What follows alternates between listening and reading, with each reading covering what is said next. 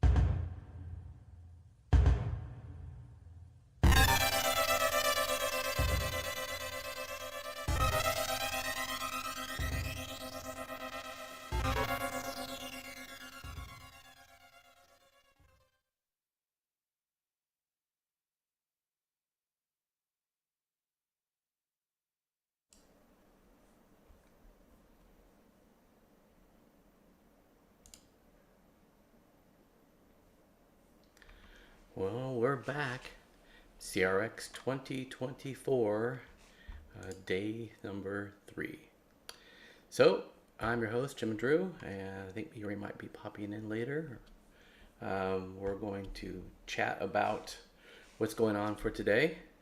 We're going to have a full day again, like we did yesterday, and we're actually going to start it out with our own group of guys that are going to talk about our favorite retro hardware, and we're going to have Marcus Brenner talk about his porting of Ultima 3 to the Phoenix Retro Systems F256, and we're going to get a special glimpse of Stephanie Aair, who is the creator of the Phoenix family, will be popping in to say hi and talk about our hardware a little bit.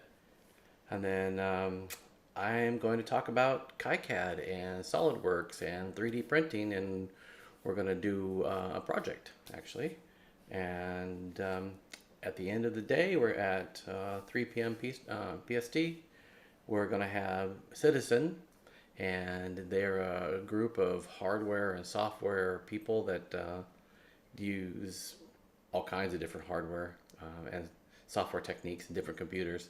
And they're going to talk about a Wackadoodle game that they actually created, which was an interesting game. It was actually shown at VCF Midwest.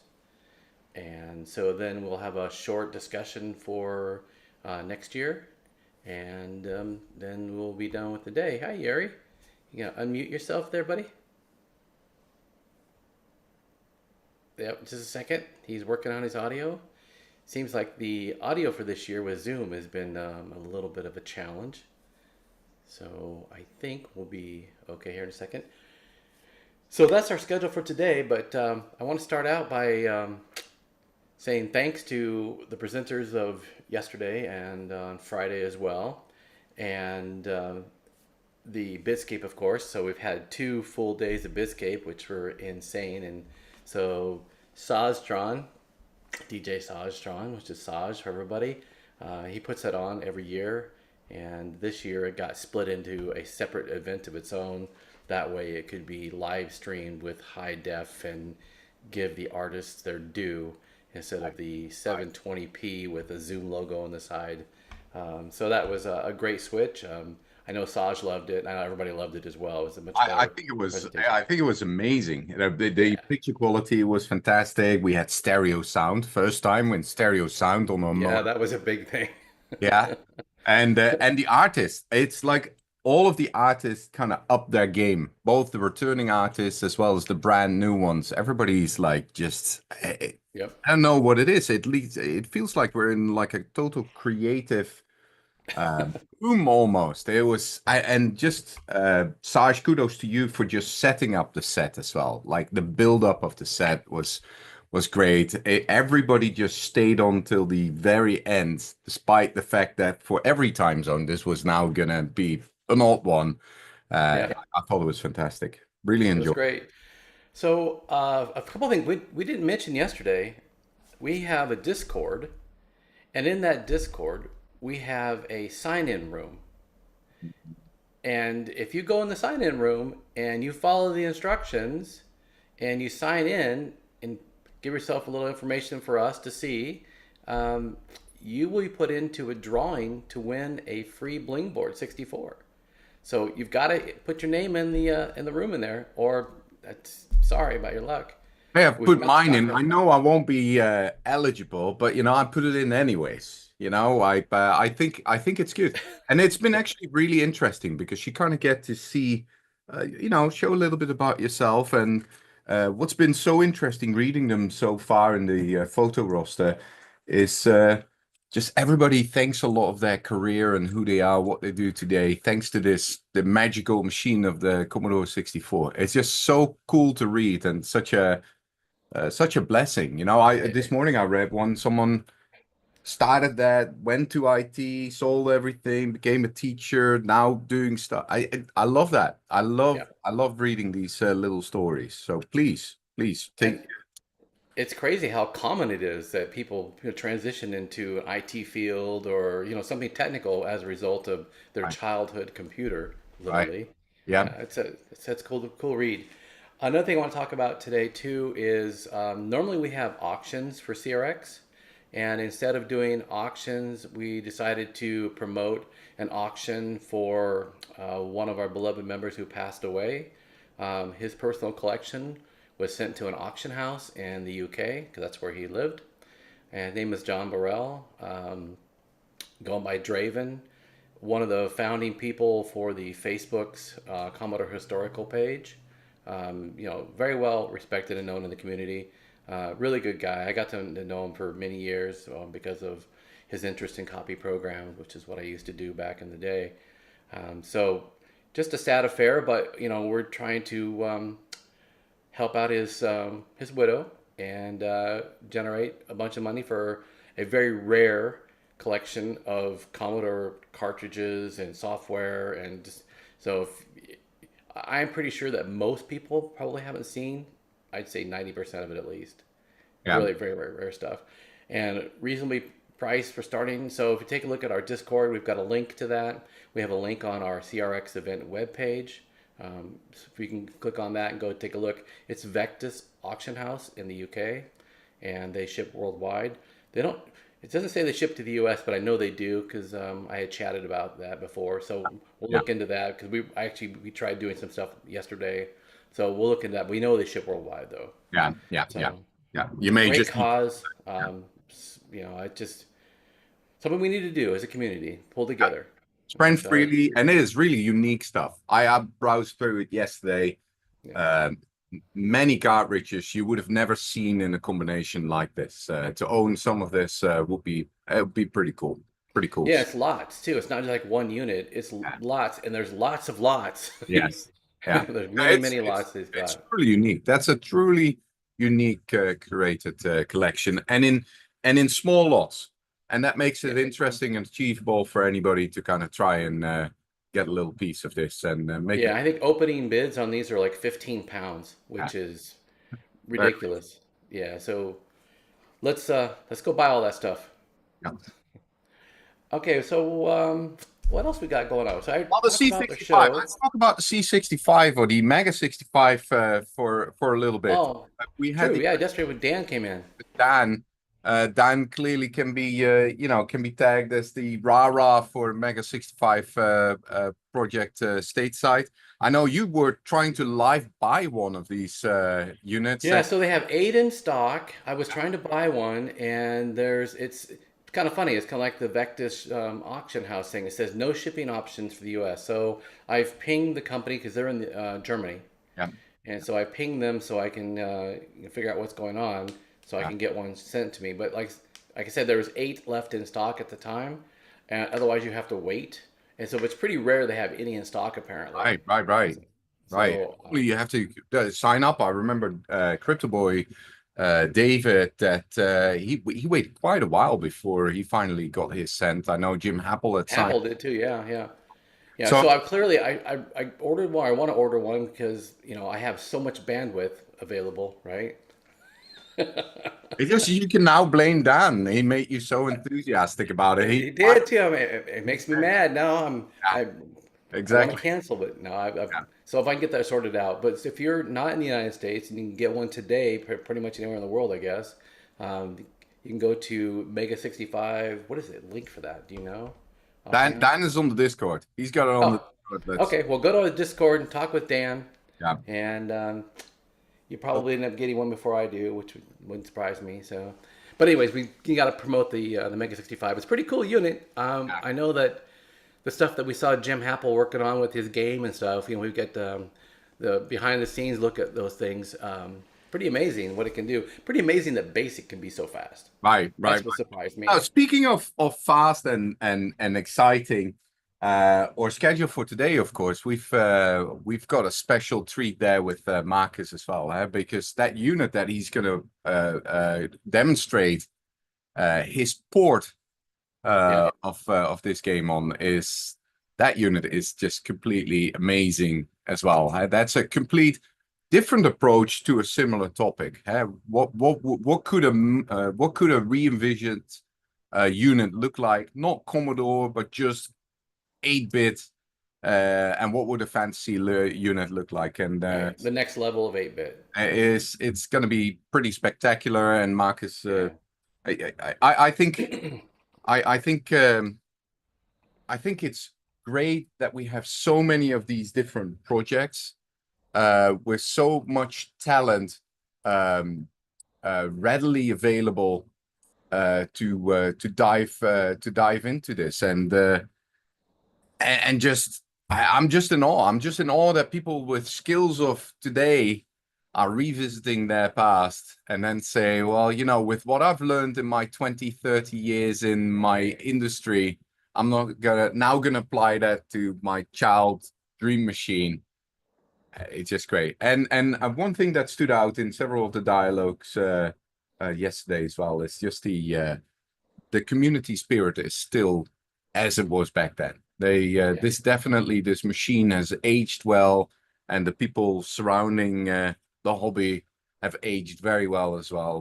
They all like working together and showing off in the most humble and cooperative way their skills, and it's just fantastic. It's really, really nice to do it this way. Yeah, I can't believe it survived this long. I know, You know? I know. No, I don't think anybody can. You know, I remember speaking with Bill Hurd, and he's every time he goes to these events, and it's so fun to see.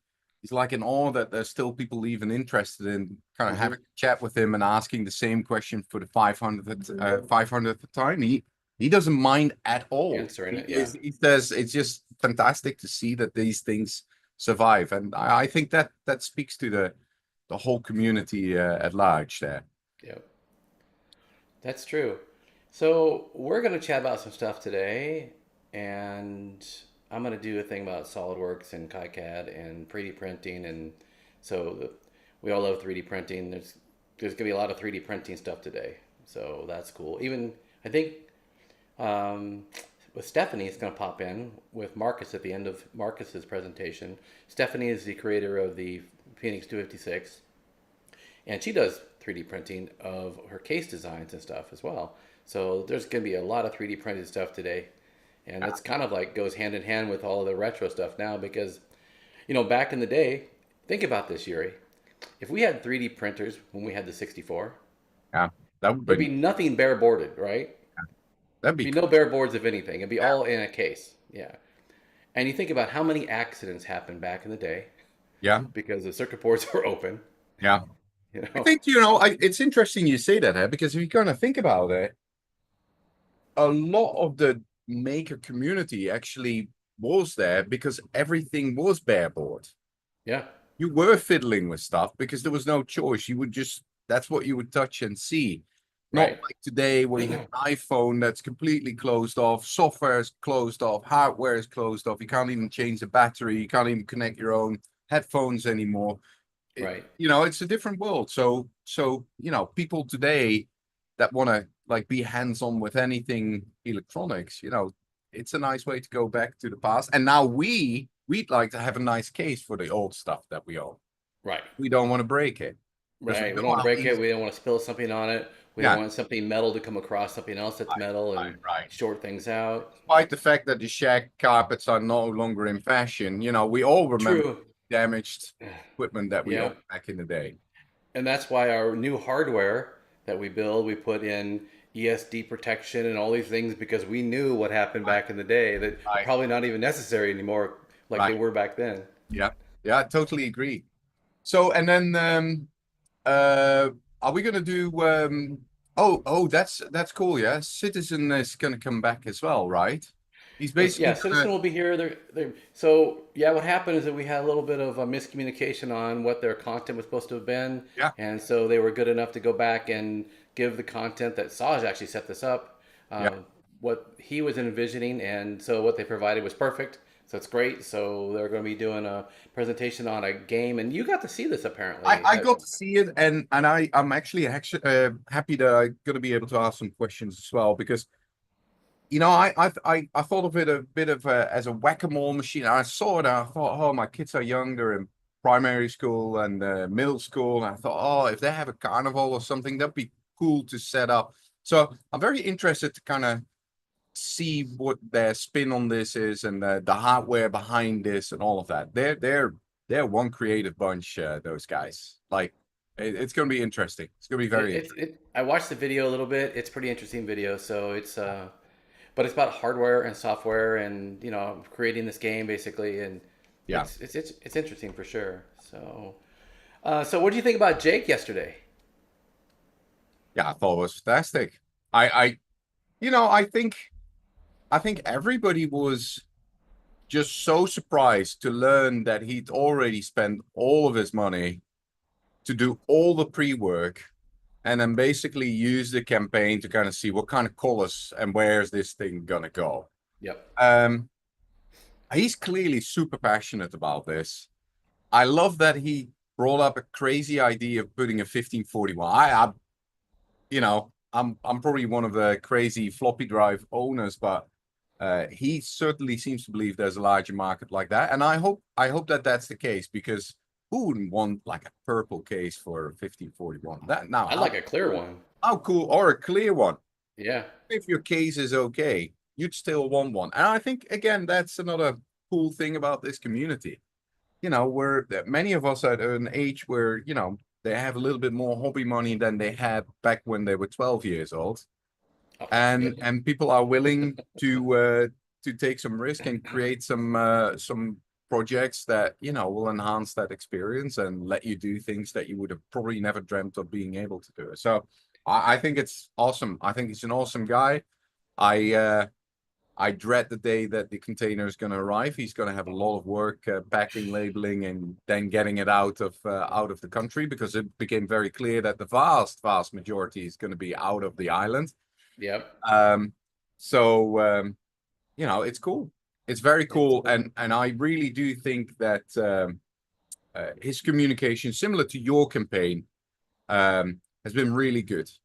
Really good views behind the scene. He really understands the people that are buying this and how some of them are very anxious, and it might be the first time they've put money towards an Indigo or a Kickstarter project, and so yeah, kudos to him. And more of those people. We need more people like that are just willing to take on these crazy projects.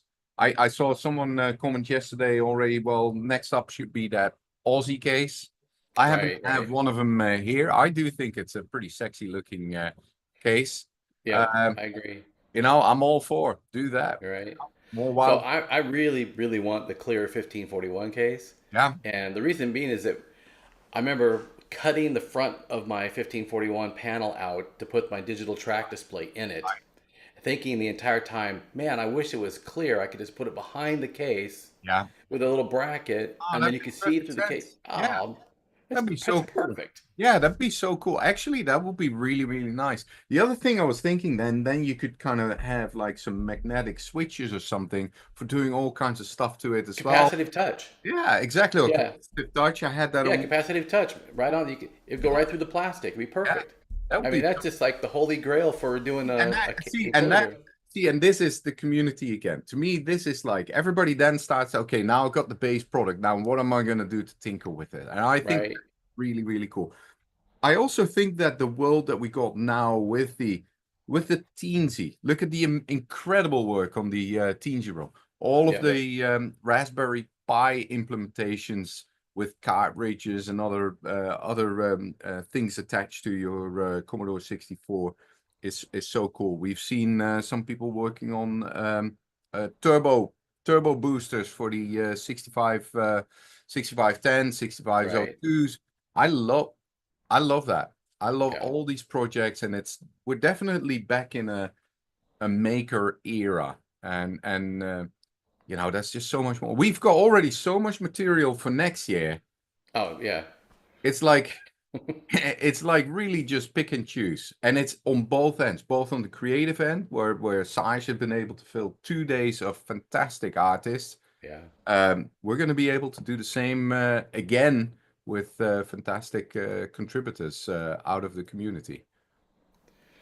Yeah, and I don't see an end in sight. None. It doesn't. It's interesting. This morning, I spent a little bit of time on Facebook, and I saw at least 3 people asking for original equipment. Say, hey, I want to go get back into it. It is unbelievable.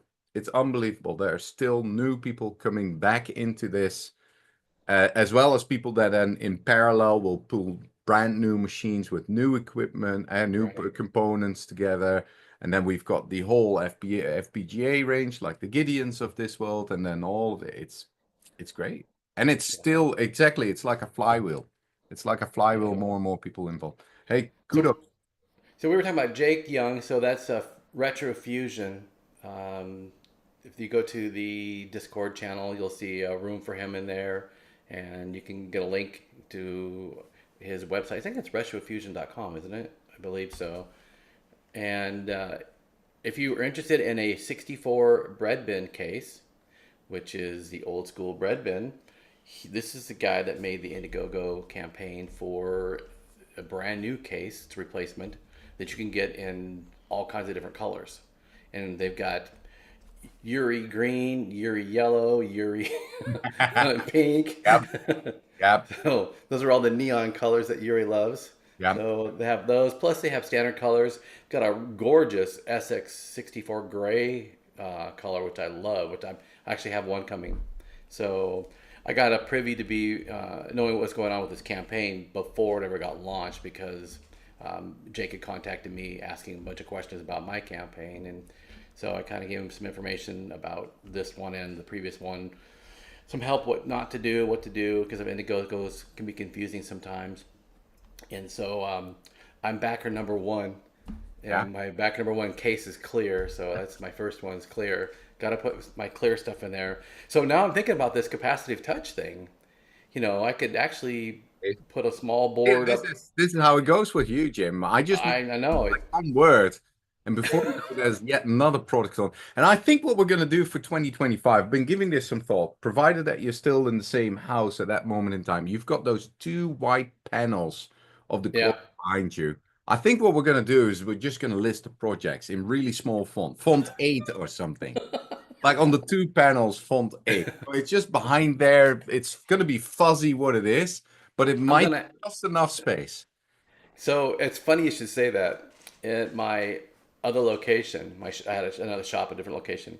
I had a build room, and we had a whiteboard with the projects on it, and we ran out of space on a. And these were concurrent projects; they were all at the same time.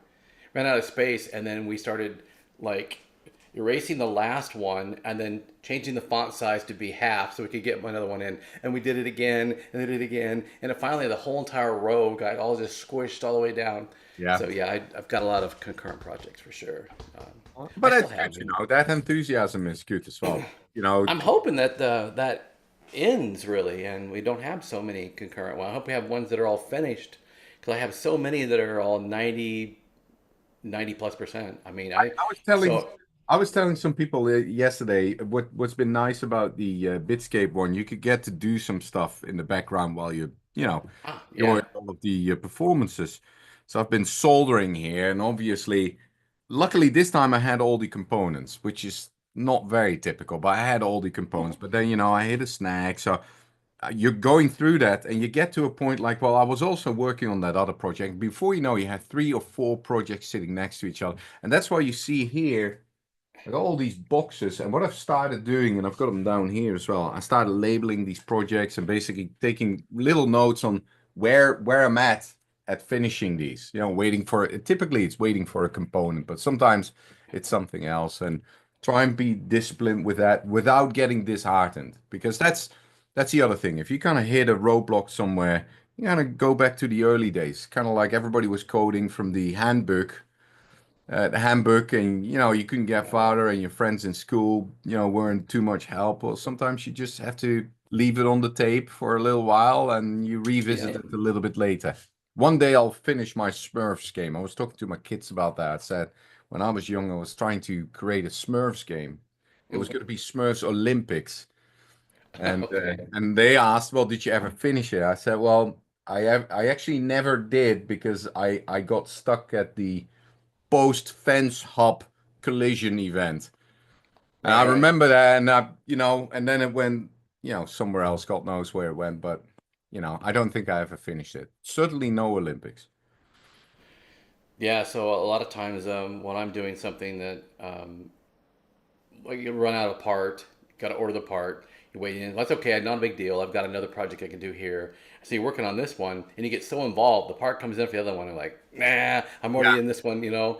And then when you get to the point in this one, like, okay, I'm stuck on a coding issue. Something happened where I've got something I can't explain, and you pull your hair out for a while, and you're like, okay, well, I'm gonna go back to the other one.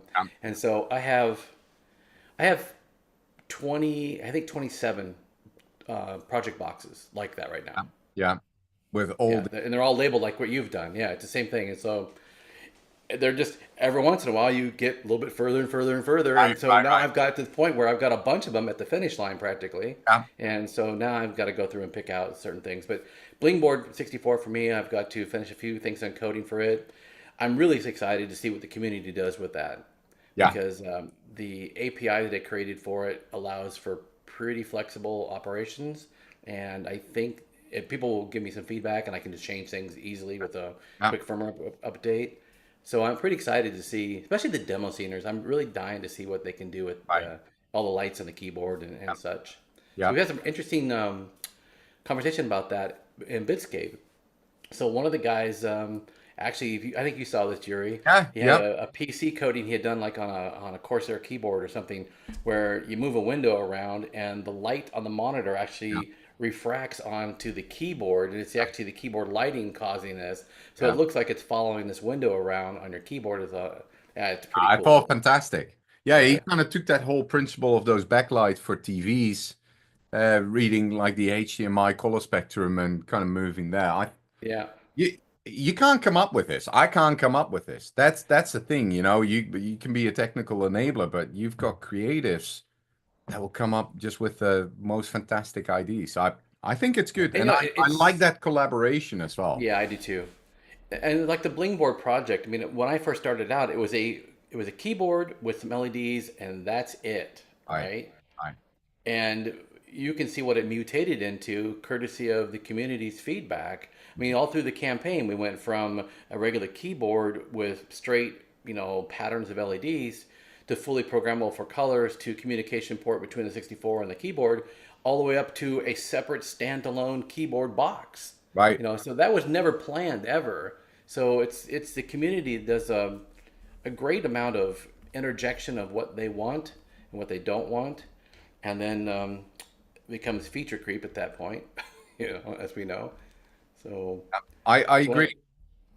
I agree. So, so this morning, let me. I need to keep the. I need to keep the calendar up here. the I, schedule up here.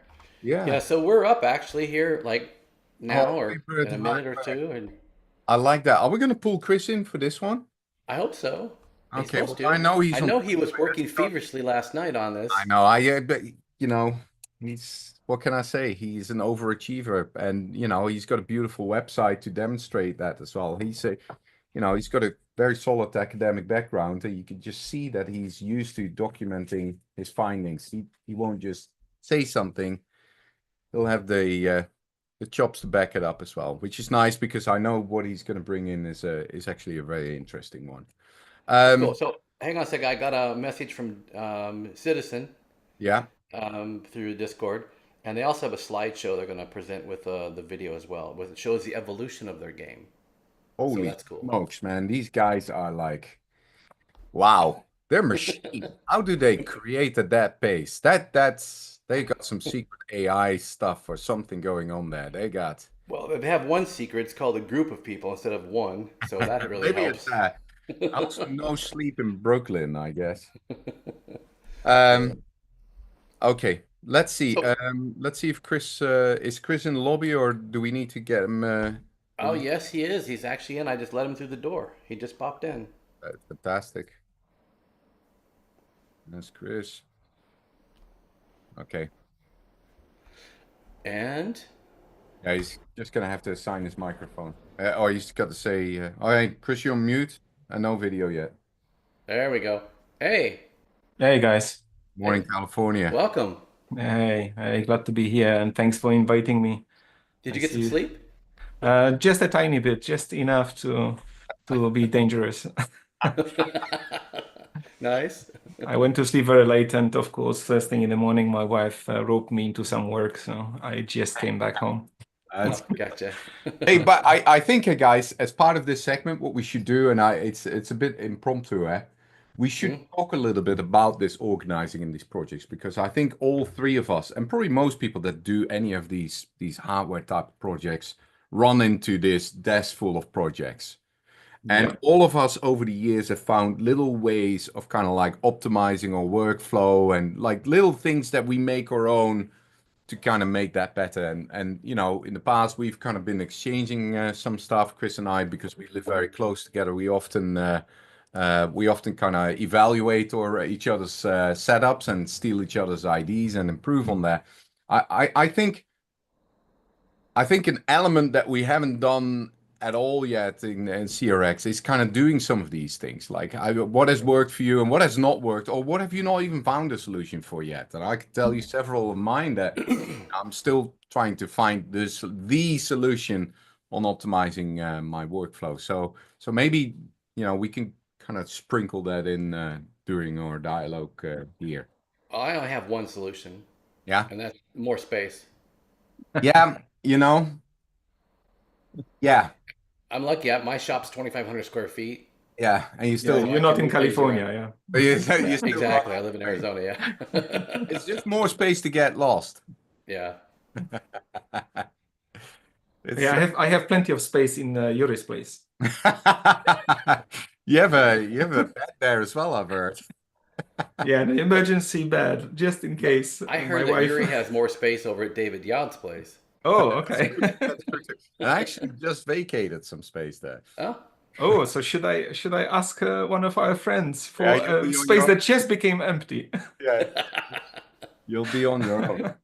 It's fun though, you know. It's been a fun year again for projects. There's so many either self-created or open source projects that have become available. It's just, and you want to kind of do them all. One thing, I'll start off with one thing that really helped, because Chris pointed this out to me, and I don't know why I missed it for so long. Many of us order PCBs, and we either order them at PCBWay or JLC PCB or Oshpak, but those three are, you know, probably typically where we go. For JLC PCB, one of the things that held me back from ordering the smaller projects as well was not so much the price of the PCB, but was the price of shipping. yeah. And then Chris the other day pointed out to me, he said, well, you don't use the standard method that's recommended. Go all the way down on the list, and there's the, I don't know, what is it called? Global shipping or something. Yeah, it's global ship, some oddball name. And then all of a sudden the price went down so far. I thought, oh, that's probably a special. But then Chris said, well, no, the way you want to do it is put one thing in your cart and then ship it and then make a new order. That way you can kind of still get the low price for the PCBs and then the shipping, and then all in. I think it's now less than $6 to get standard PCBs over. That's a game changer. I mean, I'm telling me, yeah. I don't what is coming in every day. I get the blue boxes from JLC PCB, and I now reuse the boxes as well. That's another thing that Chris said. Keep the boxes because they are good to ship out stuff again as well. This is crazy, because if you think about it, if your PCB is like below 10 centimeters or 4 inches square, you can have 5 of those PCBs on your doorsteps for $3.50. Yeah, I mean, that's how crazy is that? Yeah, it's just it's crazy. And then you can take that box, which would cost you $1 to buy normally. Right. Yep. Exactly. I have a whole stack of boxes here, nicely unfolded, and that's how I ship out stuff now as well. It also makes it, because you typically get 5 of these PCBs, it makes it much easier to make a mistake. Even if you're a beginning installer, don't worry, man. You got 5 of them. Just start with the hardest component, not with the easiest. Start with the hardest component, because if you mess it up, then you just go to another one. I think that's good. And it encourages sharing. If you have 5 PCBs and you only need 1 or 2, hey, you've got 3 to give away. Exactly, and you're just going to put more projects on someone's desk. Yeah. Yes. And if you've got a group of friends, you have to order 10 at a time instead of 5. Oops. That's true. I think the other thing that I've gotten better at now is I use a Google Sheet to enter everything that comes into the house. So what I do is I get the piece in, the part, I document the part, I document how many I've got. I have a system here with storage boxes from you buy them at Harbor Freight or Home Depot or whatever. You can put them in, you label them, and you put in what you bought them for and the link where you bought them from. So where do you use? What software is this? I just on Google Sheets. So it's basically Oh, Excel, Google Sheets. Excel in Okay. Google Cloud. Free to use, very easy. I've used a really fancy component program. Yep. I had to enter in too much. I even have a label scanner for this stuff. If you order from Mouser and all, it could enter in. It's fantastic. If you want to do a lot of that, if that's your hobby, database management, it's that. I one column I added to mine, which has really made a big game changer, is just a notes column in my Google Sheet that said, what did I use it in? So if I, for instance, I make the bare metal compute 64, I just put in BMC 64. Is often I just need to make something again, and then I know which project it in. These are simple things to do, but they really have improved my workflow and my ability to kind of push out some components and not spend all my day on finding components, but actually more on soldering and fixing my mistakes. Yeah, and I mean the worst feeling is that you need a component, you have it, but you don't know what it is, and you end up buying a second set. Yeah, it's a problem I have sometimes. Guilty. So almost all the projects I do for day job wise, we try to use the same components throughout. Yeah. Same caps, resistors. I mean, try to keep everything in. That way, when we're doing bulk, production, your quantities are higher because your parts are similar for each one of your things. Yeah. And so I always find myself, okay, I need an AP7375, which is a 40 volt compatible 5 volt regulator. It's like, okay, I used it on what product was that? Okay, I used it on this product, and then I used it. Okay, so I don't have any in that bin, so I go to the other product. I'm like, oh, okay, I've got some. Right. So sometimes I'll cut them in half, the strip, and I'll put some in each. Oh yeah, yeah. I think it's the system I use now. It's been working. It's been working pretty well. The hardest thing is the discipline of when something comes in. You alluded to it as well, Jim. Yeah. When you're working on something and that missing product comes in, it kind of gets on the stack because you're so deep into this. That's a big risk because 3 of those packages come in and 12 components are unregistered, sit in a box, and those are the ones that you're going to be looking for ages and probably reordering as well. So do you have a separate box that's called miscellaneous that has a pile of parts you don't know what they're for? Unsorted. I have an unsorted that came in new, and I have one with 3. The other one I've got is 3D prints. So what I started doing now, let's see if I can show you. So here's a good example. So this is one of those. This is one of this box. You know what I do now? I printed this one. I didn't end up needing it. It's the plate for it's a 2000. The CD drive. So you know what I do now, because now I know. Tomorrow I won't. Yeah. Right on the back side of it. On the back, I just wrote with pencil. Maybe 1000. And then it goes in the box, and I'll probably still reprint it because I forgot to look in the box. But at least it needs to go to your database. Yep. Yeah, so many times I've reordered the part, and then I go to the miscellaneous bin for something else and go, oh man, I already had that. Yeah. And it's these type of things that really, if you're disciplined enough, they will help you. They will help you a lot. And it's okay if you only have like 2 or 3 products that you kind of put on eBay or Etsy or whatever you do. But if you really start getting more products, then you're gonna have to have a little bit of discipline. And all these boxes that, hey, you have a beautiful system there behind you, Chris. Again, it's only going to be useful if the labeling of that is good enough to find it. The other thing that helps, but that's a lot more involved, and depending on where you live, super expensive as well. You can have your friends move very close to you. So in my case, Chris was kind enough to move 1 exit away from me. So I heard if they're close enough, they'll actually pull Ethernet cable for you. Yeah, exactly. Yeah, now that would be really nice, but I don't think all wires would be in agreement on that. But that makes it very easy as well to have like a shared storage space of components and other stuff. Yeah. We exchange information about the database of components Exactly. Right. for emergency Exactly. use. So that's very good. It's kind of like playing Go Fish. You got any 10K resistors? Like, nope. Yeah, exactly. Yeah, it's easy enough. So let's talk a little bit about projects. Yeah, so we're going to talk about our favorite retro items that we like. Maybe they're not even retro. Like, I'm going to talk about something that's actually 2 years old now that I discovered recently. Yeah, So yeah, I like it. Who wants to kick it off? I don't know. Who wants to kick it off? You want Should we have to? Chris go first before he falls asleep? You want to? Yeah, I can go first Okay.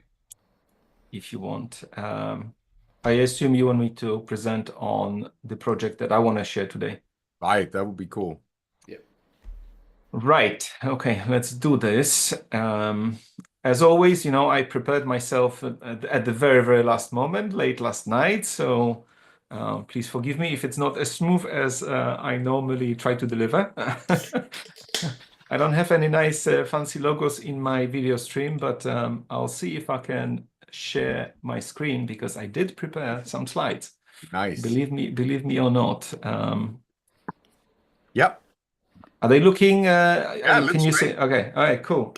So I'll be talking about a small project that collectively we've been sort of all contributing towards, but it is currently in my hands, and I think it's really interesting enough that I think it's worth sharing. It's one of those small projects that, similar to what I did last year with the project called Slim PLA. It's a project that is supposed to solve a problem that we can encounter in our Commodore life. So this project is focused on one of the signals inside the computer and problems that this signal can cause in a Commodore 64.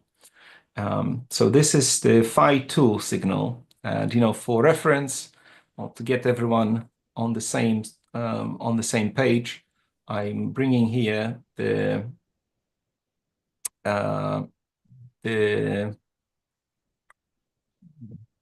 schematic or the diagram of the 6510. Sorry, I'm slowing down because I'm not sure if my Zoom is correctly updating. Okay. You're still seeing my 6510 and the explain. Okay, sorry. Yeah. So so the Phi2 signal. So the Phi2 signal is something that pretty much originates on the 6510 on the Commodore computer, and it's used to synchronize stuff within the computer.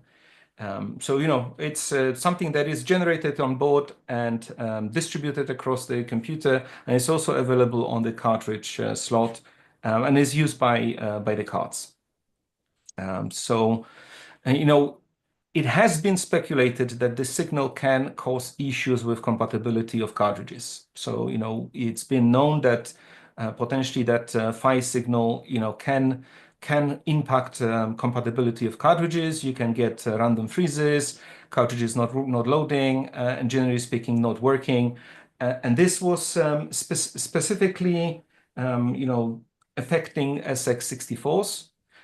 For one or another reasons that I'll focus in a moment, but even the older versions of the C64 were susceptible to that Phi signal being bad. Now, how bad it is, and we always want to quantify what the problem is. Yeah, so to zoom a little bit into the problem, I started taking some measurements inside my C64. So by the way, I started doing these measurements on C64 because at the time I didn't have an SX64, but the problem is very similar on the C64. So my first capture that I'm sharing with you here to visualize this problem, this is how this Phi2 signal looks like on the CPU itself. So as it exits the CPU on pin 39, I captured the signal. As you can see, I mean, this is supposed to be a clock signal, But when we look at this, it doesn't look very good. It doesn't have sharp edges. It's sort of, it doesn't really look well. And in most of the cases, it doesn't matter, but it looks like in some cases it does matter. The quality of that signal actually makes a difference. So this is the same signal captured on the actual cartridge port, and again, it's not better. I would say it's even worse as it gets to the cartridge port. So that's again another sort of insight or additional information that we get. If we look closely, I don't know how close this is visible. This is the schematic of the C64. I've just highlighted where this Phi2 signal can be seen. So it's originating at the 6510. It's only distributed to the two CIA chips. And on the second page of the schematic, we see it only goes to the SID chip and to the cartridge port. So in theory, it's not really a complicated signal that goes into many places, but for some reason, it doesn't look very nice by the time it reaches the cartridge. So as part of my investigation, what I've done is I actually isolated that pin 39 on the CPU from the rest of the computer. I wanted to know, is it the signal on the CPU that is bad, or is it whatever happens to that signal by the time it reaches the cartridge that is the actual problem? And as you can see, when we isolate pin 39 from the rest of the computer, the signal is actually not bad. Yeah, it looks okay. So it just means that whatever happens with the traces on the computer, the loading from the other chips causes the quality of that signal to degrade quite rapidly by the time it reaches the cartridge slot. I said that SX64 is probably the computer that is more affected. Just to remind everyone what's inside the SX64, it's a jungle of cables and boards. It's not one single main board. It's all split. The cartridge connector is on a separate board. It's ribbon cables all over the place. So in the SX64, the problem is even bigger. So just to show you how it looks like on the SX64, that's how the signal looks like by the time it reaches the cartridge slot. So we know that this is going to cause problems, and we're looking for a solution. What can we do to improve the situation? So one of the things that we can do is to buffer that signal. So as it leaves the CPU, we could boost it by using a simple buffer in hope of improving the quality of the signal and making it stronger. So by the time it reaches the cartridge port, it's gonna be up to spec. So that's where Project Phenomenal comes to play. We have members of the team here that contributed greatly to the naming of this project. But what Phenomenal is an adapter that you can insert in between your SX or C64 mainboard and the 6510 CPU that will boost the signal and improve the quality of the signal as it reaches the cartridge port. And we've already tested and we've proven that it does improve the compatibility of the cartridges. So if I kind of show you a little bit, zoomed in picture of the SX64, inside you see the CPU and the daughter board that the CPU is sitting on. That daughter board is the Phenomenal sitting there installed. It's a bit fiddly to install, but once installed, you can close the computer and you don't have to worry about it. It just does its job. So what are the results? Here are some captures of the signal before and after installing Phenomenal. So this is on C64, where the improvement is very obvious on C64. On the SX64, we know the situation there. So just boosting the signal is not enough, but at least the shape of the signal is vastly improved when we use the Phenomenal. And that's pretty much all I had in terms of presentation. I do have the phenomenal in my hands. Let me just see if I can show you. Hopefully, let me know, guys, if Yeah, if very my clear. desk camera Very clear. desk camera works, because as like I said, last moment I was getting stuff ready. But this is pretty much how phenomenal looks like. It's a simple adapter board with pins. You plug it into the motherboard of the computer, and it does the job. And of course, we want to empirically figure out or confirm that it's working. I sent a whole bunch of those phenomenal to all of my CRX friends, and everyone who has it installed in the SX64 reported great results and much improved compatibility. Yeah, the SX64 is the easiest one to have this display. Many of the SX64s will show this, and an easy way to test it will be taking your Ultimate cartridge, Gideon's cartridge, and it will be a complete test. And it has been so interesting in this process. Gideon and I, right at the start, started speaking about this, and he said, "Well, I don't have an SX64." He says, "I've heard of this for so long, and it is why I have actually, because we have it in other C64 machines as well." And he says it's mostly the older ones. That's why I have the Phi 2 adjustment in my cartridge, where he basically is just changing on that curve and hoping to kind of catch it at the right moment. He says the SX64 though is notoriously bad. He says I get so many about questions about this. I've got quite a few SX64s here. You've got a real bad example on your desk there that you used, and you can see it.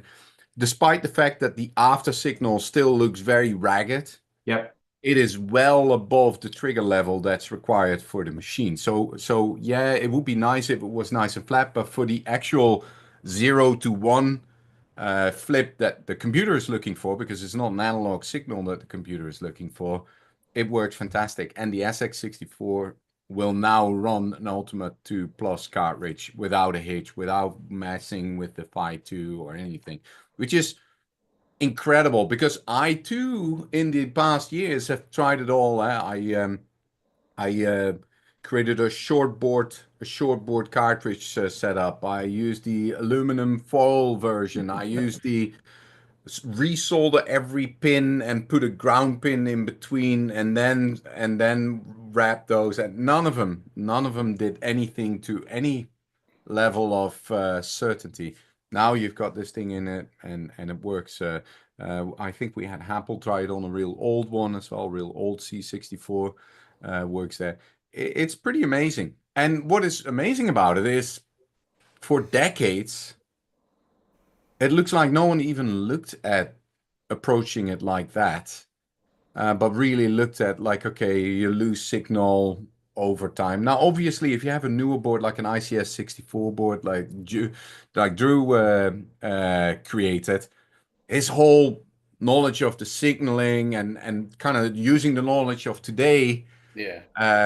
Big prevents difference. all of that. Now, that's great if you have a board like that, then you don't have to worry. But many of us that have these older boards and have these cartridges, and it's not just the Ultimate 2, there's quite a few cartridges that just randomly lock up. And especially if you got like the Kung Fu Flash is very susceptible to it as well. Those are cartridges a lot of people use now, and they think like, okay, it's wrong.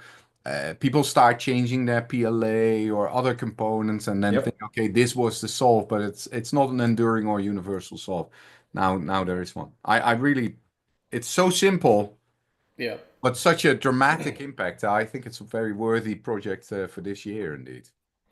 I'm one of the fortunate few that have SX64s that don't have a problem with the Ultimate cartridge.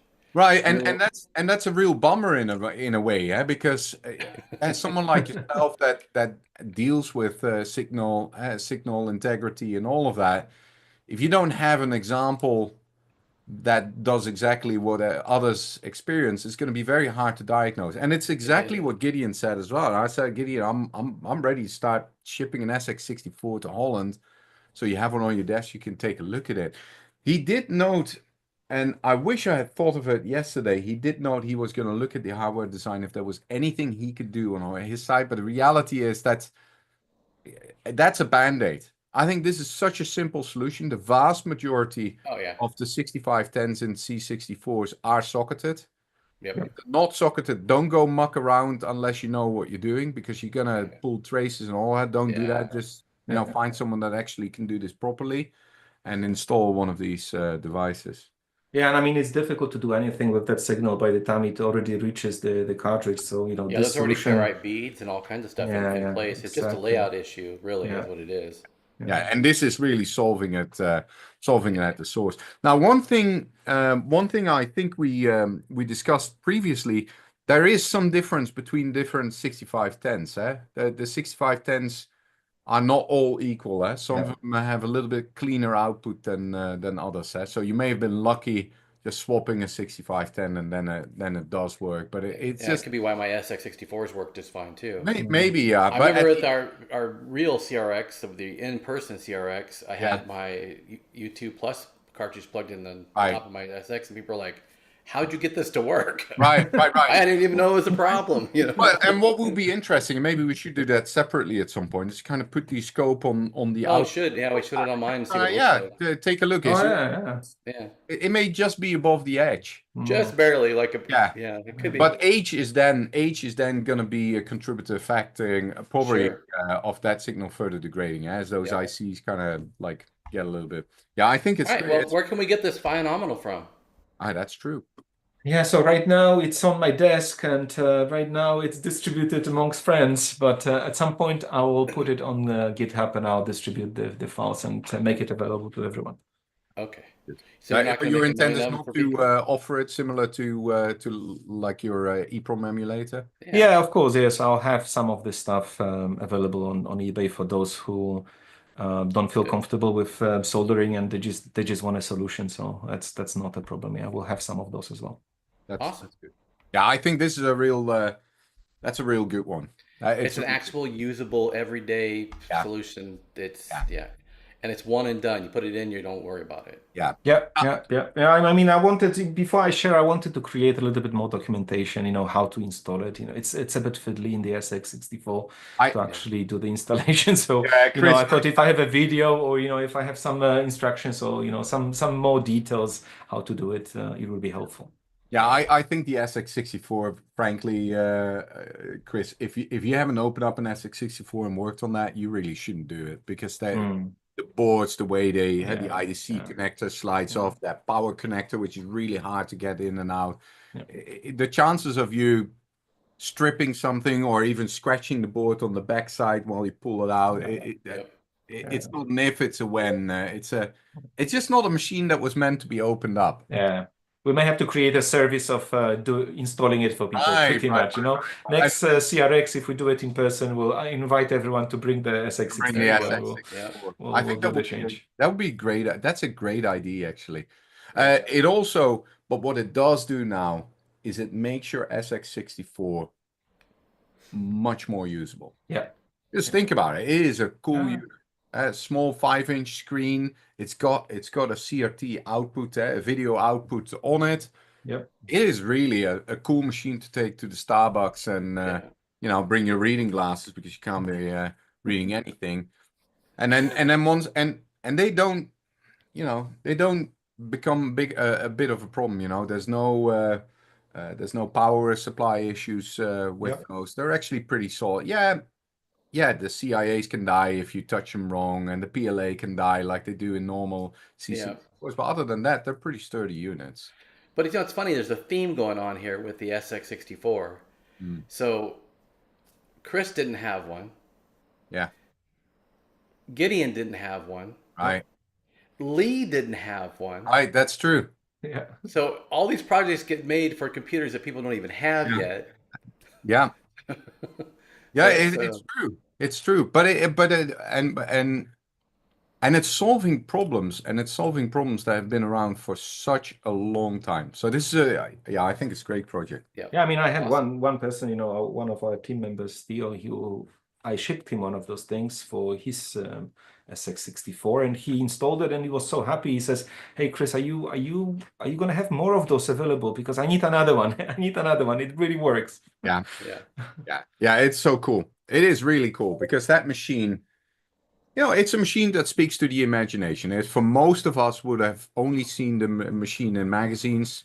We may have known one or two people that were in a professional business environment that had one and traveled with it, but not many of us had the funds to buy one ourselves. And now we're a bit older and have. Okay, so I'll tell you something, a story real quick. 1983, I worked for Commodore, and it was in downtown Portland, and we got the very first batch of SX64s in for the retail. Yeah. And so myself and a guy by the name of Dwayne Burcham, who was one of the sales reps for DEC, because they sold DEC Rainbows out of that location as well, we took our SX64s across the street to the cafe. We plugged them in and put them on the tables, and we turn them on, and we just look at them like, this is great. But it turned out there's no software yet. There was nothing for them, but they were so cool though, just to put them on the table like that, kick back. You could have done a commercial of that whole thing. It was just two geeky guys in there doing their, presentation on a tiny little monitor, right? That was How many fun, did you sold? How many did you sell on that day? I don't remember how we sold. We obviously sold everything that came in. Yeah. But I was going to buy one. But you're right, Yuri. It was so expensive. It was more than my salary. It was ridiculous. But I really, really wanted one. And they were like certain numbers 5 and 6 or something like that too. Now I kind of kick myself. I was like, oh man, I could have had who knew, right? But not at the time there was nothing available really for software. We didn't have word processing and what do you do? Carry a printer into? I could carry a big old dot matrix printer in with you, put it on the desk, and it's not like you can run into Starbucks now with your little laptop and be productive. Right. But it was that's where it started from, was that whole concept. So yeah, it's a great machine and now much more usable. I've got several I need to install it in. Still, it's the you got 5 of them, Yuri? No, I got 10 of them. Oh, you have 10? I have 5 of them. Yeah. 10 one with a TFT, so. Oh, yeah. None with a TFT, because all the CRTs still work. Now, they're not very good. They're not very good, these CRTs. So a TFT would look a lot nicer, but to me, if they're not broken, I'm not gonna. I have a brand new in the box tube from Commodore, from the company that made the monitor for them. Yeah. Never been put into a computer before. They don't die. They don't die. A lot of things on this machine, but the power supply and the CRT are pretty much solid. Yeah. So I need to check out that signal on my. We should to kind of. So speaking of signals, so we all have oscilloscopes and we have logic analyzers, and so we all use these equipment, but we got a little carried away. Well, at least Yuri and I did. We're trying to drag Chris into it. Chris did well. Too late. Yeah, Chris is also in the. Quite a few. Okay, so we're all in trouble. So what happened is, so I created a project before the pandemic, and it's called the XIA, and it's this little device, and this is a replacement for every CIA, VIA, PIA, 80 or was it 6530 and the chems and all that stuff. Basically, it's a drop-in solution that replicates any of those. You can actually program it to be what it wants.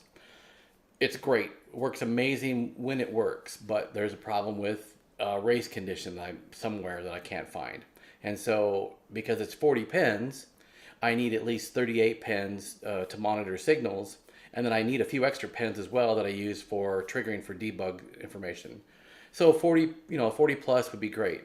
Well, unfortunately, you can't buy a 40 pin or a 40 channel logic analyzer that's affordable. 32 channel logic analyzers are about as high as they go that are affordable. They're in the $300 to $500 range thereabouts. So actually, we should blame this on Jim Brain, really. So Jim Brain just so happened to be looking at the conversation that Yuri and I were having about this, because Yuri got a 32-channel logic analyzer as well, the same one I had gotten. And so Jim Brain's like, oh, you guys should go get these HP Agilent analyzers. They're like $30,000 machine back in the 90s, and now they're a few $100s on eBay. So we looked into it. It's like, wow, this is great. This is a perfect solution because one card, it's a plug-in cards like a PC's got, and they go in the back of the slot. One card has got 68 channels on it. I'm like, oh, that's like the holy grail. It's great. And it runs like a Windows X, I think it's what it is. Embedded, I think. Yeah, UI. embedded form, yeah. Yeah. So And he even demoed it. I remember he yeah, had he demoed it. It was like, in fact, he demoed it. It Yeah. was so cool because he had it put into his Ethernet port, and we could actually go in and look at his data in real time and stuff and see things going on. We're like, oh, wow, this is perfect. You can program all your capture points and your triggering and everything. It's like, okay, so we were sold. So, of course, Yuri and I don't do anything halfway, unfortunately, sometimes. We get these units in, we turn them on, and first of all, you can't hear yourself when you turn them on because it's so loud. They're crazy. So we get Noctua fans, and we change out the, we get the latest firmware because you got to boot it from a CD-ROM because the SCSI hard drive's in it. So we go get a CD-ROM that's SCSI. We do all these things. You do put a whole thing together, and it turns out that I have one of 8 cards that actually works. I don't know how many cards you have that works, but they failed the self-test on the cards. And so we talked about this last night briefly. They fail because when HP or Agilent, whoever made these actually... HP, it was still HP, yeah. HP, they built the card, and so there was a 16702A as the model versions that we have. They had a 16502, which was a little bit more compact unit, used the same cards. So for those cards, what they ended up doing was putting 2 runners made out of plexiglass, and they affixed the runners to the bottom of the circuit board using double-sided foam tape. So they use 3M tape that holds them in place.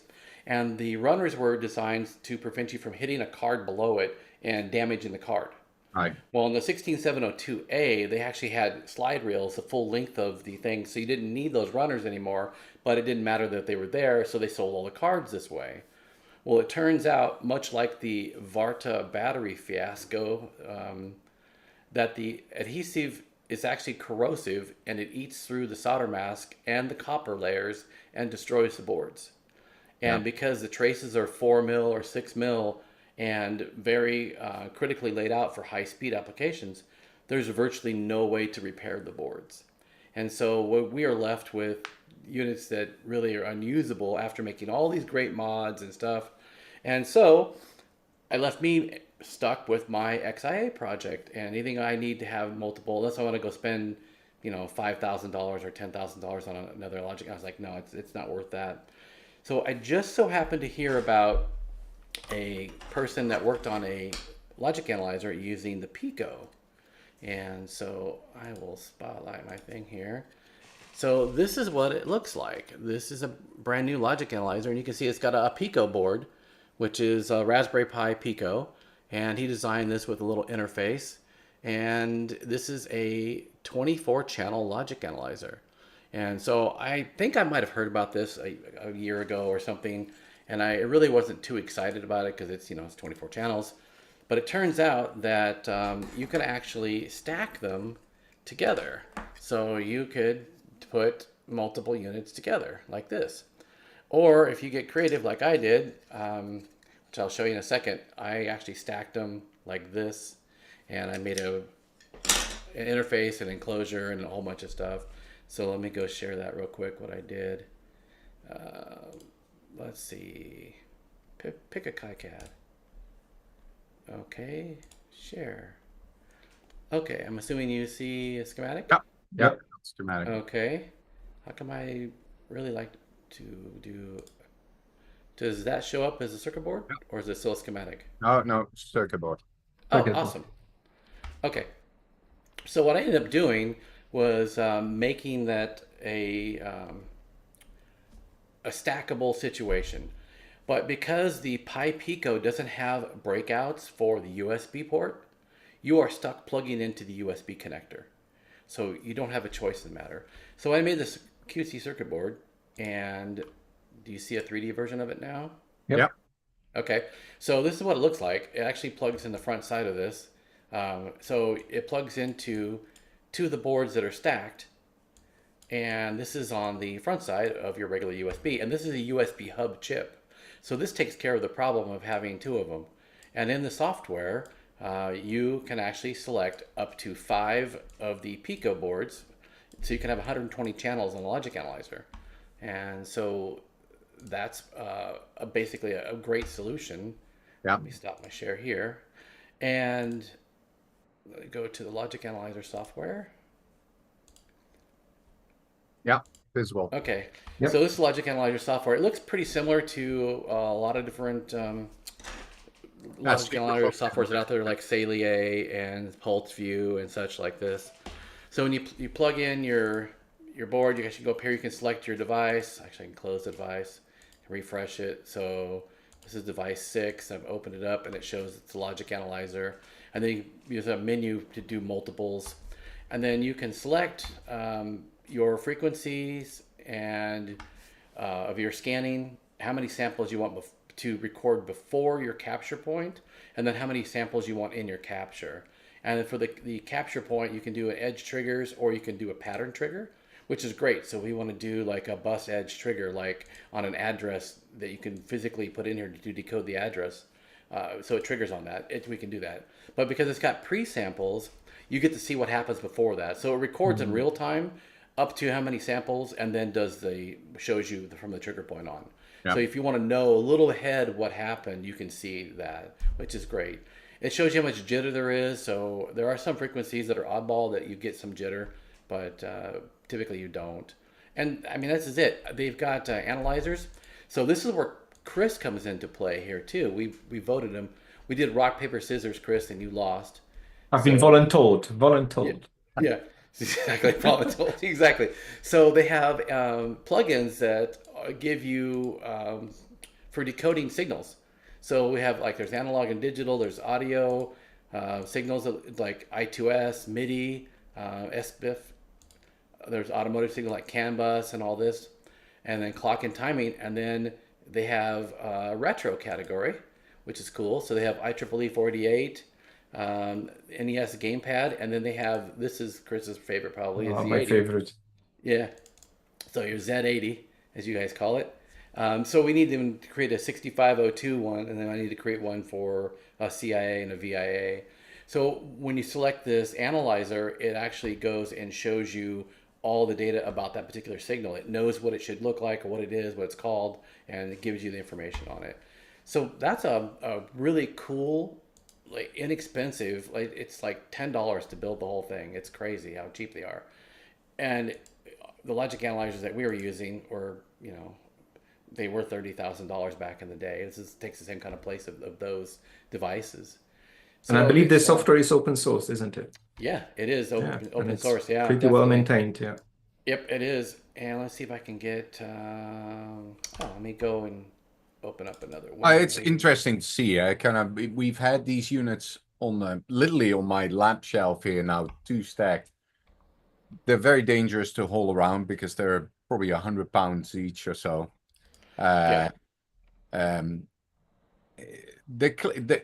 serve an absolute purpose, but getting these boards to stay working is going to be a total pain. If it can be largely resolved by something like this, it's an absolute no-brainer. And then these things will go to a next home, and they'll come into use with this instead. Okay, so this is the board itself, like I had showed earlier. Let me go back here. There. So this is what it looks like after it's stacked together. Stacking with that separate PCB. Yeah. So I made the board. I'll release the files for this. I'm going to give this to Guzman, the guy who created this. I made an enclosure for it, but this gives you an idea of how the stacking works and how it plugs into it. It's a very simple plug-and-play solution. His solution was to wire one of these boards that you can buy from AliExpress. Yeah. And USB signals, and we'll talk about that today in my little presentation. Anything that's high speed, you don't want to put in wires because you end up with the same situation where you're going to need a fine nominal for whatever product that you're doing to fix these issues. So So this is an enclosure that I made for it as well. So that's what it looks like when it's done. So it's super handy little device you can plug in here. Now what I am going to do too, because we already have all these what they're called Yeah, the pods. probes, the pods, yeah. Yeah, and the pods are a ridiculous amount of money for those alone. Yeah. And so I'm going to make an adapter board that will take, and so the connector that's used on the Agilent stuff is a very proprietary 68 pin connector, but it just so happens for some reason Hiroshi makes that connector. Okay. And so I have a couple of those coming, and I'm going to make an adapter board for our pods. Because one of the things that you do normally with Logic Analyzer is you'll have a bunch of wires plugged into it, and then they drape off, and you've got clip leads. And then we've got special clip leads. We've got small clip leads like this. And so the wires come off of it. You have to have very short leads when you're doing that because especially with high frequency signals, you could probably get away with it on retro stuff pretty easily, but higher frequency stuff is a problem. But the pods have these beautiful, and they were, I don't know, they're hundreds of dollars, literally, a cable, and they're like a woven fabric of metal that goes around them. And it's, instead of being like tinfoil wrapped around, this is actually a woven metal shield in the cable. And so we'll be able to use it. We have a bunch of those between all of us.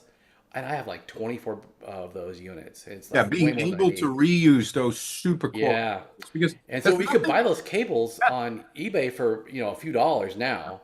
So if that's a better solution than it is having I think it fits in the whole retro reuse, but also, and to the point, these HP units, that's being made still, this type of stuff, but it's hundreds of thousands of dollars. These cables, they don't fit on those new units, but those were super, super expensive cables. They were very thoughtfully designed.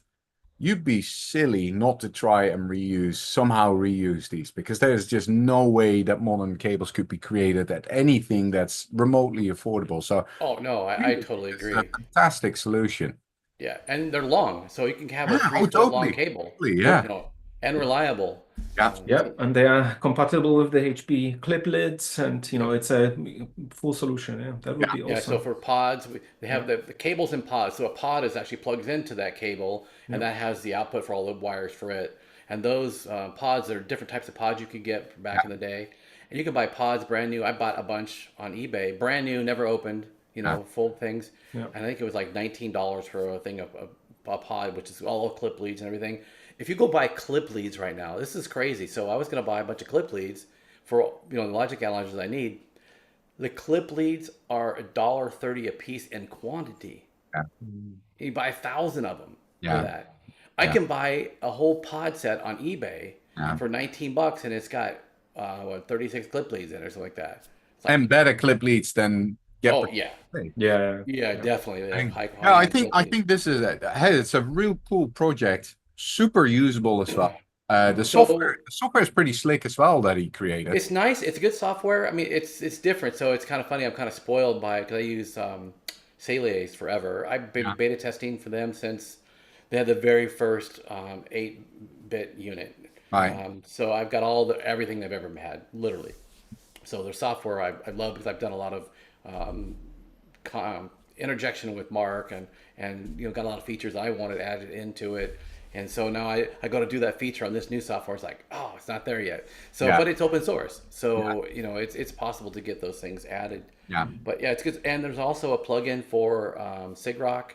So you can use PulseView. And so you can use other software that's designed for it. So there's a driver for the Picos for that. So it's really a pretty, it's a great community and it's really diverse. I got light coming through now. I just realized. I'm just shocked and amazed. It's nice to have some summer weather come through in the middle. Yeah, it's supposed to be 80 today, so most people are actually probably freezing to death. So yeah, it's so now, guess when I have the boards come in? Tomorrow. Absolutely. Yep. See, I know that. Tomorrow, of course. That's always my life. They always come a day later than when you really would like to. So I've got the Picos done. I've got your guys' boards done. I just have the USB hub board will be here tomorrow. So I can plug it in and put it together. And then I can actually get back to this. Yeah. We'll see if we can finally get this mystery solved. Thing, the CIA, we talked about it we didn't talk about it last year, but a year before, and at that moment in time, you were still seeking quite a few devices that you wanted to add specifically out of the pinball community, where these things have gone completely obsolete, and basically they're robbing Peter to pay Paul.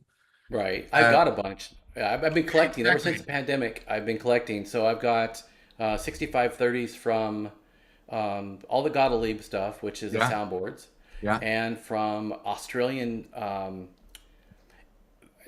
don't want to call it. It's a gambling device. Okay. So it's a slot machine, Okay. Yeah. and it's like a pinball slot machine thing, I guess. Okay. And I got some of those. Yeah. I got ROM mass and state machine information for those. So the 6530 is a very special type, and that's the reason why I created this in the beginning. The 6530 is a device that MOSTech created for the Chem 1 Yeah. originally. And so it's called a RIOT chip. So it's got RAM and IOs and Timer. flash ROM, and it also has something else that's very unique to anything that's ever been made in this realm.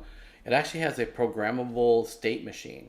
So it's like a miniature FPGA, but it's only like 3 gates or something like this. And Right. so it's funny is if you take a look in the Center Tech and then the MOSTech's ordering information for it, you can actually checkbox what you want for your feature Which ones set. you want to use? Yeah, so you're ordering it, and they're all custom. So because of that, I have collected 47 different variations of that chip Yeah.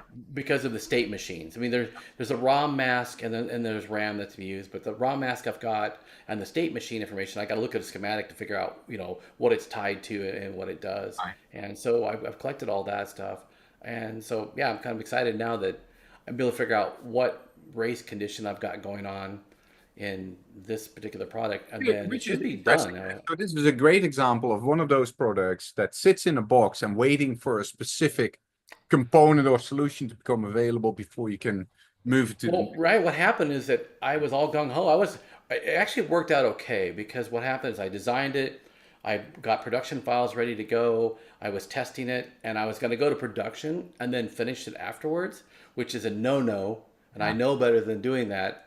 And then fortunately for me, in this particular case, my only fortune in the whole entire pandemic was the pandemic happened, and there was a part shortage. Yeah. I couldn't get the CPUs anymore for this that I use. So I use a high-speed CPU for doing this. And throughout the entire pandemic, for like 2.5 years, this was a CPU that was not available. And so when I had worked on it, like a couple of years ago, I found this problem, which is when we started going into this whole HP Agilent logic analyzer rabbit hole. Yeah. And so Well, that it was worked out. timely. Now it was a fun project. So the logic analyzer have been a fun project because Yeah. we opened them up. We put in new fans in it. That was a fun adventure just to see the mighty awe of design that HP had done. We put in Blue SCSI to replace the hard drives because those hard drives were screaming loud and not very reliable anymore. Let's connect CDs. But I sure will be happy to try and get these things off the shelf, man, because they're like you were saying before, they're heavy, they're big, they're just unwieldy. They're unwieldy. Yeah. And one is supposed to be at Chris's, but he's taking his merry time to take because he knows how big it is. If it was small, he would have Exactly. I'm worried about the space on my shelves. Exactly. I'm very happy with that thing sitting on your shelves. The remote storage location. No, but speaking up, frankly, what I'm amazed is actually the Pi Pico, that chip. It's shown up in so many retro-related projects. If you think about it, I mean, there's so many cool projects that chip enabled. It's very, very cool. So this uses about that Pico. earlier. The Teensy and the Pi Pico. Yeah. It's just fantastic what people are doing with these things. So the Pico 1 was original. This is the Pico 2, and this actually has a silicon bug in it that was worked around in this project with the IOs because apparently you have to change the data direction register or something beforehand before you can do a write and a read. So there's a little bug in the silicon, but this works around it. But the cool thing about this is that this thing has got a turbo mode. It's overclockable. and you can actually run this particular logic analyzer at 400 megahertz. Wow. Yeah, so it'll capture signals that fast, and it uses the onboard memory for storage. So it's a very Yep. small amount of Buffer. storage space. Right. 384K, which is 3 times what the original Pico was. So the Pico 2 is the one you want to use for this because it can be faster, but the storage capability is the big one for it. But if you're doing something like a 16 megahertz sample rate, you can capture quite a bit of data during that time. Yeah. If you trigger correctly, you will Sure. zoom on And if your you're doing signal. like single channel, you record forever. I mean, Yeah. it's when you have multiple channels is when you Yeah. start burning space up. Yeah. So it's a great little project. Yeah, there's a bunch of stuff. So Yuri, you got like 5 minutes to do your speeder thing if you want to do something and That's talk about okay it. because that's exactly. It's a speeder. It's a speeder, and therefore it only needs 5 minutes. Right. You know, I've always been fascinated by making sure that a good old 1541 floppy drive would operate as fast as possible. In Europe, it was very, very common, especially if you were involved in any scene, to have a parallel cable hanging out of your 1541 in order to enable faster data transfer, parallel data transfer, because serial bus was so slow. There were several solutions for that, ranging from speed DOS to Dolphin DOS to professional DOS to God. There were so many, and many were ripping off each other, and they had overlaps, and were endless battles on these. Over the past few years, there have been several clones for this as well, and I've got many of them, and I like putting those together and kind of stack them up against each other. Now, very recently, a German chap by the name of Frank Ecken, created a real nice little version of like the most quintessential ones that people would have had access to, which would be Speed DOS and Dolphin DOS being the very popular ones. 8 of them on a little PCB that you could build into your 1541. And then achieve this. But what he did, which makes that project quite unique and which made me so enthusiastic, he gave it a little spin. He said, rather than what we used to have, flip switches to select ROM banks, both on the kernel side of the computer, because the kernel needs to change and it needs to match up with the ROM that would go in 1541. He says, I'm not going to do that. I'm actually going to trigger by command a ROM change. So you would give your add command and you basically flip to which ROM bank you want, and the drive will auto reset. That's cool. To that bank. And he does the same, and he can do the same on the kernel of the computer itself. It's now even so that the kernel can switch that towards the drive. Yeah. To me, when you look at it and how it's implemented, it's not all that complicated. But thinking of that after almost 40 years to implement something that probably could have been implemented back then as well, that's pretty neat. A great open source design. I'll link it somewhere later. He's very active on it. He's still creating little updates to it. I've been putting it together here. I've got he's got a little RAM bank in it as well, which was important for certain copy protections. If you wanted to copy those over, you needed the extra RAM so that the full revolution could be captured at once. It's a very fun it's a fun project to make. Meanwhile, separately, I've purchased and received a commercial project as well, and that one is called the Megalo DOS, and that one is supposed to be like the end-all be-all. Basically say, okay, we've had all these speeders, now we're going to create something that will be able to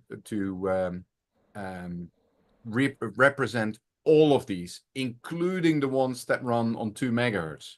There were a couple that ran 2 megahertz, professional DOS being one of them. Yeah. Much more involved to set up, much bigger board. I've got one of the boards here. It's about to get finished. Super condensed. These boards were about as big as the you see how that works.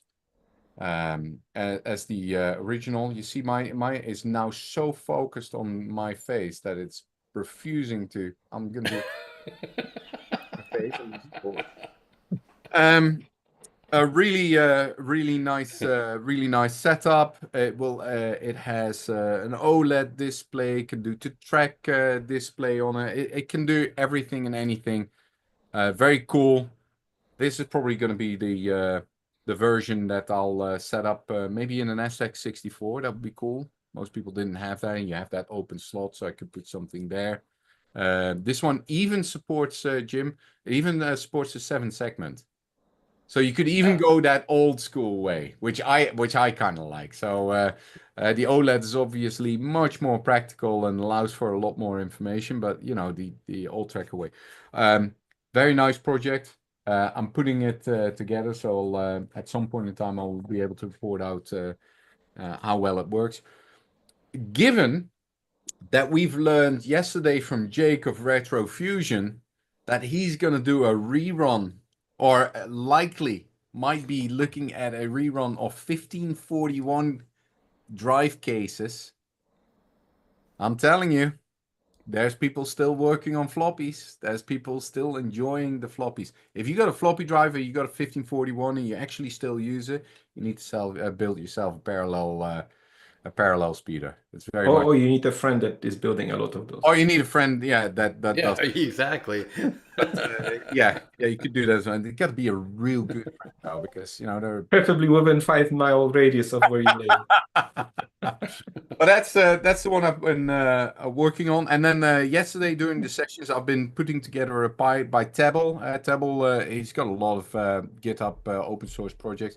I'm putting together a Pi 1541 with a little OLED display. What's fun about this one is just the form factor is really nice. It's a really nice form factor. It's got a nice little screen on it. Let me see if I can put it back together, because I made a mistake, so I'm trying to fix it. But it's got a little screen in it. It just looks really, really nice. I really do appreciate people making these type of things. Everybody will have already a 1541. Now you're going to have a Pi 1541. Now you're going to have another one. Doesn't do anything more or different, but it looks different. Looks different. So, you know, you're going to build it, because that's the thing with this hobby. But it's one of those projects where you can still burn your old Raspberry Pis 3. Now that's a good. A lot of people, It works with upgraded Pi. to the newer ones, and you still have the older Raspberry Pi 3s kicking around. Good use case. Yeah, this one even works with a Pi 2. It even had the Pi 2 has the pin out of the Pi 3, so you could even put a Pi 2 in it. And we've gone to high-speed Pis. Yeah, no need. So, speaking of high speed, our next presenter is up. If we can get Marcus in the room, and we're going to talk about a high-speed Phoenix 256. Yeah. So I'm hoping we can get Marcus in here. Okay, guys, I'm going to drop. Okay. Thanks, Chris. Appreciate it. See you guys. I'll continue watching you online. Yeah, we'll send you some work. Bye for now. All right. I know Marcus was around because he popped in.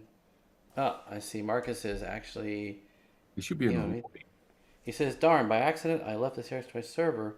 Can you please add me again?" Oops. I'm not sure what he means then. Just send him the YouTube or the Zoom info link.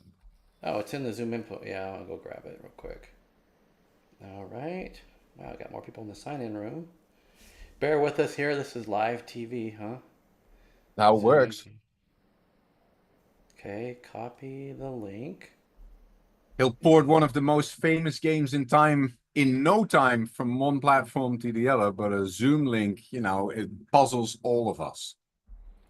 There we go. Okay, I sent it to him. So, yeah, he's on the Discord server. He could have gone into the Zoom info, I guess. But he's got it now. So we'll see.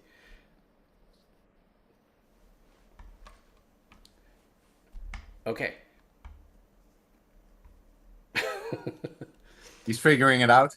I'm guessing so. He's not at the door yet. Yeah, I think he just realized that I have to install Zoom and... Oh, here we go. I just welcomed him through the door. There he is. All right, he'll have to accept audio. There he is. All working. There he is. Hey, Oh, Marcus, I finally. love the Tron in the background, man. Was that yeah. especially put up for this, or is that just standard material? Ah, that's the material. Nice, man. Oh, You're in good nice. company. Well, welcome. Thank you for showing up for CRX. It's great. You're kind of like stuck with the rest of us in the crew now anyway, so it wasn't too much of a stretch to try to grab you, but we appreciate you being here for sure. Great to be here. Thanks for the invite, and I love it. Um, yeah, I guess we are going to talk a little bit about porting I think we Ultimas. do, Marcus, but before you're going to jump, because I know you've prepared something as well. For those that don't know, Sure. do you mind doing a quick intro about Yeah. yourself and what you're all about and how come you ended up in this retro scene and all of that? Yeah, sure. Yeah, I've been around for a while, and in the 80s, I got introduced to computers by my brother, who is 4 years older than me. And he back then in school they had the first computers, yeah, which was something a wild mix of maybe one Sharp MZ80K, so Z80 machine, a few different CBMs and a PET or something like that. And he back then, I guess it was around 80, 81, 82 or something like that, um, got got himself a Sharp MZ80K himself. And so I kind of learned a bit of basic on that machine and what it's all about. And then a few years on, of course, the Commodore stuff arrived in Germany too, and slowly got big. So I remember going to the stores and seeing all these nice 8-bit machines. So there was some Dragon computer, there was a TA 994A, there was Atari, of course, the XL series, and there was a VIC-20 and a C64. And anyway, it turned out pretty quickly that the C64 is the machine to go for, since it was by far the most powerful of the bunch.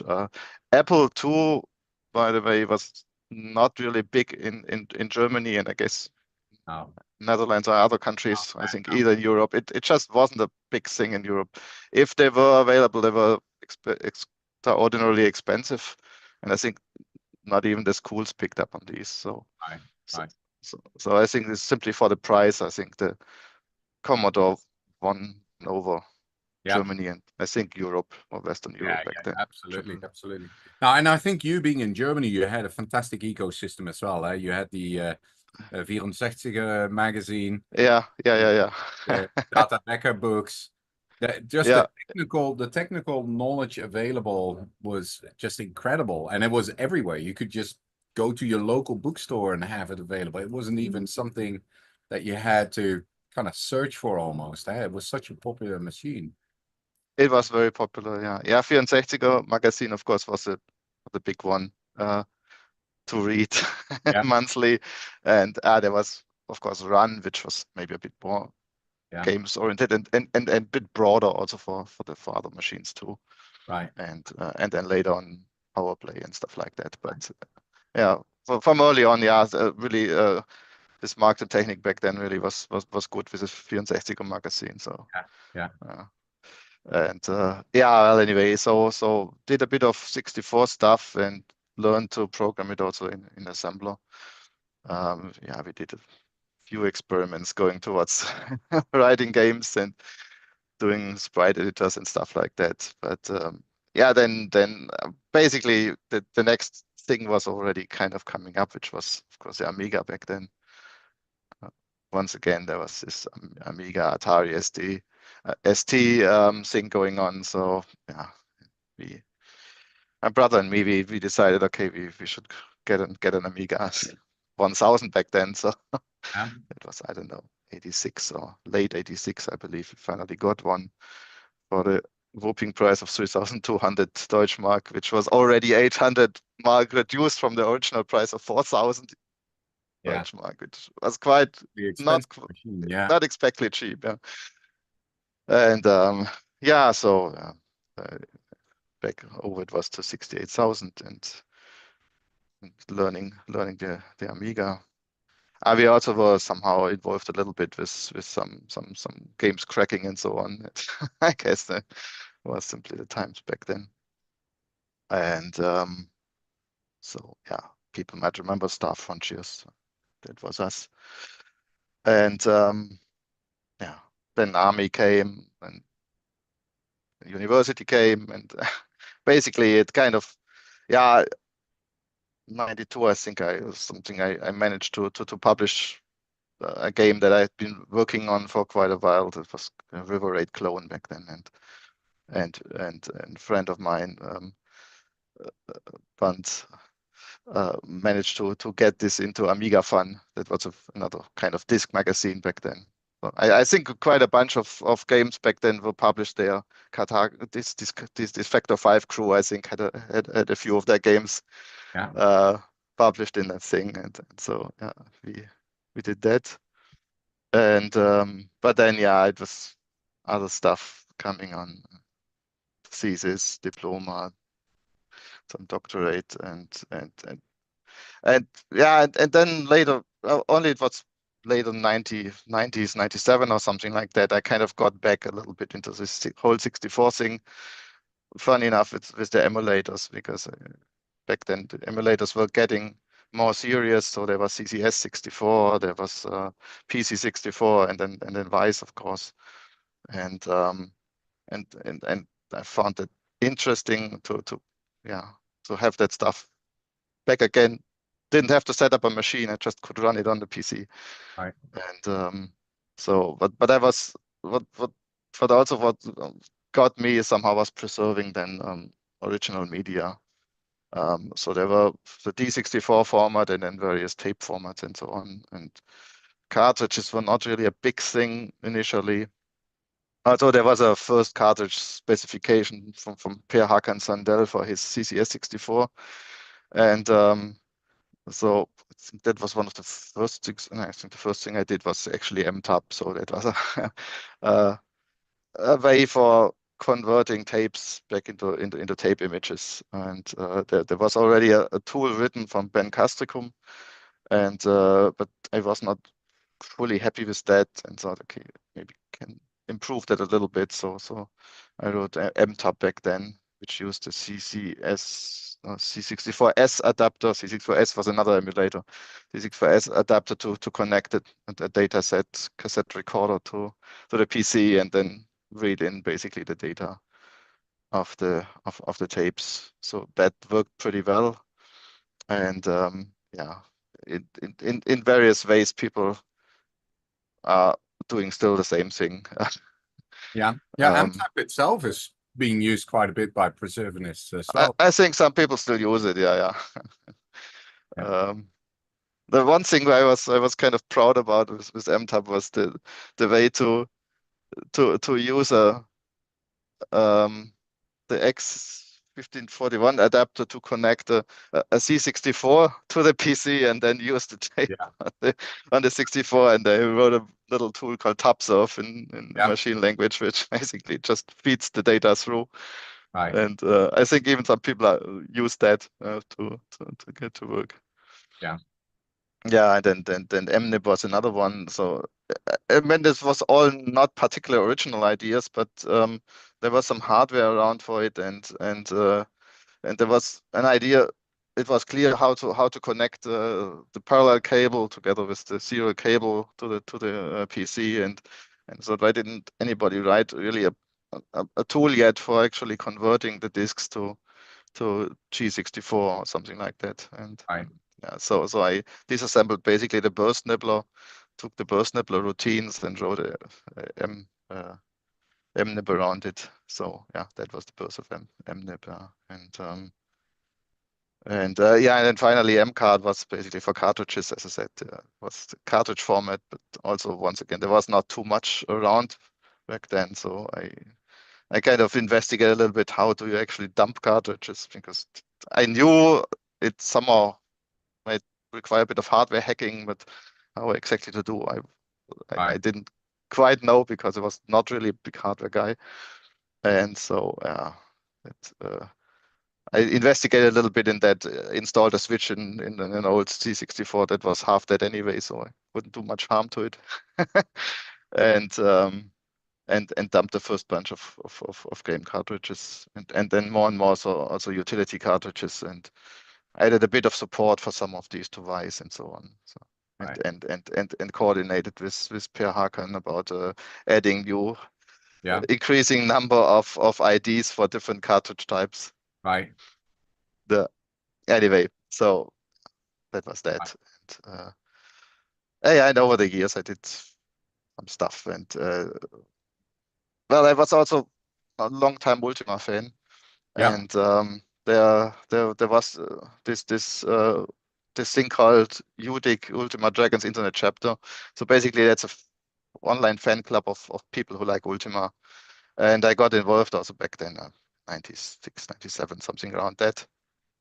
Hang out a little bit on the IRC with the crowd, and did some stuff, ripped some Ultima 5 music, which normally you could only listen to on the C128, and made it available on the C64, so people could at least listen to it.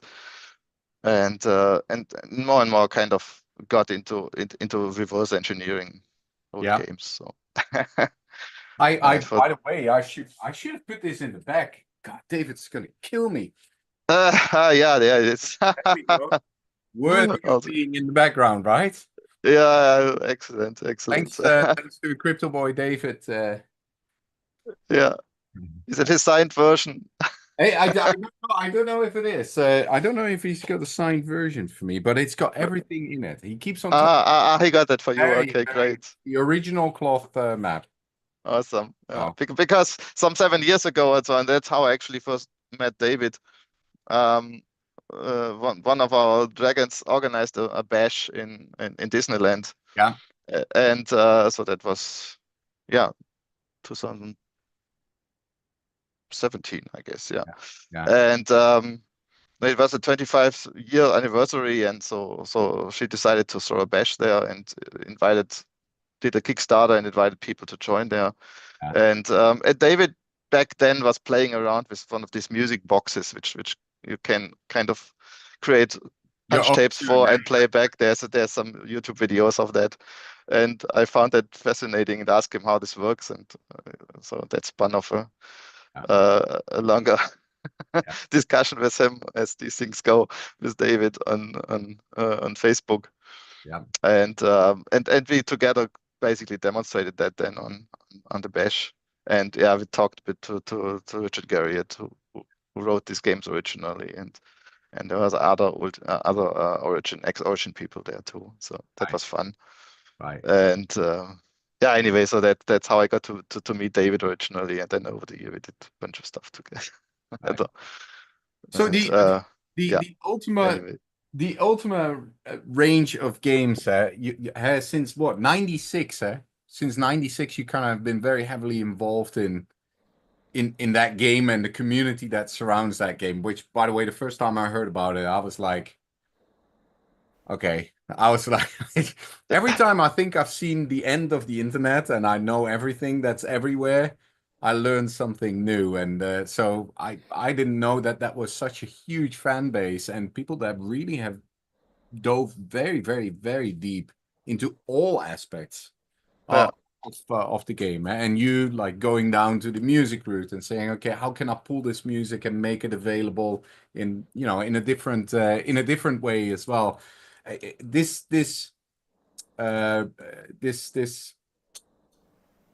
passion for like reverse engineering the entire game, if you will. Where did that come from? When did you decide to start like this game deserves to be completely reverse engineered? Like I get it to like a code base that I could possibly even recompile, or like when did you decide that was something you needed to dive into? Well, as I said, these games have been around for a long time. So I think Ultima 3 was originally published in '83. Yeah. So it's 41 years by now, and wow.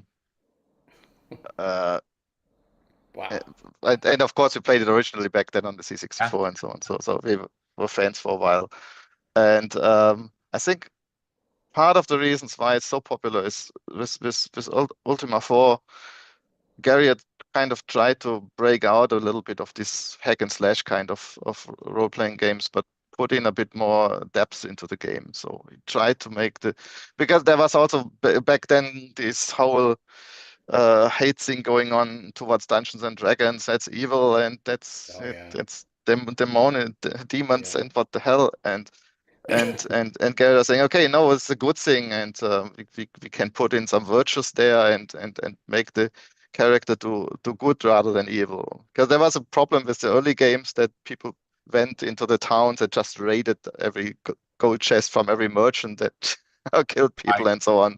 And Garrett was basically thinking, okay, we should put some choice and consequences in there. And so Ultima was kind of like groundbreaking for that. In computer role-playing games. And and I think this kind of really opened up the game and made it really popular. So 4, 5, 6. Basically, also he started to get more consistent in his game design. So they all played basically on the same world, which was Britannia, same map. You have the cloth map in that Ultima 4. Yeah. So that's kind of like the world where that game and the following games were set in. And then only with Ultima 7.2, the second part is Serpent Isle, basically branched out again a little bit to other worlds. But so 4, 5, and 6, I would say, are really at the heart of what the Ultima series is about. But 7 also has a huge following. It's kind of really that. At that time, the game series really arrived at the PC, and the PC was powerful enough to really do something better, and then really got. You could basically do baking bread is always the example, but you could collect the flour and bake bread and sell that and whatever. Yeah, so there was a whole economy then in the background and stuff. So it got good basically with the game got really traction with Ultima 4, but Ultima 3 was a big step also. And what I originally did, I kind of got motivated first to look at Ultima 4 because I had an idea that maybe there is still space for one game in between somehow, and there's a kind of Ultima 6 has this interesting storyline that you have the gargoyles and you have the basically more like human world, and the gargoyles are kind of an alien race, and they come in and have a bit of history, but the history is never really clearly described. And I thought, okay, it would be fun actually to use the Ultima 4 engine to tell the previous story of the gargoyles. I never really got to do that, but it got me into kind of really reverse engineering the games. And so I started with Ultima 4 and had a kind of a JavaScript version running half the game or so. But it didn't really know exactly what to do with it, and then somehow I discovered a little bit love for the Commodore Plus 4 and TED machines, and I thought, okay, it might be a fun idea to port Ultima 2 to the Plus 4. And we also have a bit of a history because my brother and me, we also back at the end of the 80s, we had the idea to port that game to the Amiga. So I already had a kind of a disassembled version of the game, pretty much a running version on the Amiga, but for some reasons it never really came to fruition. But I had an idea how the game works and that it's not too complex and would perfectly fit on the Plus 4. And I actually have a version running on it. I just didn't really completely tie it up yet. So one of these days, hopefully that happens too. It's interesting, because the Plus 4 definitely is gaining in popularity. I don't know if you know the same thing, but there is a total revival going on of the Plus 4, which was once the most hated machine that if you would go to Aldi, they would practically give them away with a loaf of bread. Like, not get rid of these damn things. It was terrible. And now people are starting to grow some love for these hardware projects, software projects, demos. It's pretty remarkable.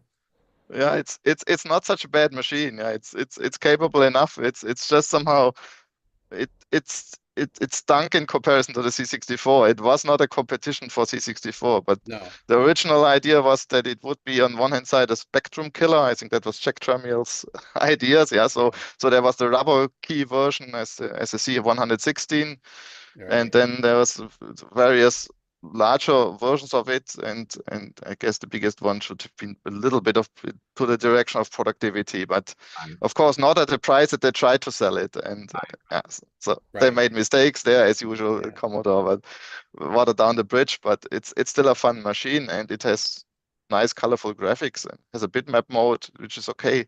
So you can do stuff. You just don't have hardware sprites and stuff. It's limited, but you can do stuff with it. Yeah. And Ultima is a perfect match actually for it, because by its nature, from being an Apple II game, it is bitmap based, so everything is in bitmap mode, and you have that on both on the C64. So people have asked me a lot, why isn't Ultima using redefined character set? Or people assume it's redefined character sets, but it isn't. It's typically bitmap mode. And so that ports pretty well to the +4.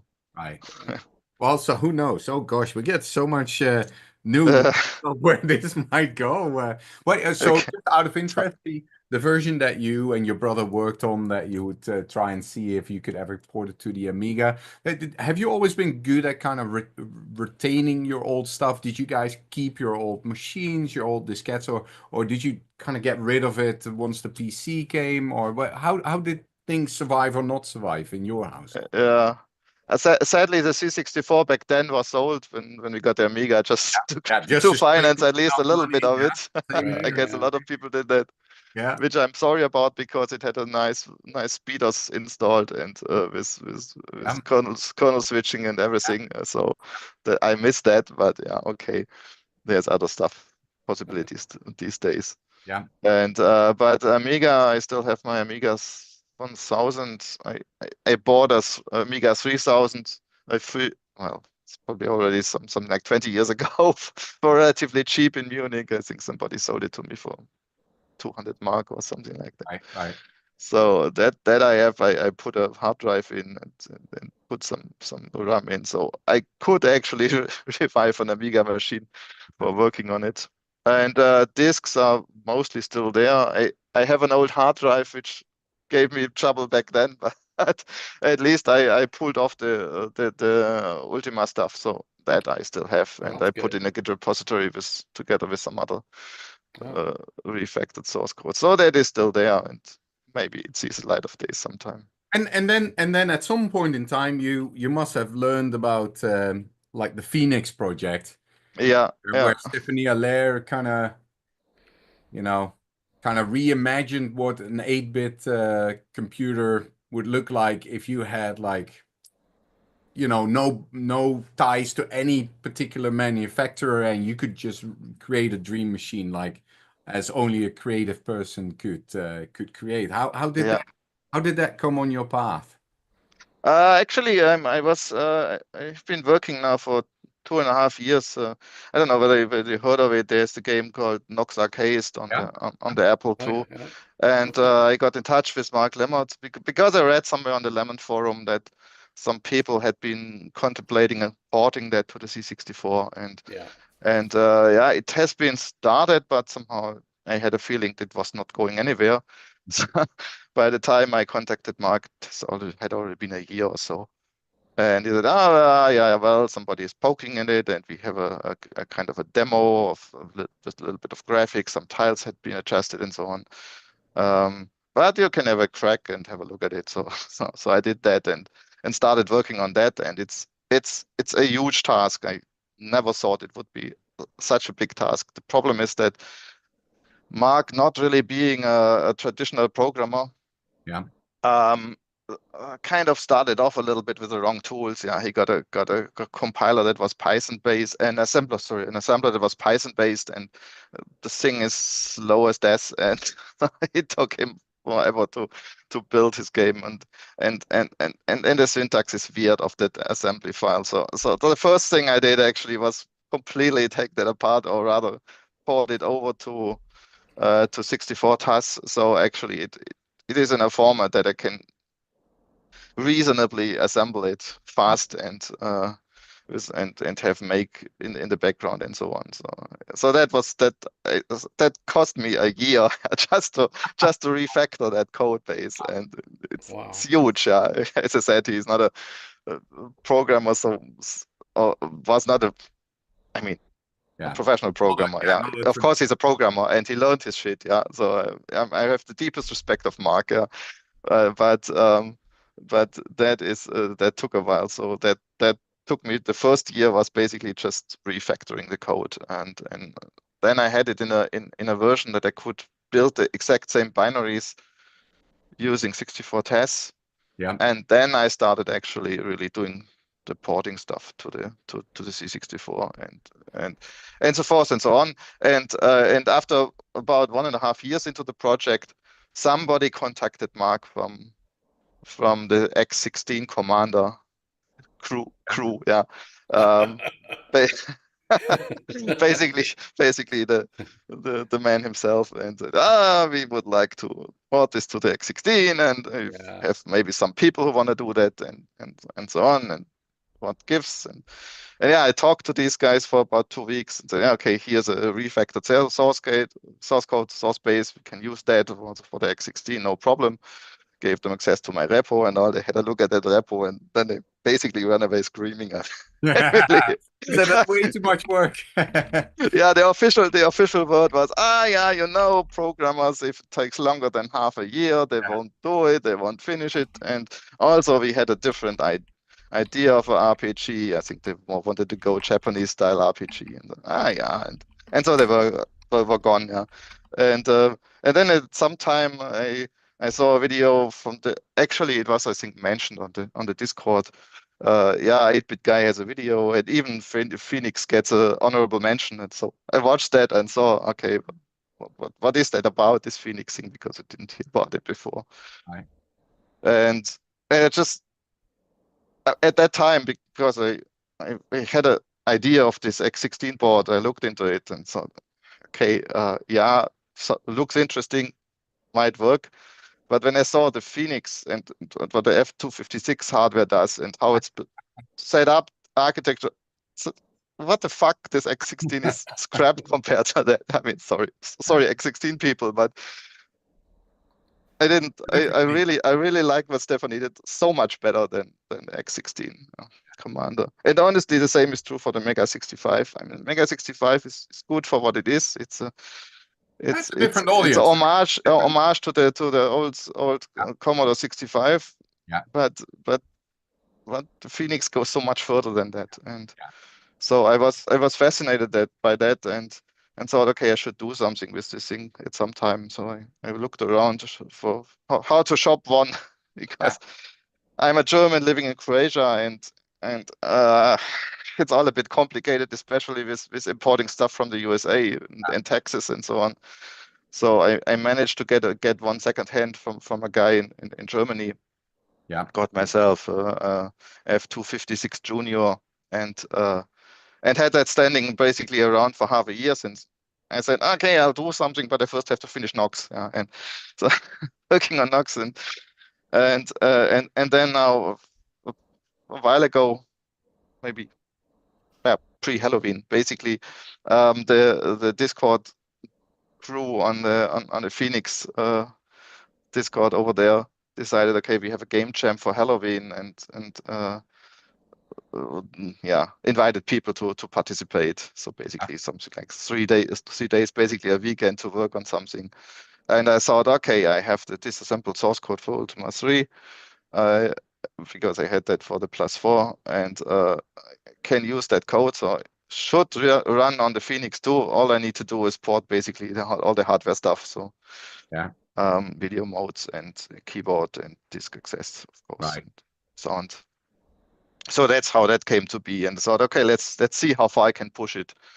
And I pushed it that far that in these few days I at least got a display. I could move around on the map and enter locations and so on, but parts was still not working, especially the dungeon stuff was not working yet, and I had a few bugs in there and so on.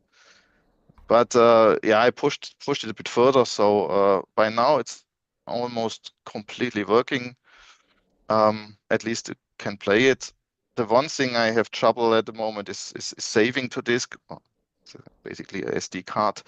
Yeah. The reason for that is simply that I'm currently have to work on an emulator because I had to relocate in, in the last months because they're building a pipeline at our house somewhere in the mountains in Croatia, and Oh. they blocked our access road, so we had to move, and I moved to another location that we have, and unfortunately I left the Phoenix behind, and now I'm suffering for it. Yeah. But they have but on the other hand, it's good because they have a capable emulator. It's called the Phoenix IDE, and the Phoenix IDE basically is an emulator with debugger built in and so on, monitor. Oh. So it does a pretty good job in emulating the hardware. One of the things that doesn't work is saving. Obviously, saving to a file system emulation of SD card. It can load from it, but saving crashes the IDE. So as soon as I have access to my machine, I'll fix that. Or if I manage to fix the IDE, that of course would be the alternative. But didn't dive into that deeply yet. Right. So the this is obviously a game that for this platform, it's gonna attract quite a bit of a following. This game is so famous. Using that game to kind of like demonstrate capabilities of a Phoenix machine would be really, really nice because the machine, the marketing is just different from an X16. 8-bit guy had 1 million+ people platform to launch on, where Stephanie didn't have that. Mega 65 has been around for a long time, obviously have the Commodore name, so they got a head start with that as well. I really like that someone like yourself is looking at that platform and kind of seeing it for what it is. It is not trying to be one of the others. It is trying to be something unique, but in the spirit of. And it really would be something that if you would be a child with lots of crayons back in the day, it would have been something like that. That's what I like about the machine, and it really is very thoughtful. And of course, with Stephanie being as multi-talented as she is, hardware, software, engineering, it's crazy. Everything is like short of flying. She can do it all, which is just admirable, and that makes it for a really cool way as a developer like yours to kind of like get to something like that as well. So I'm really glad that you actually got exposed to that platform. Yeah, so Marcus, you were saying that it was a no-brainer to go to the Phoenix platform for the port for Ultima, and that's because of the hardware, the way it is. So we have Stephanie actually waiting in the waiting room right now. Do you guys want to talk about the hardware? I mean, because that's something that was the reason why you ended up selecting this machine. Yeah, sure. So yeah. I'll let Steffi in if she's there. Yeah. Stephanie Aair, where are you? Oh, fixing it. Hey. Oh, connecting to the audio. Got it. Is it working? Are you there? Yeah, can you hear me? Yes, great. We can hear you, Steph. Hey, Steph. Hey, Jim. Hey, how's it going? Marcus, I see you for real. Nice. Yeah. Amazing. And life. It's all life. It's like and for real. Yeah, great. Hi, everyone. How's it going, Stephanie? Tired. That's good. That's good. That means you've been working on something. I'm always working. Yeah. I mean, Marcus should know I'm very quiet nowadays on Discord, so I'm busy with my 825 60Ks, so no time to do anything else. That's good, I guess. Yes, it is, because I'm getting rid of 2 years old, 3 years old orders. So yes, that's good. This morning we actually were talking about these projects that don't end, and we were talking about ways to organize unfinished projects. It's sad, eh? Now we become professionals at yeah, at storing unfinished stuff. I need to watch that. Yeah. it certainly was my case. I've been working really hard to curb this habit of mine to get into too many things and not finishing anything.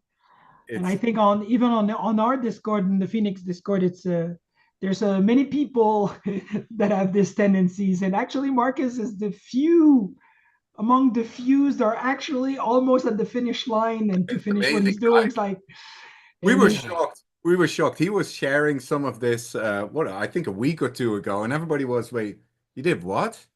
How did that come about? Like all of the sudden, out of nothing, like, wait, Out of nowhere, Marcus is like, yeah, look what I just did. It's like, what? Where this did is much more than a plan. This is actually something which is remarkable and which is cool. And then of all the games, right? Isn't that crazy?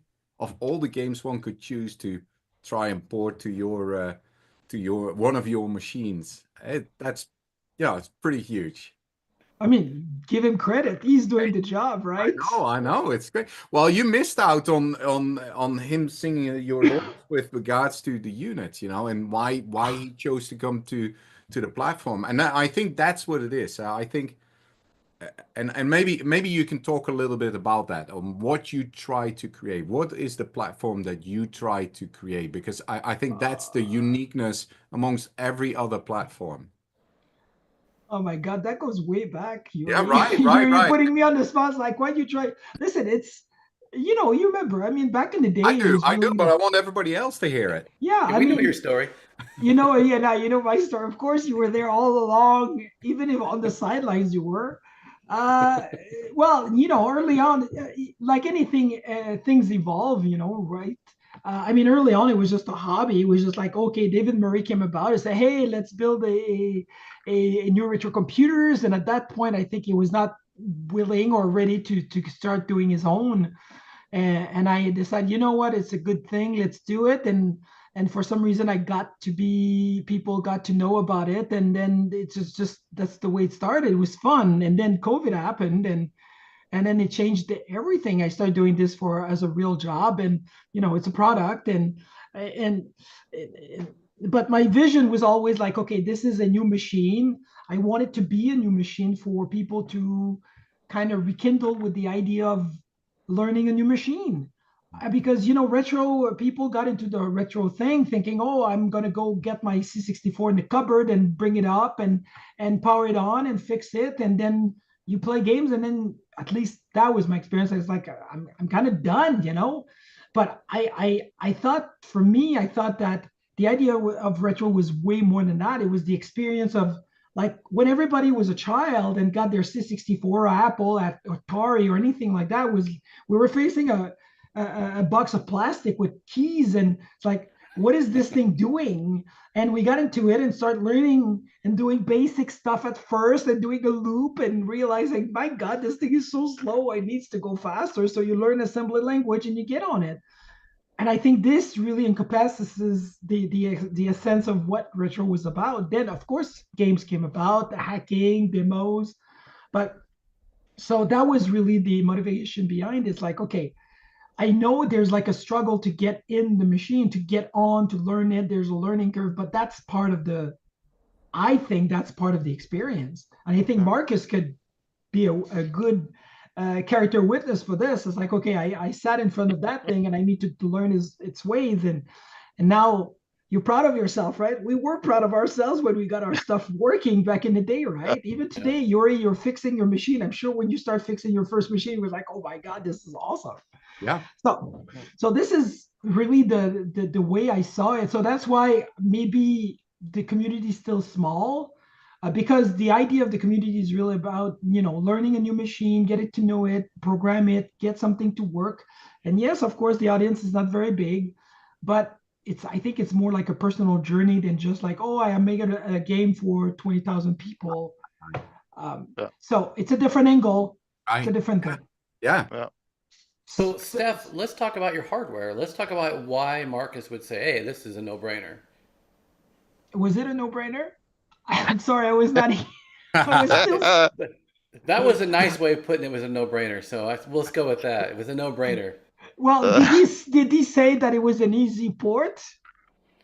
No, it was surprisingly easy solution. Between the X16 and your platform was an easy solution. Easy choice.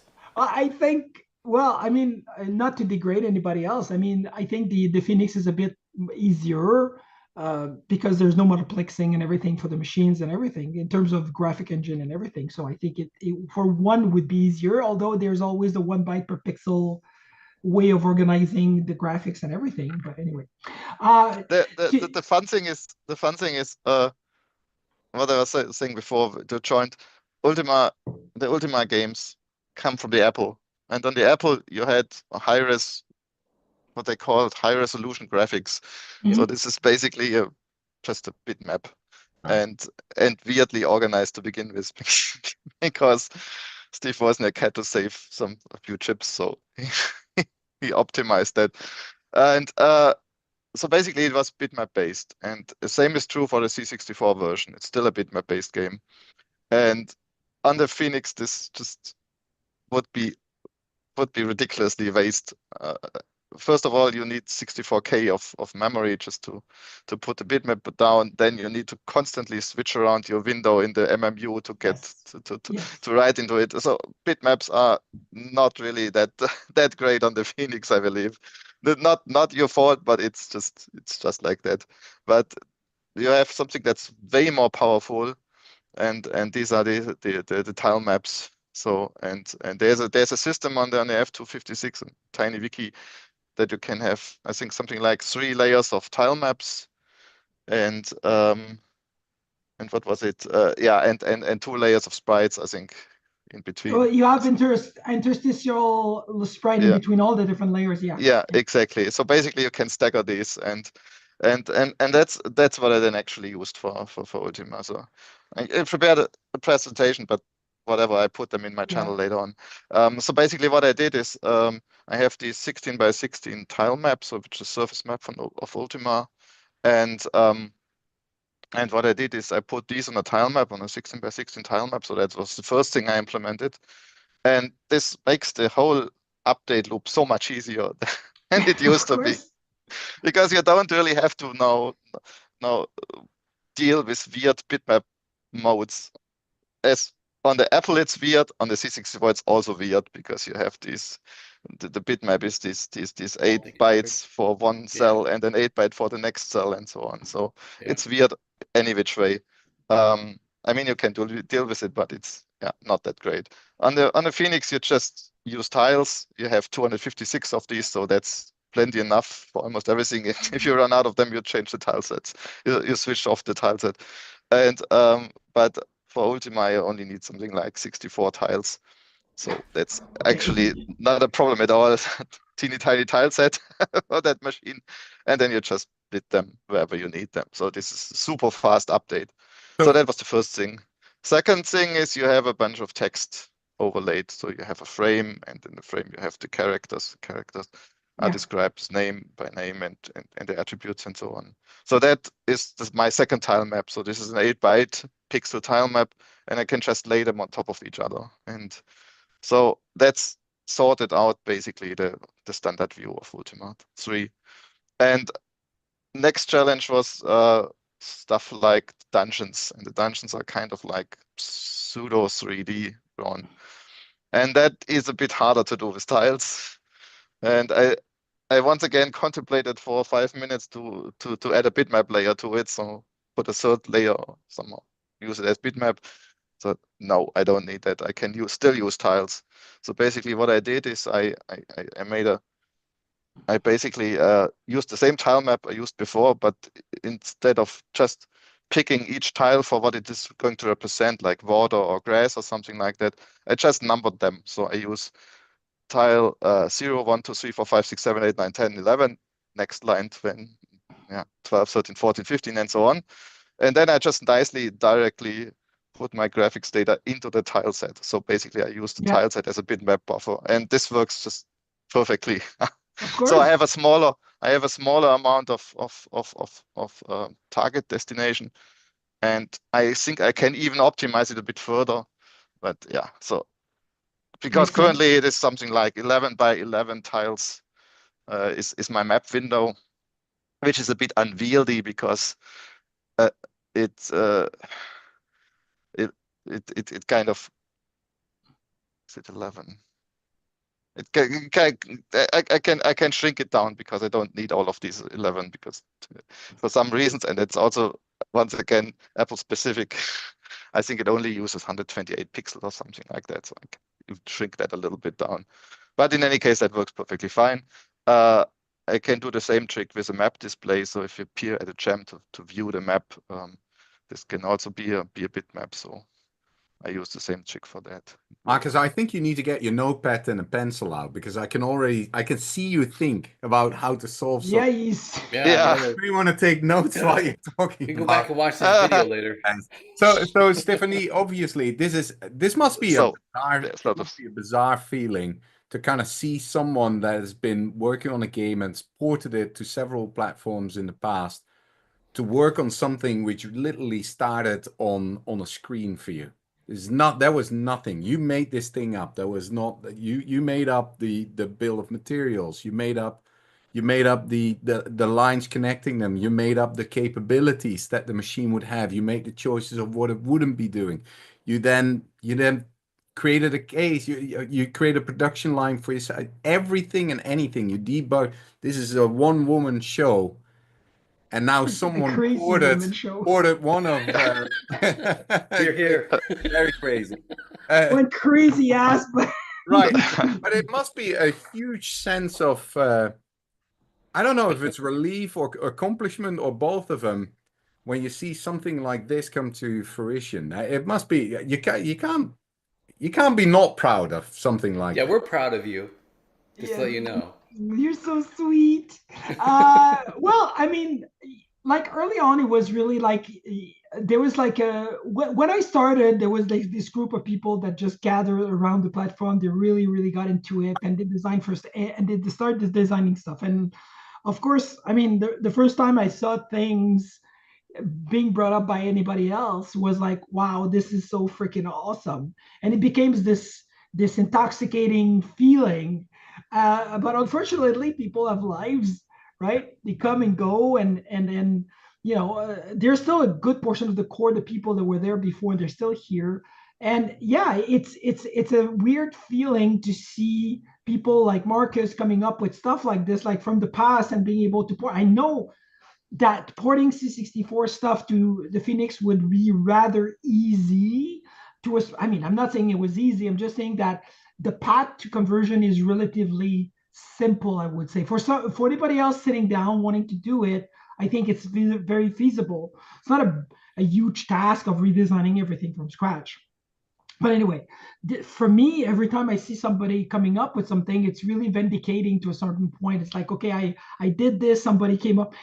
But early on, even people like Norman in the community came up with like this crazy multiplexing sprites. Like we had 200 sprites on the screen. It's like, wow, dude, it's meant to be 64, not 200.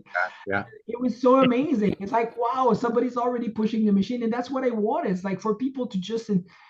I mean, of course, the first thing you want to do is learn how to walk, right? You don't necessarily are willing to fly and just break the sky and just go. But early on, some people did that, and it was amazing. And it is an amazing feeling, but it's also very depressing in between those moments where there's nothing. It's like, dude, where's everybody? It was so cool. And then came about Jason. Jason is one of those people who've been there forever. And they said, this year, say, hey, let's do those game jam and start getting people to sit down and do things. And we've done the second one in October. It was awesome. People are getting definitely more serious. So for me, this is fuel for me to keep going. And trust me, nowadays I need more fuel than ever because, time changes, things are, the life changes, world changes. I mean, during the COOF, I mean, of course, there's a lot of people focused on doing retro. There was nothing else to do. Yeah.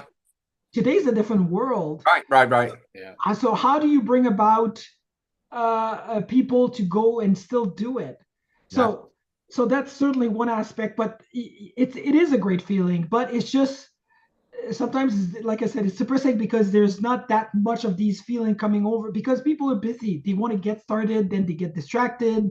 Everybody is, at least in our community, busy with life. Everybody has projects there.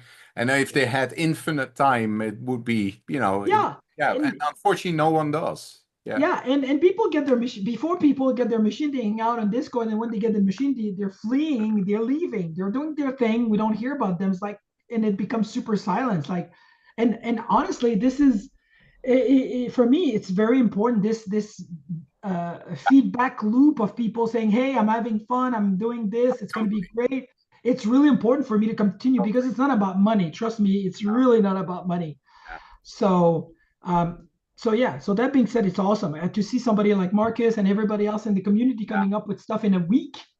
Yeah. And the quality of stuff that is coming out. I mean, we have all the tools that we want nowadays to create stuff, but to put it together, to really put the time to do it, it's amazing. It's absolutely amazing to see. So Marcus, let's talk about the hardware a little bit. For the music part, so I know that's kind of like Steffi's passion on the original Phoenix stuff was, you know, the OPL, all the different things you wanted to have for music-wise. What are you doing for music for the port? Yeah, that's a good point, and I wanted to mention music too. Yeah, unfortunately I'm in a crappy situation right now that I don't have the machine with me, as I said before. I hope I get back there soon, but and the Phoenix IDE doesn't support the sound as far as I know, so I'm a bit stuck there at the moment.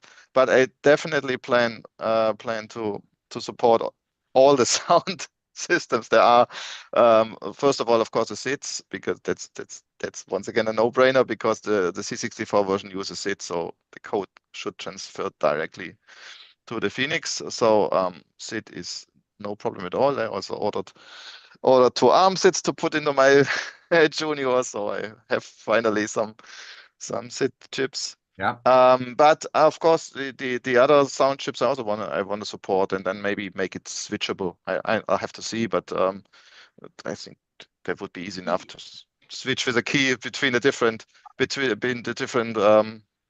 sound chips. Maybe even use them together. I don't know. Also, and that's, I think, extremely cool that MIDI support is coming with new machines, and there was a lot of going on recently with. It's like doing, and so on. Like doing an MT32 type of setup or something like that via MIDI. That'd be actually it would come full circle for me, because way back 97, as said back then, when I got involved with Ultima Dragons, I did MIDI conversions of all of these Ultima songs. So there's on my own website, there's some MIDIs for Ultima 3, 4, and 5, and I did that actually for the general MIDI. I have a Roland Sound Canvas card, or had it back then on my PC. I still have it. These days I have to connect it with some other hardware. But I actually definitely wanna support MIDI on it, because I think that's awesome. And Stephanie, what I wanted to say, I had this idea. I mean, with all this music support, you should go into the sound chip, chip tune community, which seems to be a huge thing. I don't really follow it myself much, but alone in CRX, I see there's a whole bunch of musicians, and I think the Phoenix would be a dream machine for them to use. And you used hour 28 and 29 of the day for that. Yeah. You know, sorry, go ahead, Marcus. No, go ahead, Stephanie. Say. I would say that early on, yes, Jim, you're right. I was very much into the whole chiptune. I mean, the FMX was like, loaded up to the gazoo with all the chips you could think of, and they all were on the same board. When I came about with the F256, I just dropped all this because people were not using them. They're very complicated to use. The big machines like the A2560K still have them. The Gen X still have them. It is a concept. I mean, the K2, which I might talk in a few minutes, I could bring them about in FPGA form. It's like, I believe that the chiptune community, music maker community would love to have this thing. The problem is that you need an application to freaking drive them, to use them. And we don't have that. Nobody sat down one day and say, hey, I want to do this. Or maybe there was one person I might think that he might be interested to do it. But again, life took over, ran out of time. I need a job. I need to pay my bills. I don't have time. So this is the main reason why I kind of wind down on the whole chiptune thing. But then when I started designing the second generation of machines, like the K2 and the Junior, like the new little puppy here that replaces the Junior that Marcus has, then I brought some music back, but I brought it back in form of MIDI. So the SAM 2695 that seems to be making a new like a revival of some sorts, because the X16, I mean, Kevin is doing a card with it and everything. I thought that was an amazing chip to be able to do a lot. It's very tiny, and then you have these amazing sounds that come along with it. So that was great. But then I went about doing my crazy thing again, and I put another one on board, which is the VS1053. VS1053, for anybody who doesn't know what this thing is, it's an actual MP3 decoder. So you just feed your MP3 file, it just plays it back. But it also has a MIDI. I mean, it does OGG, it does like pretty much all the playback of anything you want. Right. And you also have a MIDI interface to it. So there's 2 MIDI chips on board that you can basically do the same thing. But it was basically for the MP3 capabilities to do it. So I've started doing it. It's really awesome. So you're reading from USB card, you're playing your stream. And it's really freaking awesome. So it's not exactly a YM2151 or an OPL3 or whatever. Right. It's a new music dimension. And I thought it was great for a second generation. But again, in the K2, I might bring about those FPGA version of all these chipset. But it still remains to this day that in order for the music community to use it, ones would need to sit down and create like a system to use those chips. Yeah, proper tracker and all of that. Yeah, exactly. That community is more a user of the software and someone that will build the software. And they'll complain about the software once it's there. And it was interesting yesterday, we had some dialogue with some of these artists about that. They said, but I found ways to work around it. I wasn't a coder, but I started writing down, I need to put OC here and I need to put there, and then I get the sound I want. And then they'll find a way around the software, but they'll need that basis. They're not going to do a scratch build. So I agree with you. It's almost like a chicken egg type of situation. Saj knows a bunch of trackers and various things for the 64 that were written. And I know this guy he's in Croatia right now. Apparently they can do reverse engineering and porting. Let's see. I mean, just one more idea, because I was talking earlier about this Amiga Atari ST thing going on in Germany, and the Atari ST did kind of well, but not really that as well as Amiga here. Yeah. And but the one thing that Atari ST had was a MIDI interface, and people were putting these in the studios, and I think probably some studios still have them in there. And so I think it's an extremely powerful thing to have a MIDI interface built into a computer, just because musicians just can plug it in.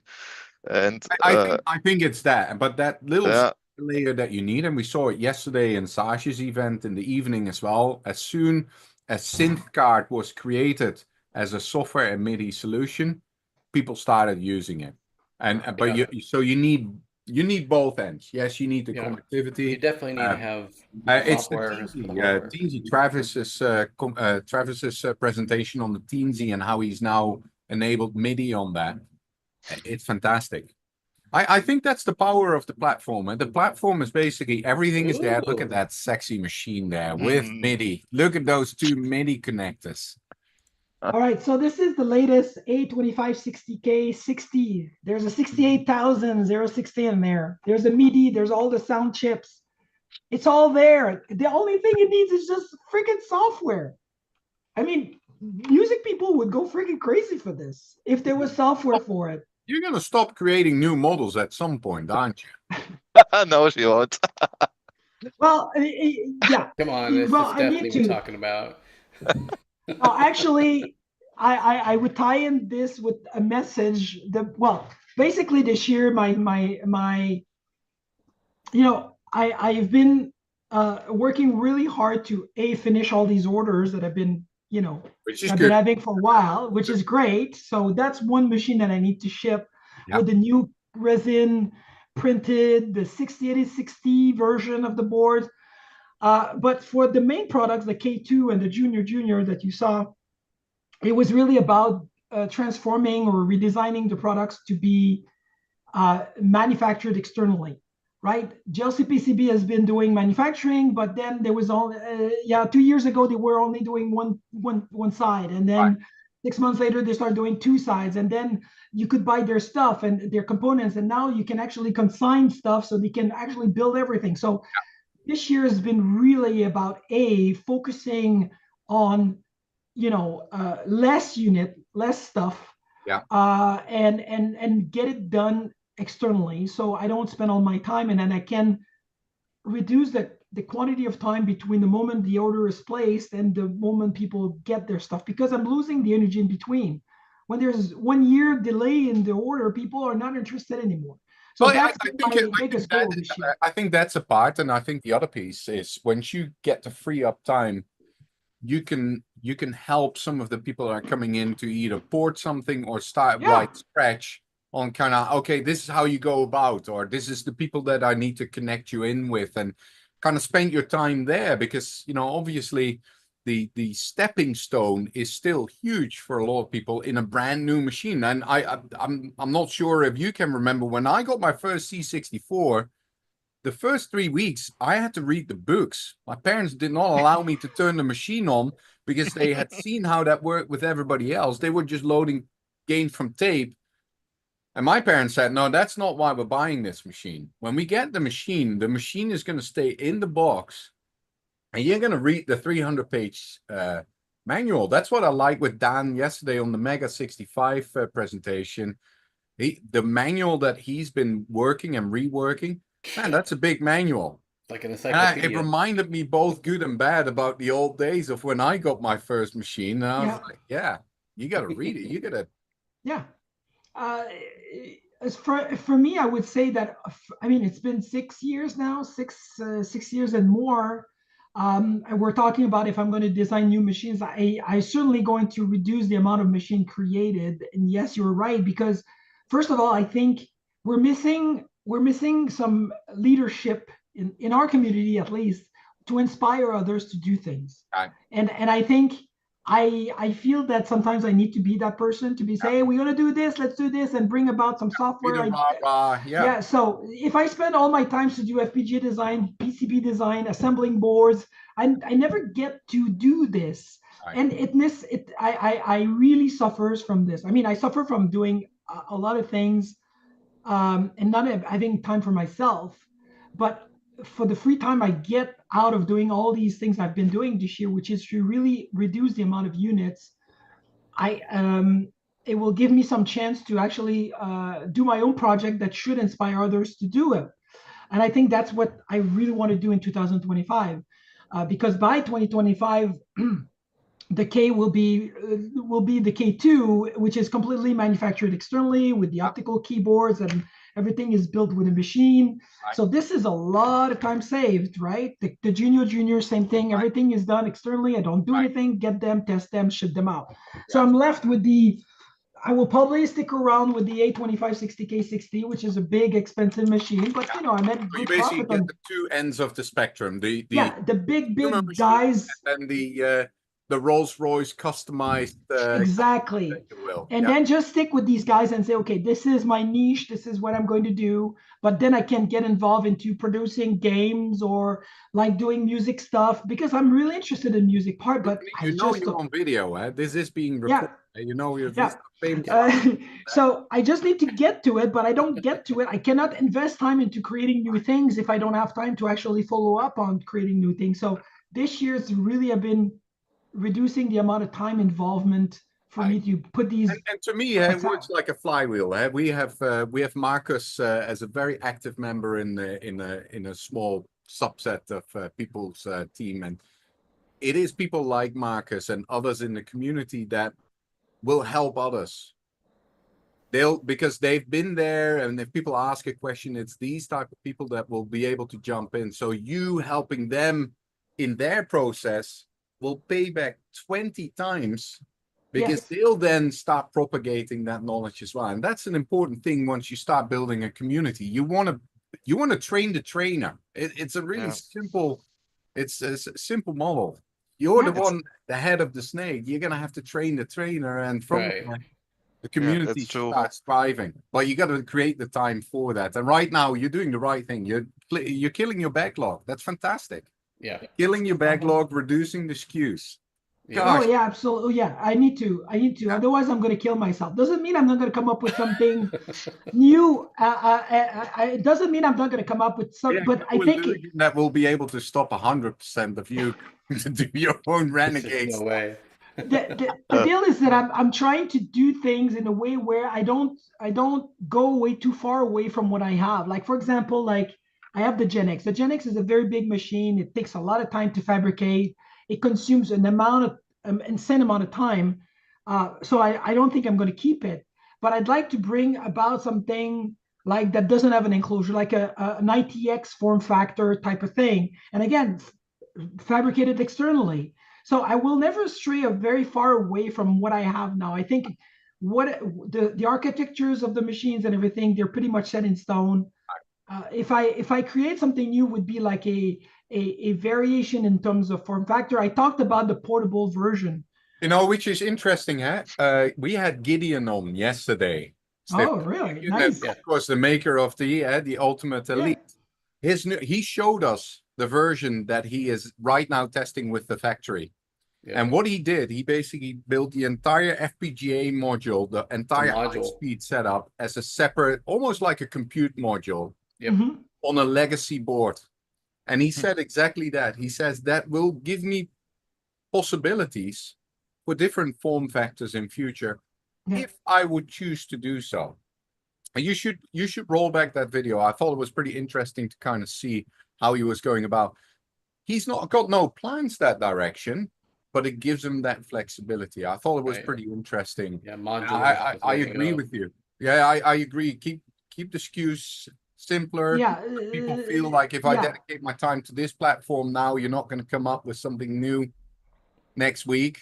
I don't want to be invested in something that next week you're going to be another one and then be. No. Well, I've learned my lesson the hard way, right? And I think it's a natural process to go through these different iterations. I've been through a lot of different SKUs, a lot of different things. I've learned my lesson, but also I was kind of stuck in a way where, nowadays people are very, they're always looking for the latest thing and this and that. So people get bored really quickly out of things. But that's not your target audience in any case. Yeah, that's the thing. You're the rare breed that can actually deliver upon all of those. That's the thing. Just because you have that capability and you can whip up something new and you can do it all within the confines of your own brain, doesn't necessarily mean that you have to, because there's always going to be a number of people that say, so what's next? What are you going to do next? But I've been my own worst enemy in that case, because I was the one, because I saw like a decrease in interest. Like when I did the junior came, and then I have a thing for keyboards, so I bring about the K. So the junior sales went down, the K got out, really got up. But then it just slows down. It just like automatically slows down because, again, my process was so long that I cannot bring about a bigger energy in the room if I take 6 months to bring my units out, right? Like if I was getting a YouTuber to make a video, I had a lot of sales, but it dies down because it takes me 6 months to get them out.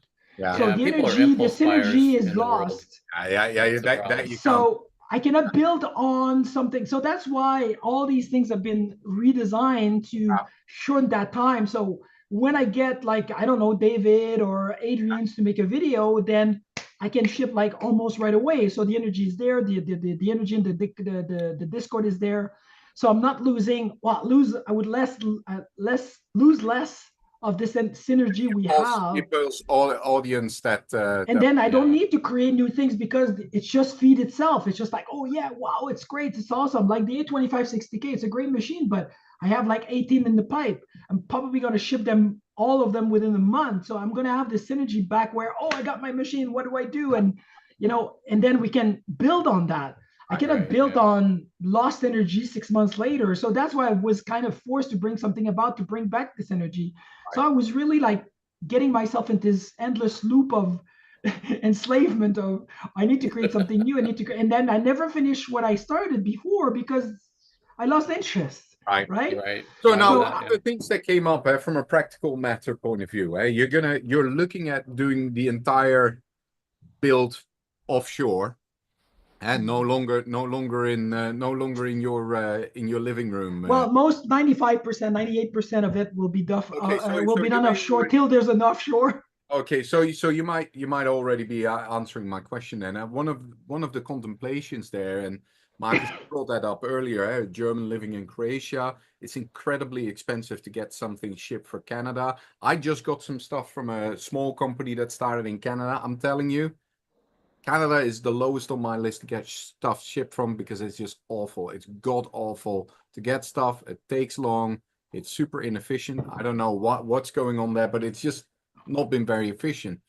Is there a plan to kind of try and ship from other locations that will make it a little less dreadful, help people like, for instance, in Europe, bypass some of the huge customs tariffs that they get slapped on, which are none of your fault. Let's be clear. None of that is your fault, but it's an unfortunate. Well, I mean, you're bringing about an interesting question. I mean, in the short term, the very short terms, the idea is really to get on with the whole get everything manufactured outside. Actually, I'm about to ship a bunch of parts for consignment to build the Junior. So that would be the first instance of this process of, okay, everything will be done externally in China. Well, China is not doing great nowadays. It's not the best, things are not going to get better when DT comes around. So is there like a plan? Well, I got in contact, or we got in contact with each other. There's this guy in Ireland that set himself with the machine. We keep in contact once in a while. So that's a possibility that I could get stuff done there. I mean, I don't know how we could arrange it, make it, a win-win for him and for me. But that could possibly be a way to go about things, getting it done somewhere else like that if things all fail. I mean, all things fails. But the impact of that would be that things will be more expensive. China is China after all. Even if in terms of components, you get pretty decent deals out of China. So I will, as far as the shipping from Canada is, I mean, I ship my stuff UPS. It usually goes pretty smoothly now. I use this shipping service, so it's less expensive for me. It's doing great. So I guess Canada is not going better with Trudeau nowadays. So I don't know. With Trump, maybe things will change. We'll see. Well, but anyway, I have no problem getting packages from Canada. So must be Yuri. I think it's just Yuri. Oh no, yeah. I wish it was. You're bringing a good point because the situation in China might change dramatically in the next year to come. We never know. It's a concern of mine for sure. But there's a possibility. There's somebody else I could use, at least in Europe, because I know Europe is a big nightmare. It's definitely, for me, it's a going through every Euro customs is always a freaking nightmare. It's always like, these guys are they just charge taxes for everything, even if it's a fucking gift they ask for. You need to pay taxes on a gift. Like, oh, this is a repair or a gift. Like, oh yeah, we're gonna charge you taxes on it. They ask you for bills and this and that. It's insane. It's insane. Yes, I know. I wish I could produce from Europe for sure. So producing out of Ireland. The bottom line is you're going to have an option for doing that in Ireland, perhaps. You could probably have other options as well, and I'm sure if things go sideways in the world, we'll all have different options at that point. So I mean, I could go to India. I don't know. Maybe the CM will go. I don't know. Listen, right now I need more customers than I need a supplier. That's for sure. So, but right now I'm in this phase of, like I said, getting rid of the queues. I'm doing some side work to pay the bills. I'm not pushing a lot for things. I'm going to spend more time pushing for the new things, the K2s, when I'm kind of free and I can really invest and finish what I started. So, I mean, the Junior is really cool because it's small, tiny, it's inexpensive, it's $100, $200. Like, it's a really good starting point into the ecosystem of the Phoenix. And that's really the reason why I got into doing this small footprint version. And then you have the K2, which is the newest version of the board. Like if I want to talk, like this is the latest, like the fancy, like the big ass FPGA on it. Like you could do, ultimately somebody could port a like the Mega 65 cores. It's the same FPGA. Do Mr. stuff. So this is a multiple load, like the dip switch. You can load different loads into the FPGA depending what you want. So this is what the K2 is. I made it in a way where it's so flexible that it's going to last for a long time, right? So I don't have to redesign that thing ever. And also, like I said, the optical switches, keyboard. So it's all done by machine. I don't need to do anything. Saves me a lot of time. And finally, with the enclosure, you have like the same enclosure. You have an LCD here on the side. So if you want to have a fun stuff to display, like toys, I like to give them toys, these people. And that's it. Same form factor. People love that form factor, the keys and everything. And wait, what stage? So pause for a second there. What stage is this in? What stage is this in? Are you able to boot it yet, or where? Oh yeah, absolutely. The K2 you can place an order. The K2 today, it's going to be shipped early next year. But in terms of function, you have the K and the K2 right now in terms of programming and everything is the same. They're completely compatible. They just have more stuff in it, like the networking, the Wi-Fi, the SAM 2695. That's the difference between the K and the K2. This one is production optimized. It's got more bells. Yes. Will eventually be able to free you up. So absolutely. It looks like you're gonna have to go through customs hell one more time. Yeah. No, custom hell is always there, but again, I think I diminished greatly the amount of effort for me to do it because I got better at shipping stuff too. You know, at the beginning, you don't know what you have to do. You know, the HS codes and this and that. You know, you know, it's paperwork. But anyway, so yeah, so the K2, there's a lot of potential to do great things with it. It's been designed to be manufactured externally. It's been designed so I don't have to do I have to do very little. Somebody can purchase it today. It's going to be shipping like I said, January. I'm really trying to clean up the plate right now. So there will be a bit of delay this time around. The junior should ship like in December. Like I said, within a couple of weeks, they're going to get fabricated. And these are the three main machine, I would say, the MDA 2560K, but this is definitely more expensive. It takes definitely more time. Sure. But I know, I mean, right now somebody's actually porting OS 9 on it, like the 68,000 version of OS 9 with the license and everything. So a lot of potential for these machines, but I really need to invest more time into promoting, creating more things, inspiring people like Marcus has been doing. We need more people to finish stuff. And I've been complaining about it, but it's also a reflection of what I'm doing. So I need to get better at finishing stuff to inspire others to do the same. I think it's encouraging where you're trying to steer this. I think that's really encouraging. I really do think. Yeah, kudos to you. You were desperate for me, for Yuri. Like, oh no, she's going in the wrong way now. No, it's encouraging, and obviously next year we're going to check in and see where all this. Yes.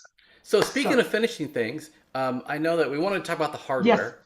Yes. Because that was a thing, but we want to get back to what Marcus had done with this game. So Marcus, do you have like demo pictures or graphics or something that you can like show us at all? Can I screen share with this thing? Yeah. I'll just share. Okay, let me see. Okay, just have to open the thing. Best, I guess, I just share.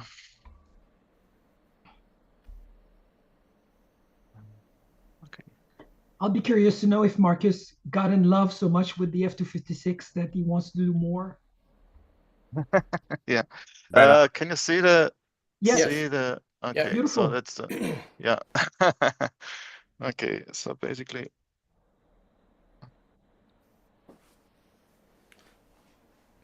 There you go. There we go. So that's the game running on the emulated on the Phoenix IDE, so that's emulated F256 Junior at the moment.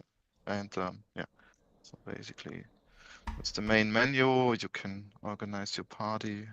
Yeah, so you can create characters.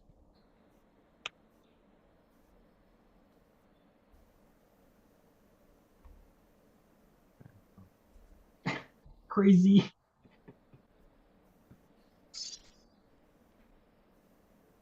Unfortunately, there's a little bug at the IDE, which we are currently troubleshooting with the binary coded decimal mode. So I can't use the last point, otherwise it won't work. Anyway, you can do that kind of stuff. You can form party and all of that. But you can, of course, also go simply journey onward and then start the game properly. You can walk around here. Okay, that's again the bug striking. So all my food is subtracted, which prompted a comment. I stole all the food. The gremlins are stealing all the food from the party. You can enter here the town. Okay, it's slowed down a little bit at the moment because of the zoom, I guess. Otherwise, it's really flying. You can peer the gem, so this brings up a map of the current area you are. Okay.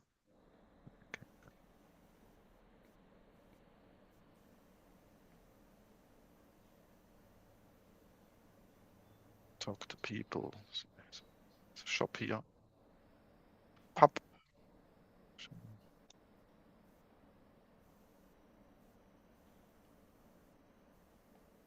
Okay. Yeah.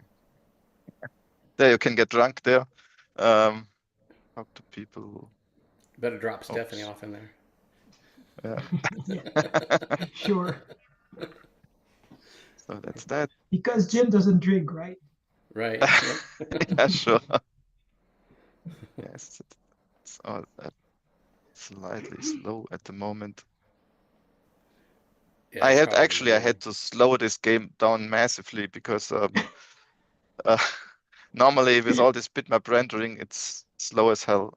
I mean, not slow as hell, but slow. And on the Phoenix, if I don't slow it down, it just zooms over the screen due to the being use of the tile map. So what speed CPU is being used on the Phoenix? Currently it's a 6502. So this is at what speed though? Did you say there's a 6? The on the C256 it was 14. On the F256 it's a 6 because I'm doing there's this sharing memory architecture. So it's completely transparent to deal with the graphical architecture, but the cost for this was I had to reduce the speed of the CPU to have more bandwidth for the graphic. So it's 6 megahertz, like 25 megahertz, the video memory, the dot clock divided by 4.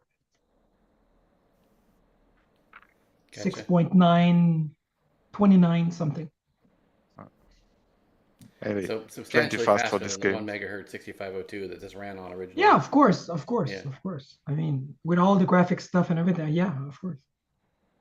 I mean, it's not as fast as an X16, but again, the X16 it's a separate architecture. Like the video has its own thing, and the CPU.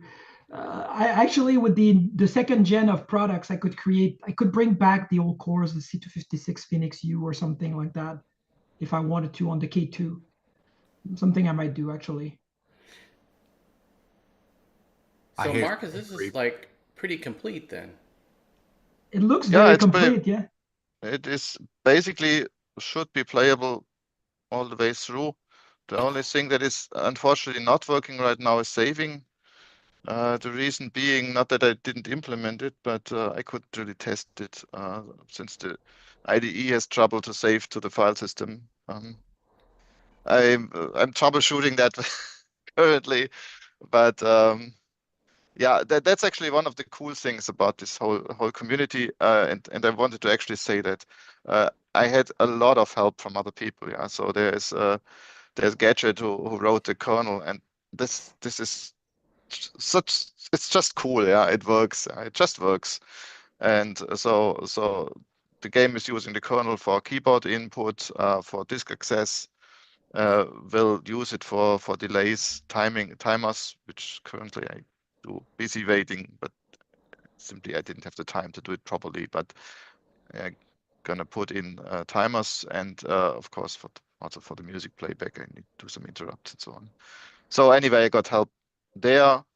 I got help with the Phoenix IDE, which is also awesome job. Yeah, this thing is really good. It has some, as I said, it has some shortcomings like the BCD arithmetics, simply because nobody tested it yet. Yeah, nobody had a use case of having two 16-bit numbers subtracted in binary coded decimal. And so there was a bug in the IDE, but we're fixing that. So so one of the benefits of the game jam, how I see it, is that tools are getting better. My community is really growing together, and as I said, I got a lot of help. And what Jory said, that's exactly it. Yeah, I think I learned a bunch of stuff from other people, and I can also help other people now. Yeah, that's developing. that's So that's and that's a good thing. We are learning as a community.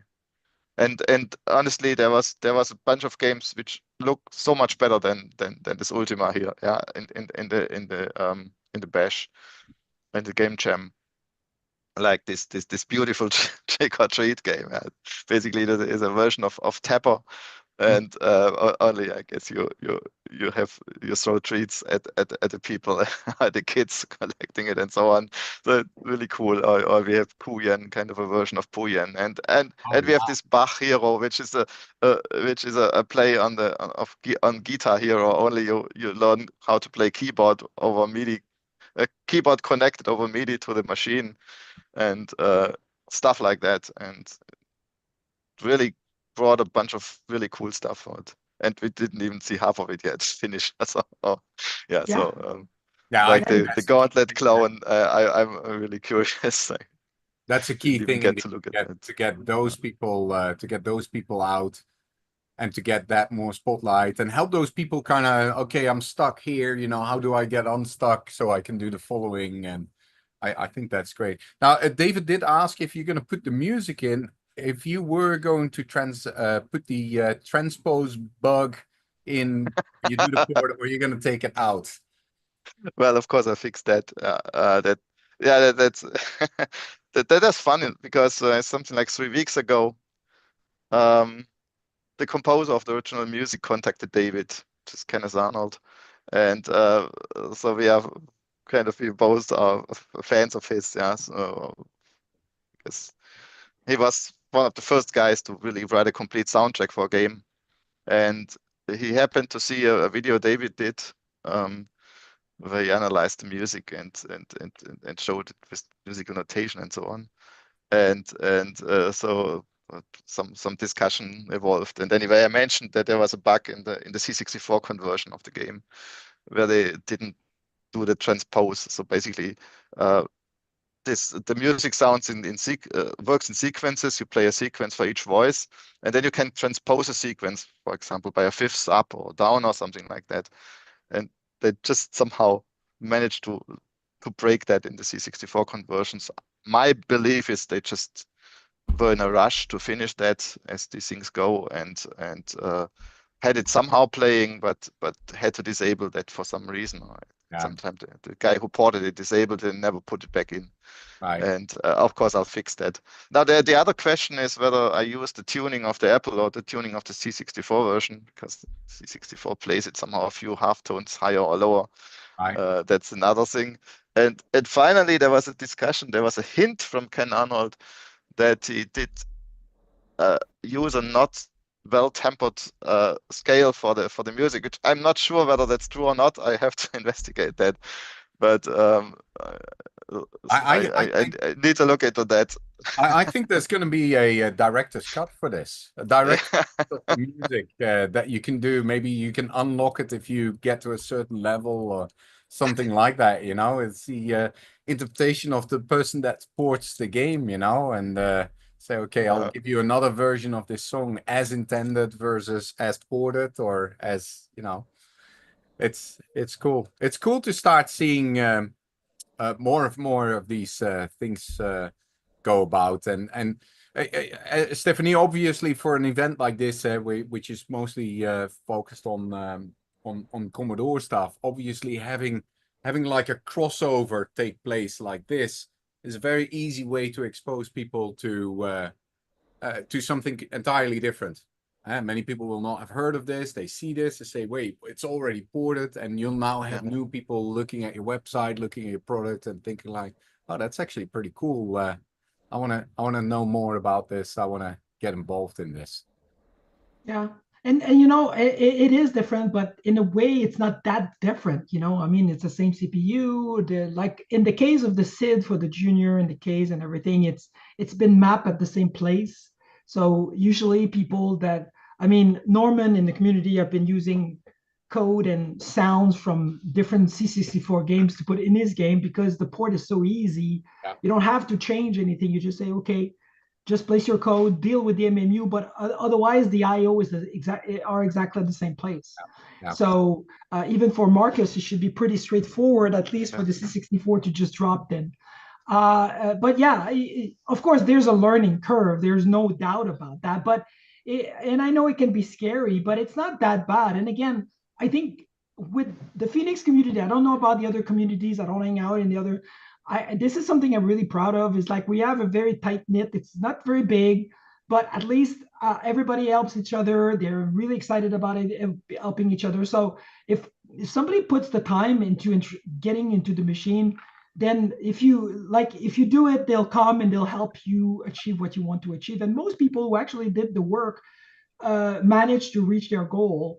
And there are always somebody who will tell you what to do or help you to get to, but you need to do the work. And that's the thing. That's the most difficult part of all, to get people to sit down, to install the stuff, to get going, like anything else, right? It's to start. Yeah. But after you started, you manage to get your sprite moving. That's basically what everybody does. Get their little balloon sprite going. Right. Oh yeah. Yes, of course, right? Then after that, it's a lot easier because the community is there for every aspect, any aspect of what you want to do. Somebody will come around and say, okay, you can do it this way. Here's some code. So that I'm really proud of, and we're doing, and it's great. We got that kind of community where we're gonna help anybody who wants to do things. And it's great that Jason managed to organize all those two game jams. Yeah. It really brought out a lot of stuff. I mean, the first was great. The second one was even better, and I can't wait for the third one. And because this is where we see the potential, and it's amazing what people manage to do in a few weeks. Anyway, so yeah. So don't be scared. I would say to the Commodore people, if you want to experience something new, like don't be scared. It's not gonna bite. I mean, even the second generation, they come with an 816, but even in the 6502 variation, it's still an 816, but in emulation mode. But it's not. I don't know why people are so afraid of the 816. It's so, when you get a taste of it, just like, oh, I don't want to go back. It's so cool. So yeah, it's there's nothing scary. Yes, there's a learning curve, but it's like anything. Like if you buy a Raspberry Pi or an X16, you still need to go through the same barrier. Yeah. So I would say honestly, it's very similar to what you have to learn when you want to program the C64 in assembly and need to learn the hardware. It's similar to what you need to go through when you want to program an Amiga in hardware. Yeah. And there's a manual, and which is really good. It's really good. It's maybe 30 pages you really need to read to understand the gist of the hardware. Yeah. Not more. It's the MMU. You need to understand the MMU if you want to do a bit more than the basics.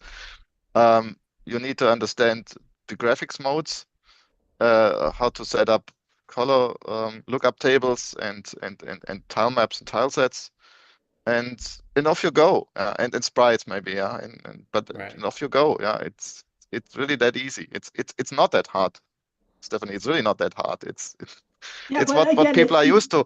That was the first book actually I really studied on the Amiga, was the hardware reference manual, because it explained how stuff works, how you use the blitter, how you use the copper, and so on.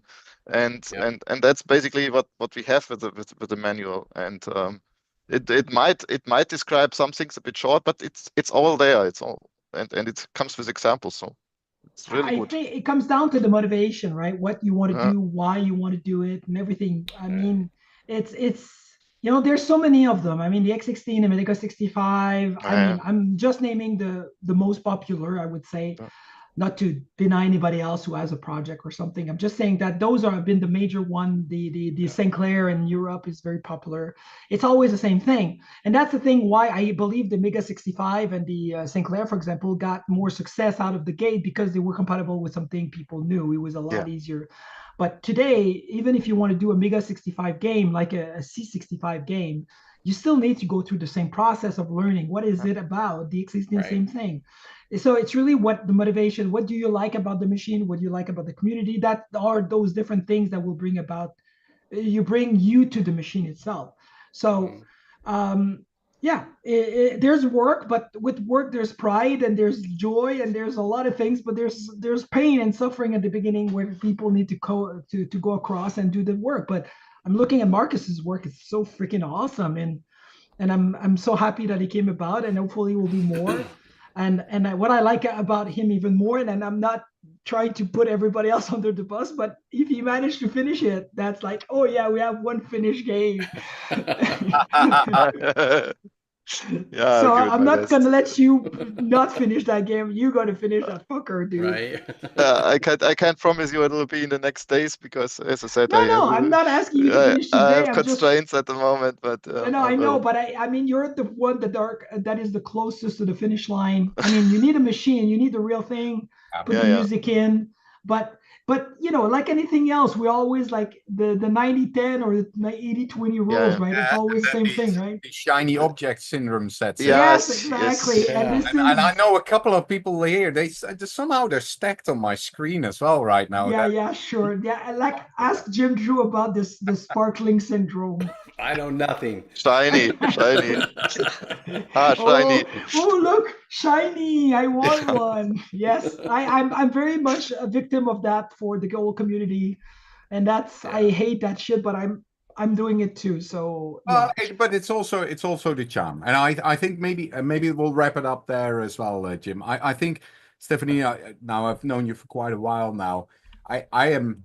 And it's no surprise to you. I'm in absolute awe with you. You are Superwoman. I don't think I know anybody, anywhere in the world smarter than you. You can do it all. You have the creative side. You have literally software, hardware, freaking design. It is throw it at you, and you know it, or you will know it, and you will not stop before you are the best at it. You are always open with all the mistakes that you made, and you learn from them and then repeat them to make sure that you learn even more from them. I've learned that. Yeah, for real. And yes. And any curveball anybody throws at you, you just, you take it as a champ. And, it's amazing. And not, I tell my daughter about you, and not because of a gender bias or any of that nonsense like that, but just to them. Like, this is possible. This is possible, and you can do it all. And I really hope, really hope, Daddy talking, really hope you're gonna outsource most of the production you need, so you get a lot more time to sharing all that knowledge with all the people that are enthusiastic about your product, because you're gonna be needed there. You are the ultimate trainer there, and the more time you can spend on that, the more genius things are going to come your way that are going to far exceed the expectations of the platform that you have incredibly imagined. Thank you. You're very sweet. I'm humbled. Yuri. And I hate to say this, but don't do this. But she's a really nice person too. That's you know that. I don't know you. You're being. We've known you for a minute, so we've seen you through your struggles for a long time. You were there in the beginning, right? You're I don't know if Jim. I don't know if you're there being facetious or not, but I'll take it as a compliment. Please do. All right. That's very sweet of you guys. Thank you. So we're like 45 minutes over, which is fine because the next guy that's up is me, and I don't care about me. So, but I probably do need to say something about what my little thing was supposed to be. Yeah, let's wrap this one up, or are we immediately to the next one? Let's wrap this one up so we can have them. Yeah, well, I'm the next guy. Oh, you are? Oh, that's Yeah, great. so I'm saying. So I Oh. don't care about me so much, but Oh, that's good. Okay. I see. yeah, I that's look at why the we could. schedule, but I look at it, but I don't interpret it clearly. Okay, clearly. Yeah, so I've got basically an hour and 15 minutes to finish mine, which is fine. I'll go fast like Steph does. So, Yes, I'm very yeah, fast. just zip through it. So, but thank you very much, Steph, for Thank popping you. on here. Thank you, Marcus, for sharing what you've done with the Phoenix 256. People that are interested in getting the hardware, we're hoping we can like bombard you with orders that it's going to take you a while to put together, but quicker now than it's ever been because of your outsourcing, which you're going to be Yes. doing. So we have a Discord set up for the Phoenix 256. It's Phoenix Retro Systems, and we have a link I think for your website in there too, if I believe. So, can you give us your website for sure and your information? It's C256 Phoenix with an F.com. Okay. So that's the main website for now. Okay. So this is where you can place orders for at least the junior, the small boards, the K2, and I'll probably put back the A2560K early next year on the store. And that's it. I mean, I'll come up with accessories to go along and everything, but yeah, that's basically where you need to go to place an order. I would say the junior right now is about a month lead time. I try to get a bunch of them before getting them made because I don't have like the cash flow to have them like a shitload of them in stock. The K2 will come out in, like I said, early January, and the by the end of the first quarter, I think I'll shorten the whole ordering time between like you place your order, you get something after like 6 weeks or something, like a 4 to 6 weeks delivery, which I think is very reasonable. Right. So, Right. that's it. Cool. Otherwise, Yuri, Jim, thank you very much for giving me this time. Marcus, thank you for your witness account on your experience. And the rest of the CRX team, whoever is behind the organization, thank you very much for your time. Thank you. Thank Marcus, you. thank you. Marcus, Yeah, thank you for your great contributions to the community in multiple platforms. It's Yes. always willing to help anybody, and so Steph, we'll do you a solid favor, and we'll stay on Marcus to get the thing finished because he's in our little group. And Yes, please do. Please Okay. finish. I'll do the same on my end, but I need to let him get back to his machine, the real hardware, before I can bug him. Right. Right. I'll get there. I'll get there. Alright. Definitely. Alright. That was one of Alright. the one of the points I wanted actually also to make with this. I wanted to finish it because I know you've been struggling with finished project, and there's this video, why are there only 2 games for this incredible machine, something like that, and Yeah. there are more by now, but I think this machine needs some finished products so people can actually see what it's about, and I'll also try to beef it up. I can't promise that will happen very soon, like with better graphics and so on, but I have some ideas about that. And You know, I'm sure I'm going to see beautiful things coming out of you. I mean, at this point, if I could get some music on top of it, I'd yeah, like to make it like because I'm scheduled at some point to get David to do a video about it, like David Murray, the 8-bit guy, Yeah. and Yeah. when I was in Midwest, the VCF Midwest, I met them. We agreed that we would do things together with Adrian as well. But that would probably be early January. So if we could get something with music, even if it's not totally finished by then, that would be a good showcase for those videos when they're showing off. he may send you code, and you can you can put it on top of it and see if it works on a real machine. While Right. Well, he's done that. I mean, we've ran it. I ran it on my machine. It runs really nice and everything. But you know, like anything else, having the music on top just gets you Yeah. to a different level in the Polishes it experience. for sure. Yeah. So, and I'm sure there's It's- great music in that game anyway. it belongs in that game, yeah. yeah, For Yeah. sure. As And- David and- could tell, David Yeah. Yout could tell you. Yes, We exactly. did multiple videos on that. all right, Jim. All right, good- guys. Okay, Thank you very Thank much you for for inviting showing me. Yeah. I'll Appreciate talk to you it. soon. We'll be in Bye. touch, Steph. Bye. thank you very Good much. seeing you. Take care. guys.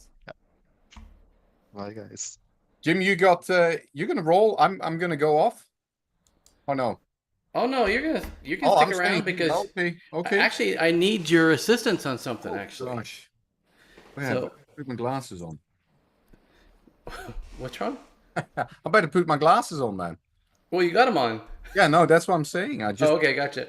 Okay, so basically, my talk was going to be bunch of different things, and it turns out that what I wanted to talk about has already been done, so I don't like reinventing the wheel. Um, I have a 1701. Let's rewind here. I went to VCF Midwest 2 years ago now, and our group was there, Fury and Chris and all of our guys. And I came from Arizona, flew in. I didn't have a monitor, so I borrowed a monitor from Chris, Commodore man for people that know, and it was 1701. It was sitting on the floor. I grabbed it by the corner and I rotated it on the carpet that's in the floor, and it promptly broke the door off. And I'm like, gosh. oh, I was devastated because It was the last one in the world that still had a door. well, no, mine at home had a door, so I ended up when I got home, I sent him my door because I felt horrible about doing it. So then I thought, well, I should do a video on SolidWorks Yeah. of making hinge replacements for that. Yeah. And my plan was to make a center section with a hinge on each side. You glue it in place and all that stuff. Well, so when I was preparing it for CRX this year, like a week ago, I started looking for different links because I know people had made a 1701 door, a full door assembly, and it turns out that they also make hinges. So my entire idea was, null and void. I didn't really need to do it because it's already been done.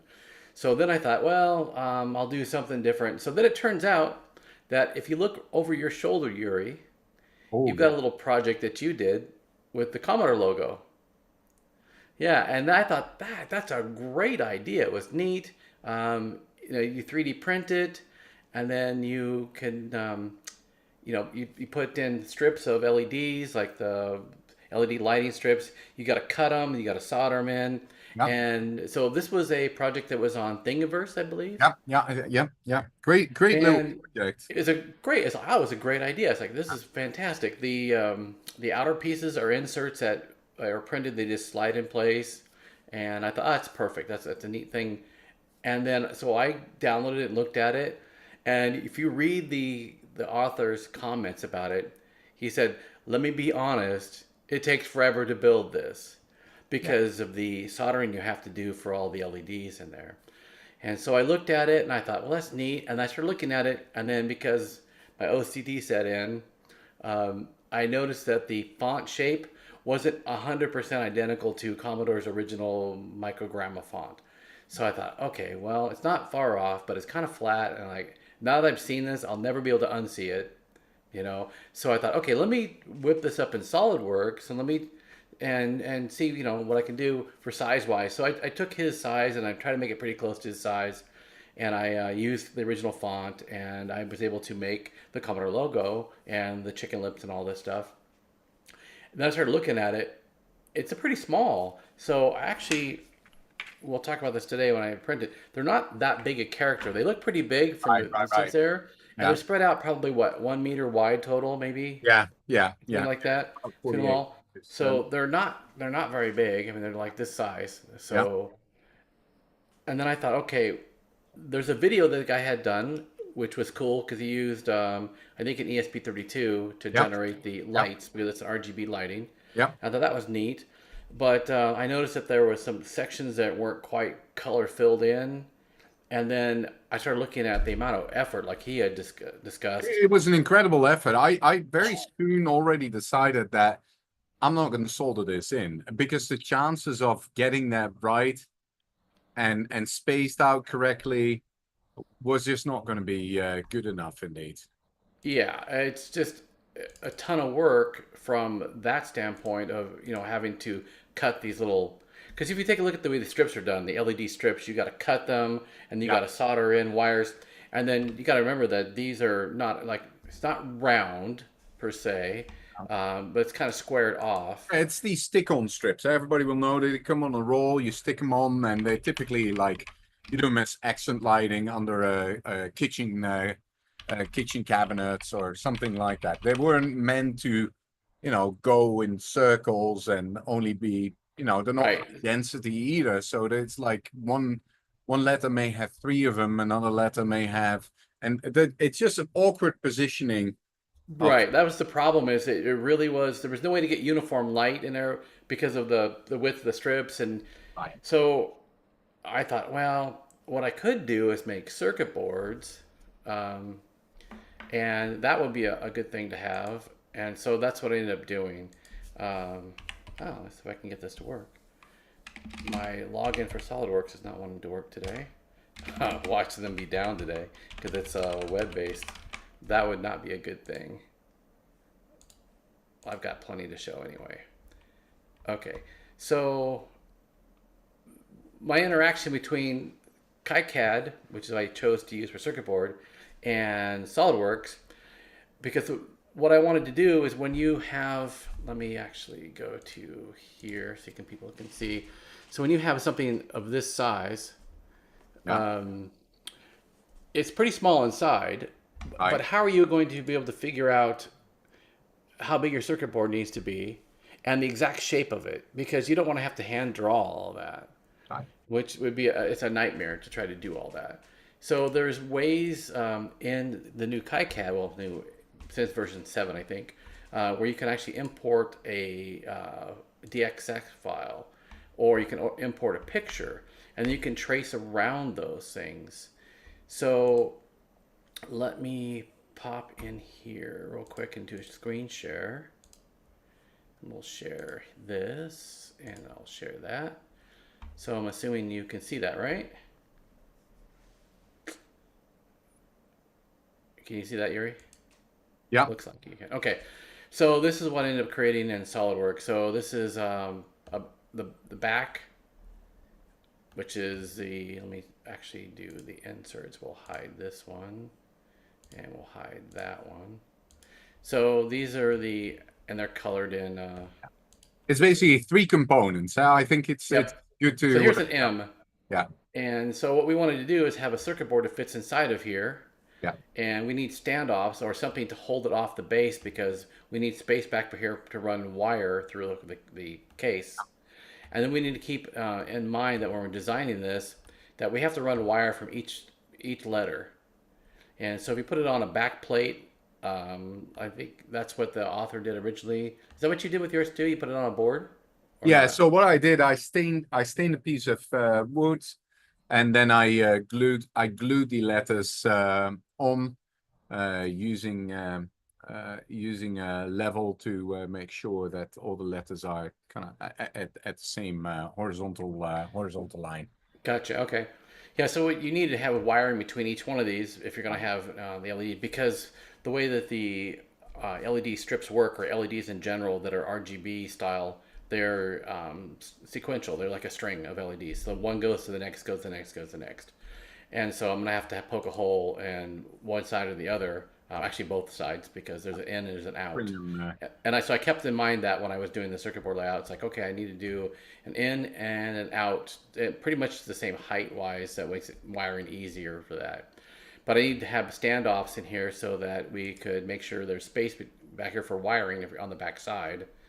And then the posts we've got here are for registering the circuit board. And so how do you decide how big to make the board and all this? It's a little bit of a nightmare, but I was able to do something that was pretty creative. Basically what I ended up doing was I made the font, and then I extruded the font to make it this size.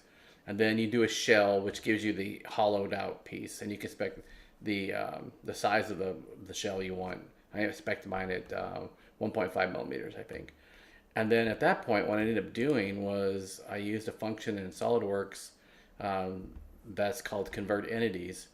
And I could take and I could highlight every little bit of inside of this, and that would be the shape that I would make for the circuit board. Well, that's a great idea, except for the fact that the board's got to be smaller than that. Right. But it really needs to be uniform. It needs to be, well, it should be uniform so it fits in here with some clearance around here. So my idea was to cover the outer part of the letter that gets shoved down in the hole. I really wanted it to bottom out along the edge of this case, inside of here. Yeah. And so I have to have enough clearance to do that, or at least some parts. Like I would, in the end, what I ended up doing was I'm doing corners. So there's corners that are all that poke straight down through that are the full length, and everything else is up a little bit above the boards. So a creative way of doing this to give enough space for this is I end up making a chamfer in here. And so if you just do a regular chamfer, and I set this to be, that's way too big a chamfer. So I did a 2mm chamfer. Mm-hmm. And then what I ended up doing, I thought, okay, this is perfect because now this gives me a 2mm clearance. So now if I go and make the circuit board so it fits in this area inside of here, then it's guaranteed to be fitting in here, for one. Enough clearance for doing something on the outside if you want to take the outer cover and slide it all the way down flush with the base. And it also gives me a perfect representation of where the LEDs can fit the physical size. Yeah. So that's what I ended up doing for this. And I went back and forth between this and KiCad several times, back and forth. And so let me pull up the KiCad project here real quick. So yeah, and while you do that, so you basically have the outer shell, the black item that you just saw. You have the PCB that fits in there that's a little bit raised, which allows you to solder your wires and the wires not tilting the PCB. And then because you put in the chamfer, the PCB has space enough on all sides for the vase printed. They call it vase printed. Vase mode printed, basically one wall thickness of the white, which would be white insert. In my case, I've made them colored on some pieces, but the white insert to allow the light to go through, to allow for some transparency. Correct.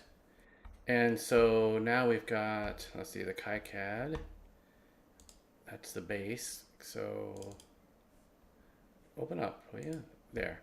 Okay, can you see that? Yeah. Oh, what's cancel?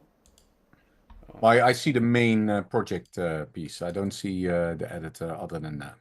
Oh, okay. So You I have to share guess the the screen actual sharing didn't pick this one up automatically. No. There it goes. Okay, we'll try that. That's better. Yeah. Okay, so this shape that you see here in the background, so let me actually clear these layers, makes it easier to see. So this shape actually was loaded in as a DXF file, and you can do that if you go into your import, and then you can say graphics, and it lets you import any kind of graphics. You can do like different JPEG files, I believe, and some pings and things like this. Right. And so what I ended up doing was opening this one. If I can, I got 50 different directory levels deep here. Literally. I got the URI directory. Yeah. Okay, so C frame. Okay. There. So this is, I guess I can ungroup this. I don't need the text in here now. This is the maker edition of this.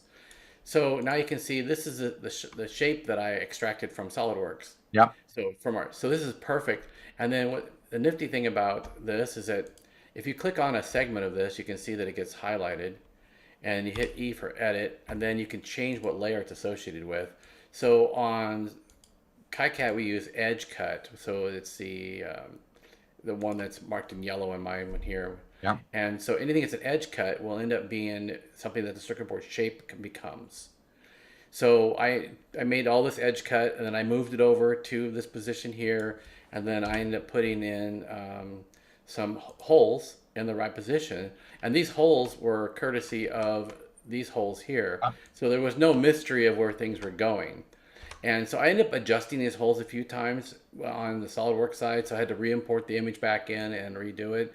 A couple times I cheated because I moved it exactly like 1 millimeter left or 1 millimeter right. So it was easy to do that. But when you're dealing with thousands of a millimeter, then it's better off to just re-import your image. Right. So once I had the basic shape here, then I thought, okay, how many LEDs do I want to fit in here, and what should they look like size-wise? And so these are the LEDs. Let me get rid of this back layer and make it easier to see. So the LEDs are here Yeah, the in 6 here. pads. Every 6 pads is a. Yep, every 6 pads here. So let's talk about the 6 pad scenario here. So obviously, I know quite a bit about the RGB LEDs, considering that I bought 500,000 of them literally for the Blingboard 64 project. Those were WS2812B. Actually, those are C that we use on the Blingboard. Yeah. And they're a special version that it's a 2020 package, a little tiny package. These are 50/50. These are easy to handle and to solder for anybody, really. But the 2020s are the micro ones, little tiny ones. The 2812C version, the C model, that is a suffix from World Semi, who makes these LEDs, for a 5 milliamp per element. That's what they are. They're 5 milliamps per element. That's the max current. Yeah, the super. These are the super high efficient. Yeah, super high efficiency. So if you turn on all 3 elements, there's red, green, and blue element. You turn on all 3. That's how you get white, by the way. So the presence of all colors gives you white. The absence of all colors gives you black. And so if you turn it on, and they're an 8-bit color for each one of them. So it's 255, the max value. If you set that on your output to the LED, it's bright white. The maximum current is 15 milliamps for the whole LED, which is really, really low and incredibly bright. Brighter than you can look at. Way, way too bright. So our application here, we're going to use probably, I'd say maybe 10% the brightness, maybe. Yeah. And so our efficiency is going to be super high. And that's really important because when you've got a whole bunch of LEDs, you look at if you had 15 milliamps per LED, and in this case there's 1, 2, 3, 4, 5, 6, 7, 8, 9, 10, 13, 14, 15, 16 LEDs in here. So you have 16 times 15. That would tell you how much current this one letter could use. Yeah. So we want to have, just maybe 10, 20 milliamps of current being used out of one letter, which is great. Because if you're going to power this with a wall power supply or something, you don't want to have to go get a 7-amp wall power supply or whatever. Right. And so we know from like the arcade clock, like you've got, Yuri, those use those the DMD modules. Those things are 3, 5 amp, 7 amp, power, a ton of power. Very power hungry. Yeah. So I wanted to do the same thing with this. Now on the Blingboard 64, because I use a 2812, it requires a capacitor for every single LED. And because inside of each LED is actually a computer. It's a little state machine. And so it needs a capacitor to get rid of spurious noise. And so you have to have a cap in each one. But World Semi changed their product line and they added a 2813. And the 2813 doesn't require a capacitor. It also has one other feature that's a great feature. And anybody who has a Christmas tree over the years knows that when you have one light go out, you got to go figure out where that light is. And it's bad. So on the 2813, they went from a 4-pin package to a 6-pin package, and it has a backup signal that circumvents the LED that's inline currently. Yep. So basically it jumps around it with the signal, and it knows that if the LED is bad, then it can use the signal from the previous one. So you can pull an LED out of the circuit completely, literally, and it still works, or destroy it. So if it goes bad, everything's fine. The problem with them is that they are a 6-pin configuration instead of being 4-pin, and as a result, they're a lot more wires, a lot more complex. So you can see here, instead of having to go just from unit to unit to unit, I have all these wires. And in fact, you're going to see on the back side, I have power, and some of them have like extra wiring that's in here just to be able to handle looping around back up the top, because I have the input on the left side and the output on the right side. Yeah. And I actually went all the way back around. So this LED, this letter lights up from this corner up here all the way around, and then the exit for it goes all the way back around out of the circuit board and out this little output side here. So this circuit board will fit perfectly inside of the piece that we made. Yeah. And actually I will do is I will pop this up so you can see what it looks like here. I probably got to switch to sharing again. Oh no, you see that, don't you? Yeah, Okay, this one so you we can do. see the letter, you can see the 3D image of it. I can see the LEDs. Okay, so this is the thing I fought with too. Is like, how many LEDs do we need? Yeah. So and just for clarity, the original design, as I have it here behind me, didn't have nearly as many of these LEDs. Oh no, not at all. It Were- had like because two on each side, I yeah, think. yeah, the strip is pre-spaced. You know what those strips look like. It's Yeah, pre-spaced. And then depending on what bend you can make, you just have humongous differences between the number of LEDs per letter. right. Yeah, so we ended up using what 16 LEDs here, and I think on his there was one, two, three, four, five, six. I think eight. So I Six, have like double yeah, 6 or 8, depending on the letter. on the letter, the shape of the letter. Yeah. So, but they were all done the exact same way. So Yeah. if I were to go back into here and let's say, for example, the M. Come on. Come on, KitKat, load. Okay, do you see that one? Oh no, we're still looking at C. Okay, then I do have to share it.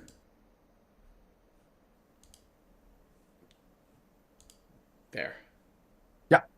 Okay, so this is the letter M, and it was done the same way, where I literally did an import of the graphics Yeah. as a graphic piece, and I went and picked. And so on SolidWorks, I just output all those pieces that I had trimmed down in the center as a DXF, because SolidWorks will output as pretty much anything on the planet. And you can see it's basically the same overlay. Yeah. And so I just converted that into the edge cut, and that's how that was generated as well. And then I went back and I did the same thing where I had to figure out, you can see the M in graphics, right? Yeah. Okay. Yeah, same thing, like where do you put them?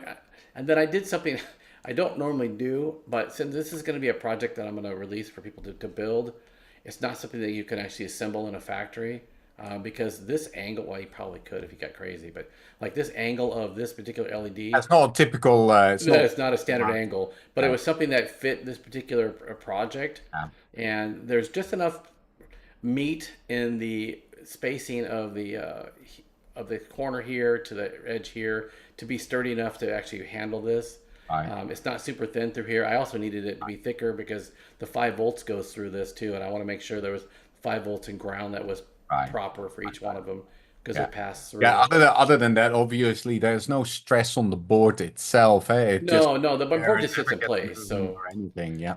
yep, and then the way I designed the stems here with the standoffs, they poke through here, and they're long enough where if you want it to hot knife, which means you take your soldering iron and you just poke it, basically you melt the plastic over top of it, and it just holds the board in place. There's nothing structural about it at all. It just so it's registered, so it's centered inside of the plastic that we print. Yeah.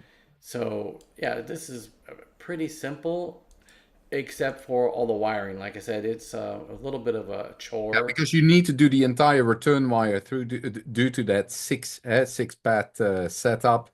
Yes. The routing And so- is actually not as simple as it may seem initially for just a No, and I wanted to make sure. Like, the big problem is, so if you turn on the fill layers, 'cause I actually have got fills on here. There, you can see. I'll just get rid of the back layer.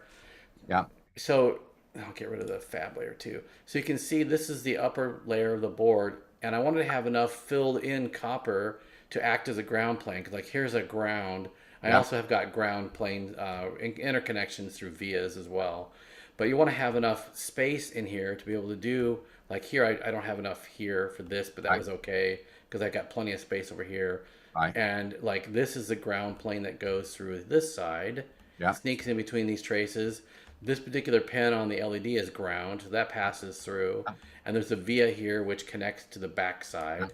Yeah. So this is the backside connection. This is the power running through it. So it looks kind of cheesy, and you would never, build a commercial product really probably this way, but it's for community is It's fine. it's very practical. It's practical. It works. Yeah. Yeah. And so I have these boards coming in when, do you think, Yuri?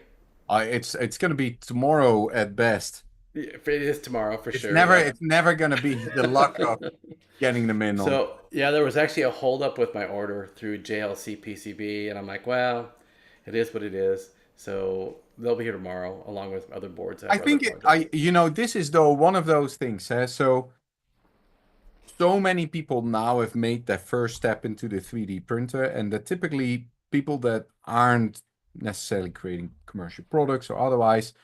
They'll always be on the lookout on printing something new. And this is it's a really cool design if you're into this. It's the logo everybody recognizes.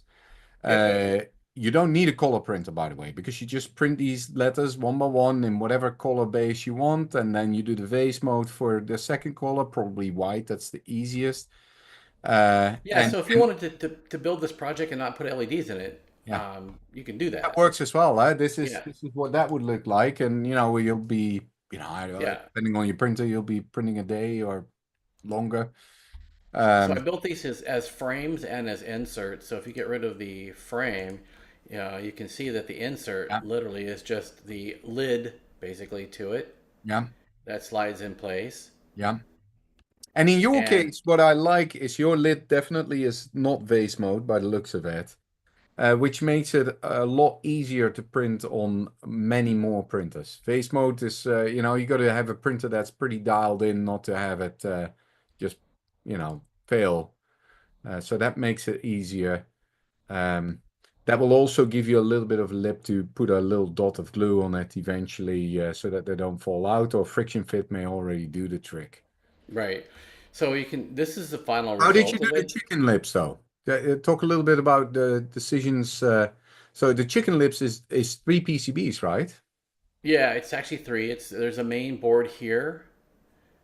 And you can see my sharing, right? Yeah. Yeah, Okay. yeah. So it's the main board there. And Okay, then but there you flip was under, yeah, two separate boards here. yeah. And so I made them so that the the in and You out can are see on it, the out, and then we'll go under, and then flips under the top. here to here to here to Yeah, here.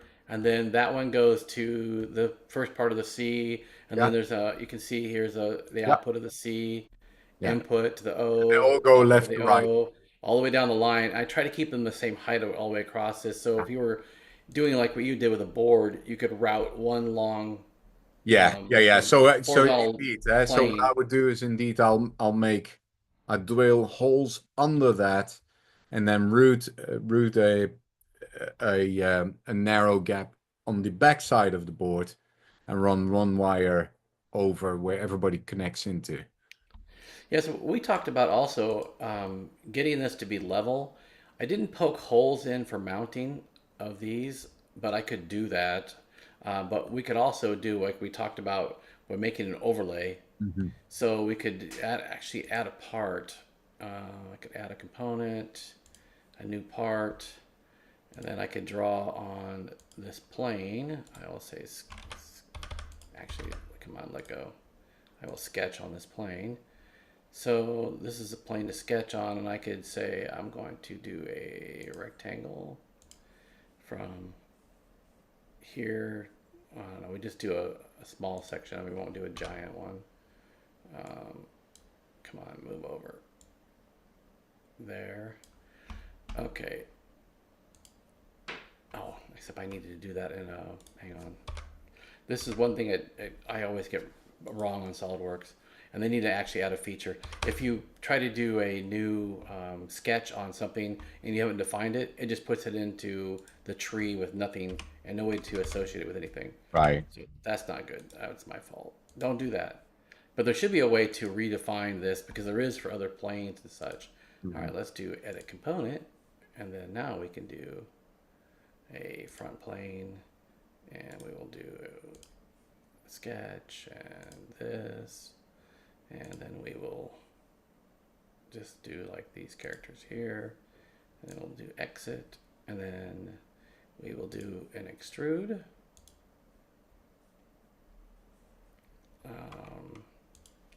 Let's make it 2 millimeters deep. Yeah, like an inverse extrude, right? Okay, so it's 2 millimeters deep into you can see it actually goes into it. Now, what you can do on this is you can do a cavity. Mhm. So what a cavity does, is how you actually do tooling for a mold. So you can actually have it wrap around something. So I can select components of my cavity. It's probably better to do it this way. Yeah, just select the entire. Oh, I can't select the path? I should be able to. There it goes. Oh, it's an overlay. I don't want that. I want this frame and this frame. This one. Yeah. Say, okay, now I can specify how much space I want to be for clearance.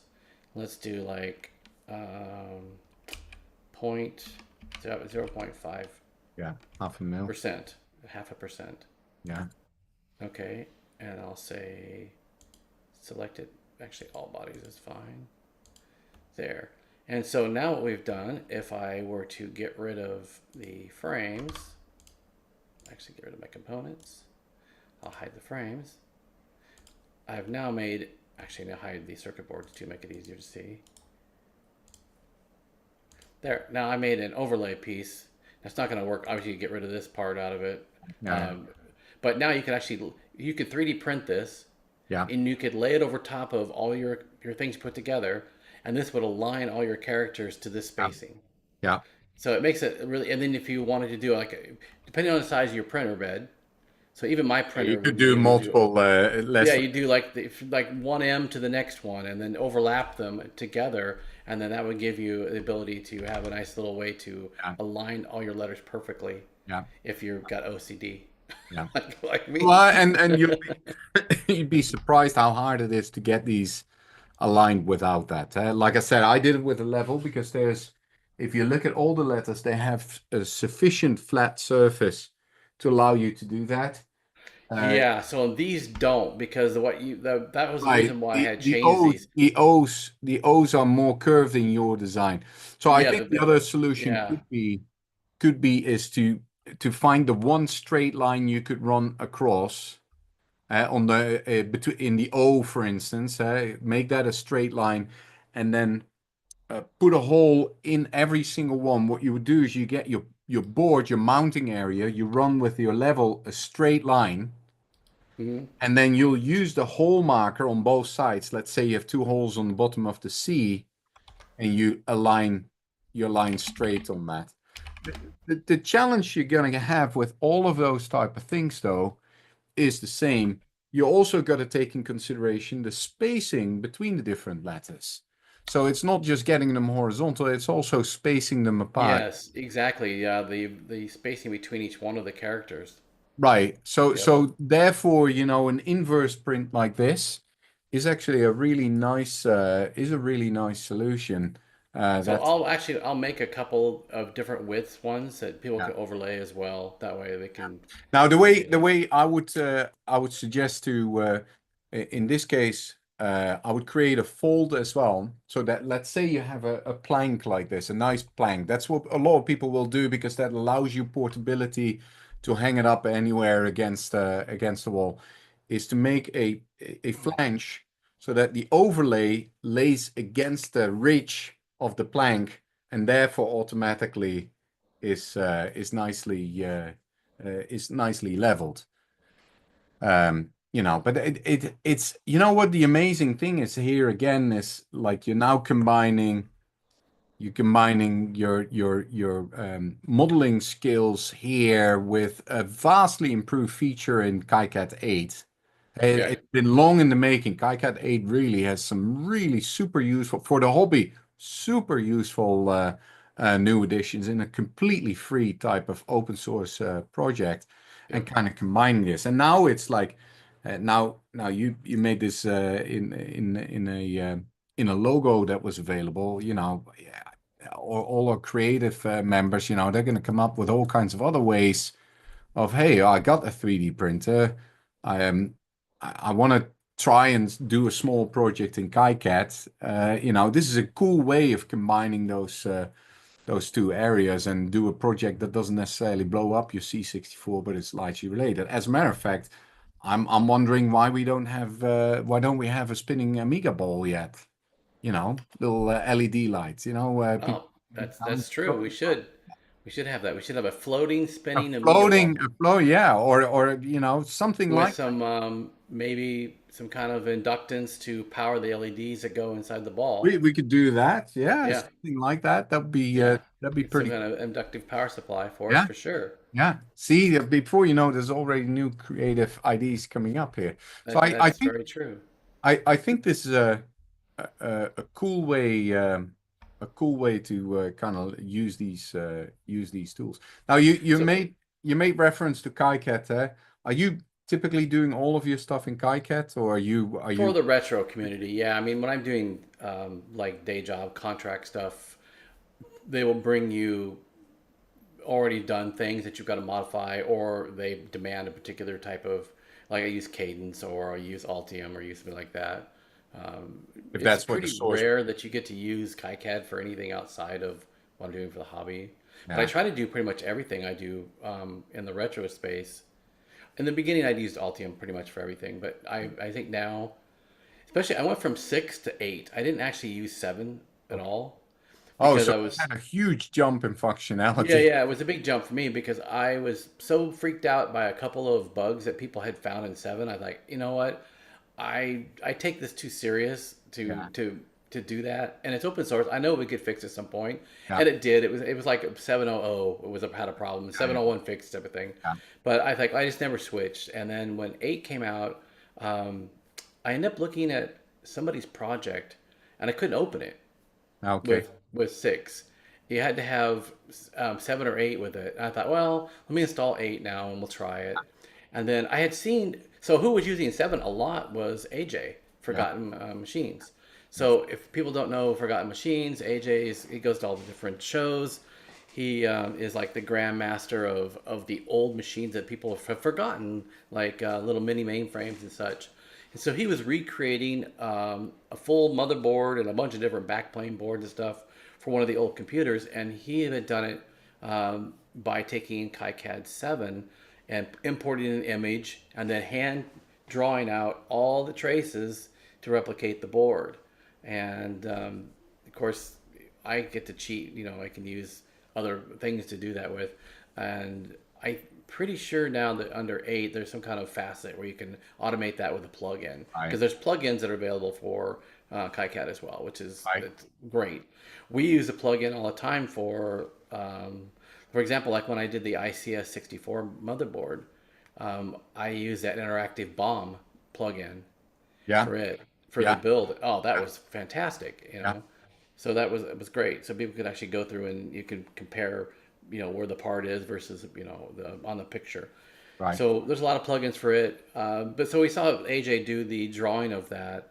And then so I thought, well, that's a great way of doing it. So the first thing that kicked to my mind was when I needed a custom shaped circuit board for something, which I never really do. It's almost always plastic enclosures. It's going to be square. I think the most oddball shaped board I've done in a long time was the Dazzler board for the ICS or for the Bling board 64 and the Bling box actually. Here's one. Yeah. In fact, so I've got this shaped board, and you can see obviously the board shape's rather oddball.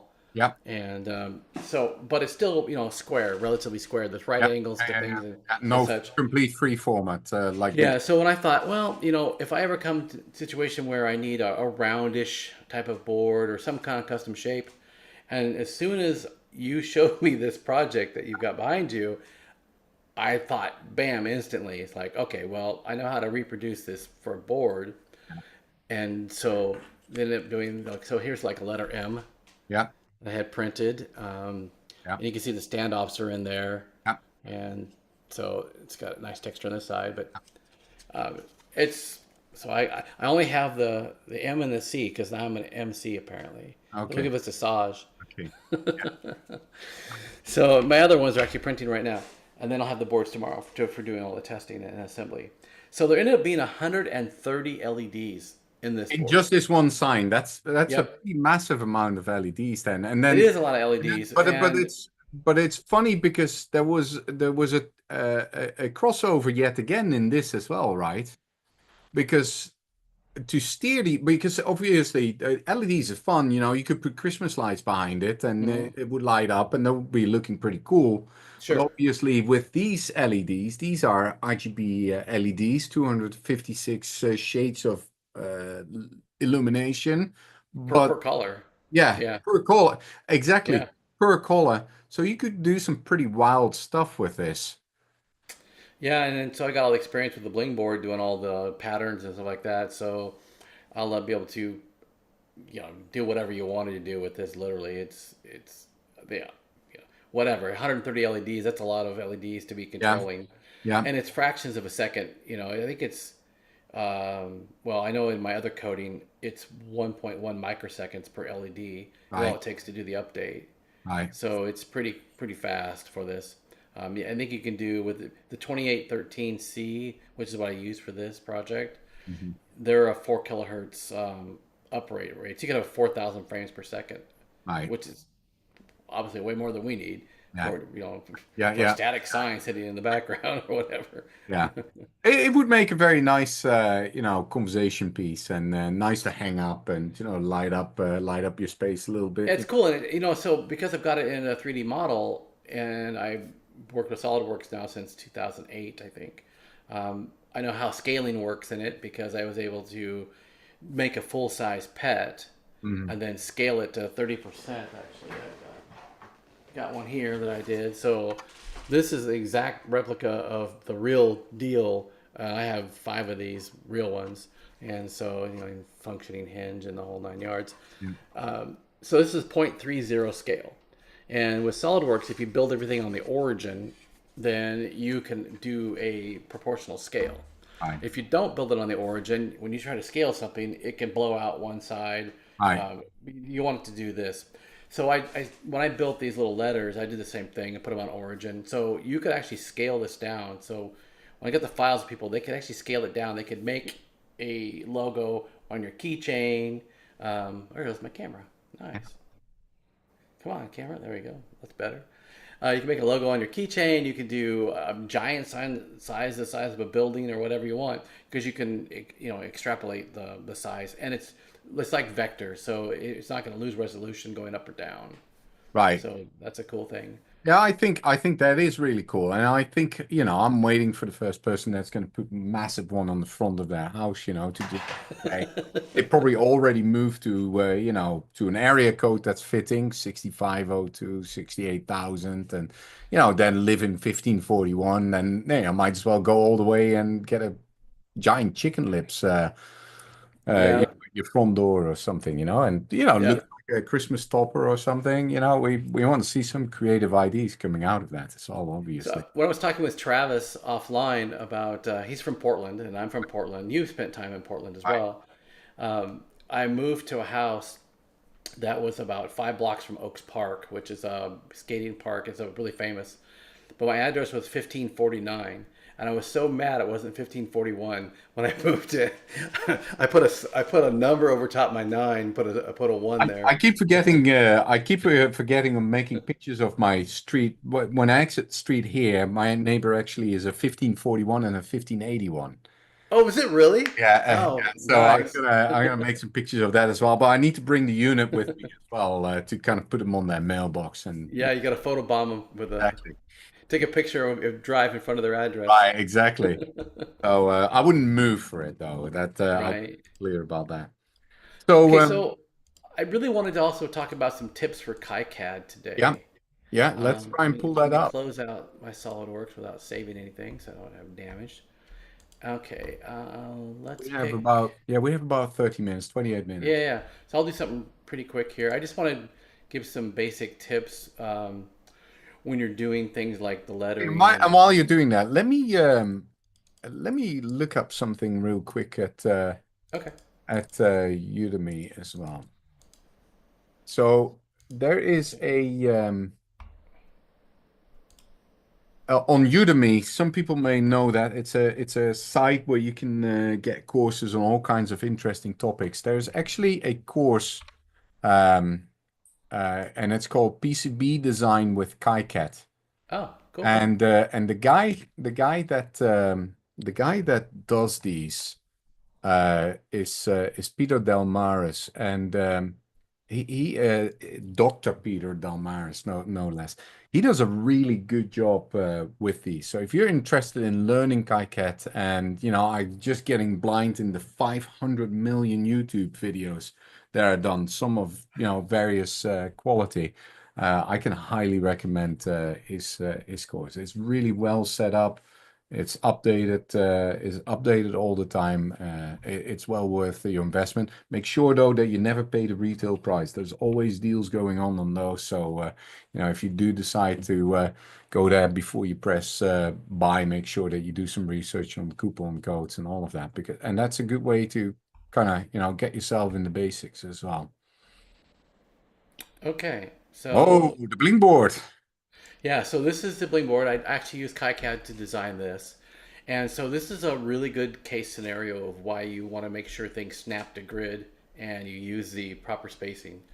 So a keyboard, there's a big battle of conversation, I should say, of the US imperial system versus the metric system. It's been an ongoing battle forever. So when Commodore was in Canada, during that time, they were not on the metric system. They were imperial. They didn't change the metric system until much later after Commodore was already established. Okay. And so one thing that I had found in all of my testing of keyboards and looking at different plastics is that the majority of everything that Commodore made originally, like with the PET and the VIC and the 64, those were all done in the imperial system. And so were keyboards. And so you have the keyboard spacing. If you look at anybody that knows keyboards, and it's a huge thing. I was so stunned of how many people are in the keyboard realm. And you can spend $1,000 on a keyboard. It's crazy. But it's not like a little community. It's giant. Like there's, I would say maybe a couple million people. I mean, it's not like even tiny. It's ridiculous. And so what they have what's called units. And so you'll hear spacing like a 1U or 2U or 2.5U. Right. Well, U is equal to 3/4 of an inch, imperial. And it was always that way. And then 3/4 of an inch is also known as 19.05 millimeters. Yeah. So whenever you're doing spacing and stuff, so I do almost everything that I do is imperial, no matter what it is. I have just started doing a little bit of metric stuff, only because it made it easier for some of the tooling companies to deal with. Okay. So they rather see like 58 millimeters instead of 2.375 inches, because it's something that they understand better than our imperial. Because 2.375 inches, it turns out to be an oddball long metric value. So this is how I had done the bling board. I basically placed this first keycap, and then I know what the 1U spacing is, and then so I was able to go, this is 19.05 millimeters, or 3/4 of an inch, which is, then I was able to do this. Now, to get these to be all in line here, there's no way with KiCad to actually do a pattern draw like you can in SolidWorks. So in SolidWorks, I could actually create like the LED, the cap, and the switch pattern here as a unit, and then I could say, draw me 10 of these that are spaced out this far apart, and even at an angle if you wanted to go up at an angle. So you can't do that. But for KiCad, there's some really cool, let me override this, ways to be moving. So I'm going to move these on purpose around here. Like this. So put them all off center and off. So they're off center. So what you want to, we want to make sure that this keycap or this key switch pattern here is the same height as this one, same exact plane, horizontal plane. And so there's some really great features in KiCad to do this. And if you select the key, this pattern, and then I select the other one I want to match to, then I can use a right pop up on your mouse. And then you can go down to align and distribute. And then you can say align left, align right, horizontal line, vertical line. So in this case, we want to do a horizontal center. Actually, it didn't do it. Okay. align to. I wonder why it didn't align.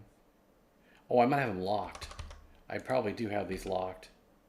Yeah, I do. Okay, so they're locked, so I can't do that on purpose by Right. So accident. yeah. To prevent making this mistake once you go a little bit farther along. Yeah, because one thing after I set everything in place, I do a Control A to select all, and then I tell it to lock everything. Yeah. So I can't accidentally drag something Yeah. around. Yeah. So actually, I did unlock these manually. I held the Control key when I moved these. That unlocks them, virtually. Yeah. So you can do align. You can do grouping. There, so that moves to the vertical center. Yeah. Okay, so I use this function so much that one great thing about KiCad is you can actually set up key mapping that's customized. Yeah. And so I have in here, I have it set to Alt V for the vertical and Alt H for horizontal. Yeah. I also have a function here they have a distribute horizontally and vertically. Yeah. So these are if you need to align, like if you got like oddball size thing, let's say that this pattern was a little bit bigger for some reason. Right. So you didn't want the centers to be aligned, but you wanted the tops to be aligned. Yeah. Then you have the option to go into alignment, and you can say align top. Align on top. Yeah. And that does it. And I think pretty much every word processor or graphics program has this functionality built into it. In fact, there's one feature I'm trying to get these guys to implement. That's when you hold the shift key down and drag something, it drags it on a horizontal line like solid or like right. Yeah, that'd be nice. Yep. Yeah. So because I constantly hit the shift key thinking it's going to, and SolidWorks has it built in. Right. Illustrator has it built in. Photoshop. Yeah. It's a universal standard thing. Yeah. So I'm just gonna undo. Undo's your friend, and the undo level is like ridiculous. So it's great. You can make a whole bunch of mistakes. A lot of times I'll relay out a circuit board, and I go, nope. I'll just hold down Control Z, and it just redraws back the board the way it was. Right. Or I'll go backwards a few steps. Right. So the thing about the distribute, in fact, I probably now have to go and unlock this again because I did undo. It allows you to do this kind of thing. Let me maybe move this one over. Let me unlock this. Okay, so let's say we wanted this to be here, and we wanted this to be centered between the two. Yeah. So if you select all three, then you can go into your pop-up menu on the right-hand side, and then you can say distribute horizontally, and then it will split the difference for it. Okay. Yeah. Perfect. And then I can do the same thing with the vertical as well. Yeah. So it's super handy for that, and I have hotkeys for that. So I'm always hitting Alt V, Alt H, or Shift V or Shift H when I'm moving things around. So I can immediately recenter something. Right. And so for the LEDs, it was done this way. The caps were done this way. Everything in this keyboard is done this way. And then spacing wise, because they have the fact you can do edit, then you can go and you can pick your positioning coordinates, like here's your X and Y position, and you can see I don't use metric, I use mils. So that's what I happen to use for almost everything. Yeah.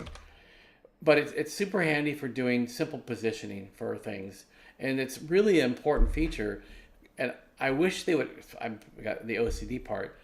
I wish they would do the same thing for the schematic capture, because you can snap to grid, but I can't deliberately go align things in my schematic the way I want it to. Which would make the schematic look so much better and easy to... Yeah, I'll tell you what. So can you see this one here? Yeah. Okay. So you see the schematic. So obviously it's the same thing for here. Like all the diodes, so this is all cut and paste and put in here, but then I have to go back manually and I have to move all these things. Move them all to the right position. Yeah. There's no way to snap each one of these in here the way I want it to go. Yeah. So I'm hoping that someday it's probably not a big deal. I mean, so and you can't change the background snap grid. You can change the grid to snapping, but it wasn't the grid I wanted. Oh, okay. Yeah. So it's one of those things like I just wish I could. No, it should be much easier. And it shouldn't need to wait till version 8, if you will, or version 9, really. Version 9, right? Yeah. So let me. Okay. So can we see this one? I guess we're going to. Yep. Okay. So this is how it ended up turning out. So this is the 3D of it, and it's so handy because then you can take this. This is exactly what I did for doing the frame. So I created the circuit board first. Yeah. And then I knew what the max dimensions were of the 64 socket in the 64C to put a keyboard, Yeah. and also the spacing for the 64 breadbin. Right. So all the holes. So I knew that already. Yeah. But I didn't know where the circuit board's going to sit. And also what I didn't know is where does this upper left key sit in reference to the upper left corner of the keyboard slot where it fits inside. Yeah. So I had to be able to adjust this back and forth and up and down. And so I thought, okay, well, here's the board that I'm stuck with, really, for shape-wise. Yeah. Now I need to go and put this in here. So I knew that as long as you adhered to the unit spacing, Yeah. that was all going to be correct.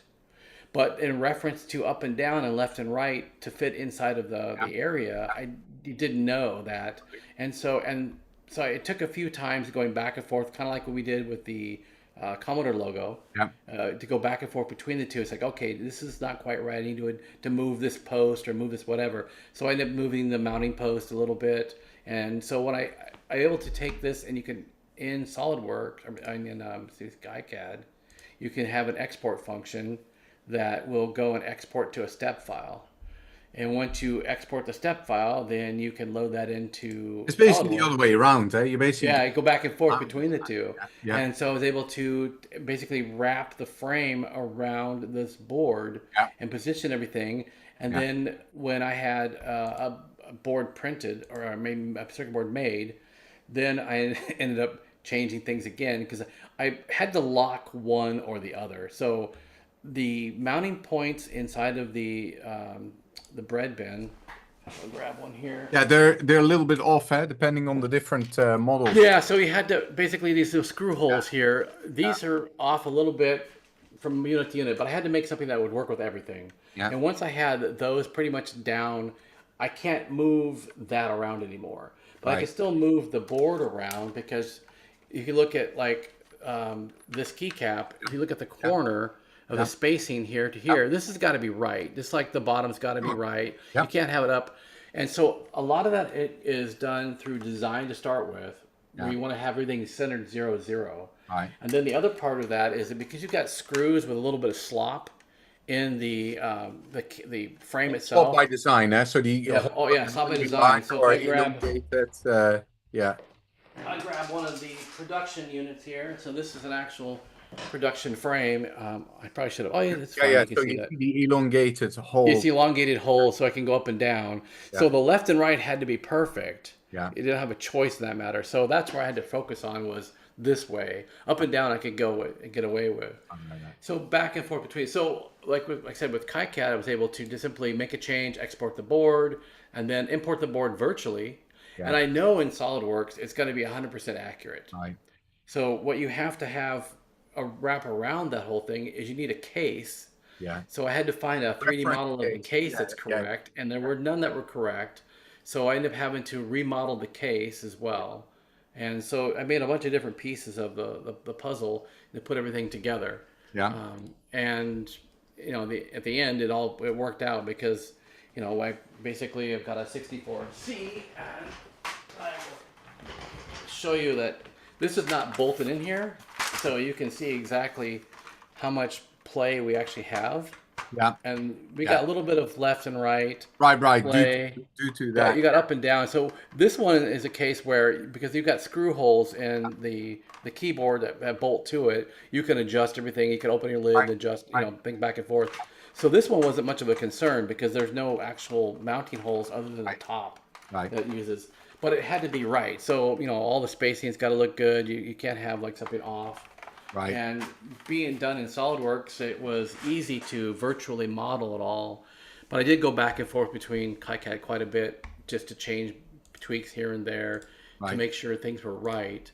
So when people are designing something in KiCad or Ultima or anything else, I deal with high-speed communication buses, my day thing. And one thing that drives me nuts sometimes when I see projects that work because of by virtue of the fact that we are pretty low speed. But there are some issues still with, some people's projects, like they can't explain certain things that you're like, why did it do this? Or, it's not quite right. Right. Anything that has to do with high speed. Let me actually pop up another one here. This is a cool little project. To give a good example of what I'm going to talk about here. KiCad. Okay. All right, so project there. page. Yeah. Okay, so this is a video switcher that I built I don't know, a few weeks ago, I guess now. I needed a video switcher. So this lets you switch either between 2 computers and 1 monitor, or 1 monitor and 2 computers. And so I needed the switch between my 64 and my 128 with a single 1701 monitor. So that's why I designed this. But what you need to do when you're dealing with high-speed signals, and this is video signals, this is actually analog signals that are going through a lot of this stuff. You want to make sure that your traces end up in between things evenly. And I see a lot of designs that are done like this, where that's where the trace goes. Yeah, I mean, you could actually make this. Circuit board can actually, a house can make this, and you look at the spacing between here. So you're looking at, that's like 5 basically minutes. it's like a 7 mil space in there, and that's fine. You can produce that, and it's great. The problem is that if that's a high-speed signal, then that could be a real issue. Likewise, you don't want to ever see this either, where you've got a top and bottom load traces. They're over top of each other, because this introduces crosstalk. So you can actually have the signal interfere with it. So my big goal for the year is to help people not to do things like this. Whenever you're doing a line between the top and the bottom that across each other, you try to do them at 90-degree angles as much as you can, because you want the signal on and off the crosstalk as quickly as possible. And if you're doing something that's really high speed, like USB, like this is just analog video. Let's discard it. Yeah, let's not save that one. Maybe this will stay open. Let's see if it does. That's the Commodore. What did I just do with that? I'm trying to think where I put this file. I guess it's under LA, right? Yeah, LA Hub, there it is. Okay. So this is the okay, this is a USB hub that I designed that we talked about earlier, the logic analyzer. So when you do things like this, one of the great features of KiCad that they introduced, and I'm not sure what it was, maybe 7 or 6 or 7, maybe 6 even. Is that you can actually do a trace fillet. You see how it's rounded? And it's really important on some signals, depending on what frequency you're using, is don't have anything that's squared edges. Don't have any 90-degree edges. In fact, I have to go and change this anyway, because this is a 12 megahertz crystal that runs into here. It's kind of a no-no, really, to be doing anything like this. This should have rounded edges on this particular part. This probably should too, a little bit. And that, because anytime you have a 90-degree edge, a pointy edge, or a trace that changes 90 degrees, like this right here, this isn't affected because it's part of a resistor. Kind of works like an antenna, or it's exactly what it is an antenna. And so when I was doing 2.4 gigahertz transceiver design back in 2006, I worked with a company called RF Axis, and they're in Southern California. And they are a company that developed front-end chips for 2.4 gigahertz for amplification for both transmission and receiving. And the guy that was their primary engineer there was an old Russian satellite engineer, for real. So he worked with 40 gig higher frequencies. And so I brought a design in that used their chip, and I couldn't figure out why I was having spurious emissions on the spectrum analyzer. And so he looks at my design, and he kind of chuckled, and he says, "You can't do this. Like, what are you talking about?" And so literally, I'll blow this up and show you. I had a trace connection. It's between. Will it let me do this or not? It won't let me do it. Okay. Between here, X. Okay, well, let me do it. Let me find two pieces that are together that are the same. Okay, let's a good example. I couldn't do this. So you see there's a power rail here and a power rail here. Yeah. So I had them next to each other, literally like this. Yeah. And I had a trace between them. Yeah. Can't do that with 2.4. Okay. It's an antenna. Yeah. I said, like, well, what do you do? He said, you put two vias. I was like, seriously? He's like, yeah. So you put a via here and you put a via here Yeah. to your power level plane, which is because it's a 4-layer board. Right. And that's how you get power on both those pins. You cannot put a little wire between the two. Right. And so it tells you, even with such a tiny little wire acts as an antenna at 2.4 gigahertz frequencies. Right. So we're doing with retro stuff. It doesn't matter so much, but it really does in a way. When you start getting up into like USB speeds, even like this, you really want to make sure that you've got, fillets if you can, rounded component thing, pads, Right. if possible. Anything to try to give yourself a fighting chance of your design working better. Especially like crosstalk stuff. I see a bunch of people that have done, like you've got multiple of these, like bomb, bomb, bomb, bomb, bomb, bomb. Right. And then they have right over top of them and the other layer, the exact same thing over top of them. Right. And so it's not a good thing to do. Try to space out your things. And I'm a huge fan of ground planes. Now, there's some cases where ground planes and higher frequencies are a problem, but not under what we're doing here.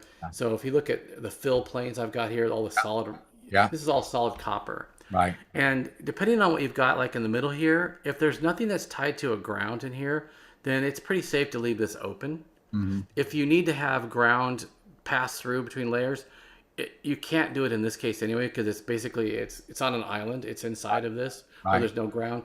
So you're better off actually having this area open, because it's one less area that can have data being transferred through it, because you're going to have edges here and in each one of these as well.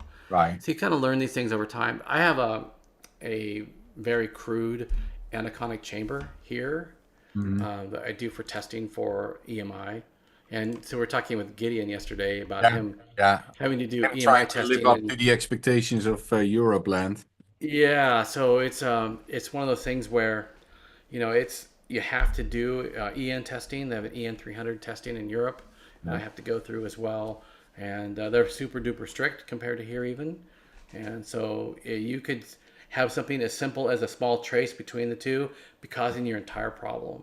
Yeah. So it's one of the things you've got to test. But if you use good design, thought process during the entire thing, you can get rid of a lot of your own headaches by not doing these things.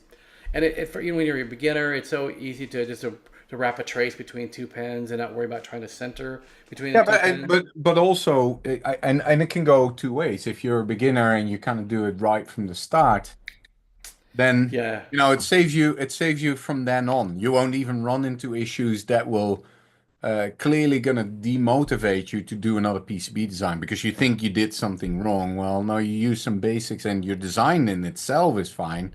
It's just the way you did your layout and kind of some of the basics. Well, a good example is like what we were talking this morning with Chris, why you got the phi nominal. Right. So that whole entire issue has to do with the fact that the phi 2 line, it actually runs around and does circles and dances and goes by things that. And the SX64 was like super evident. That so inefficient on how that was laid out. Yeah.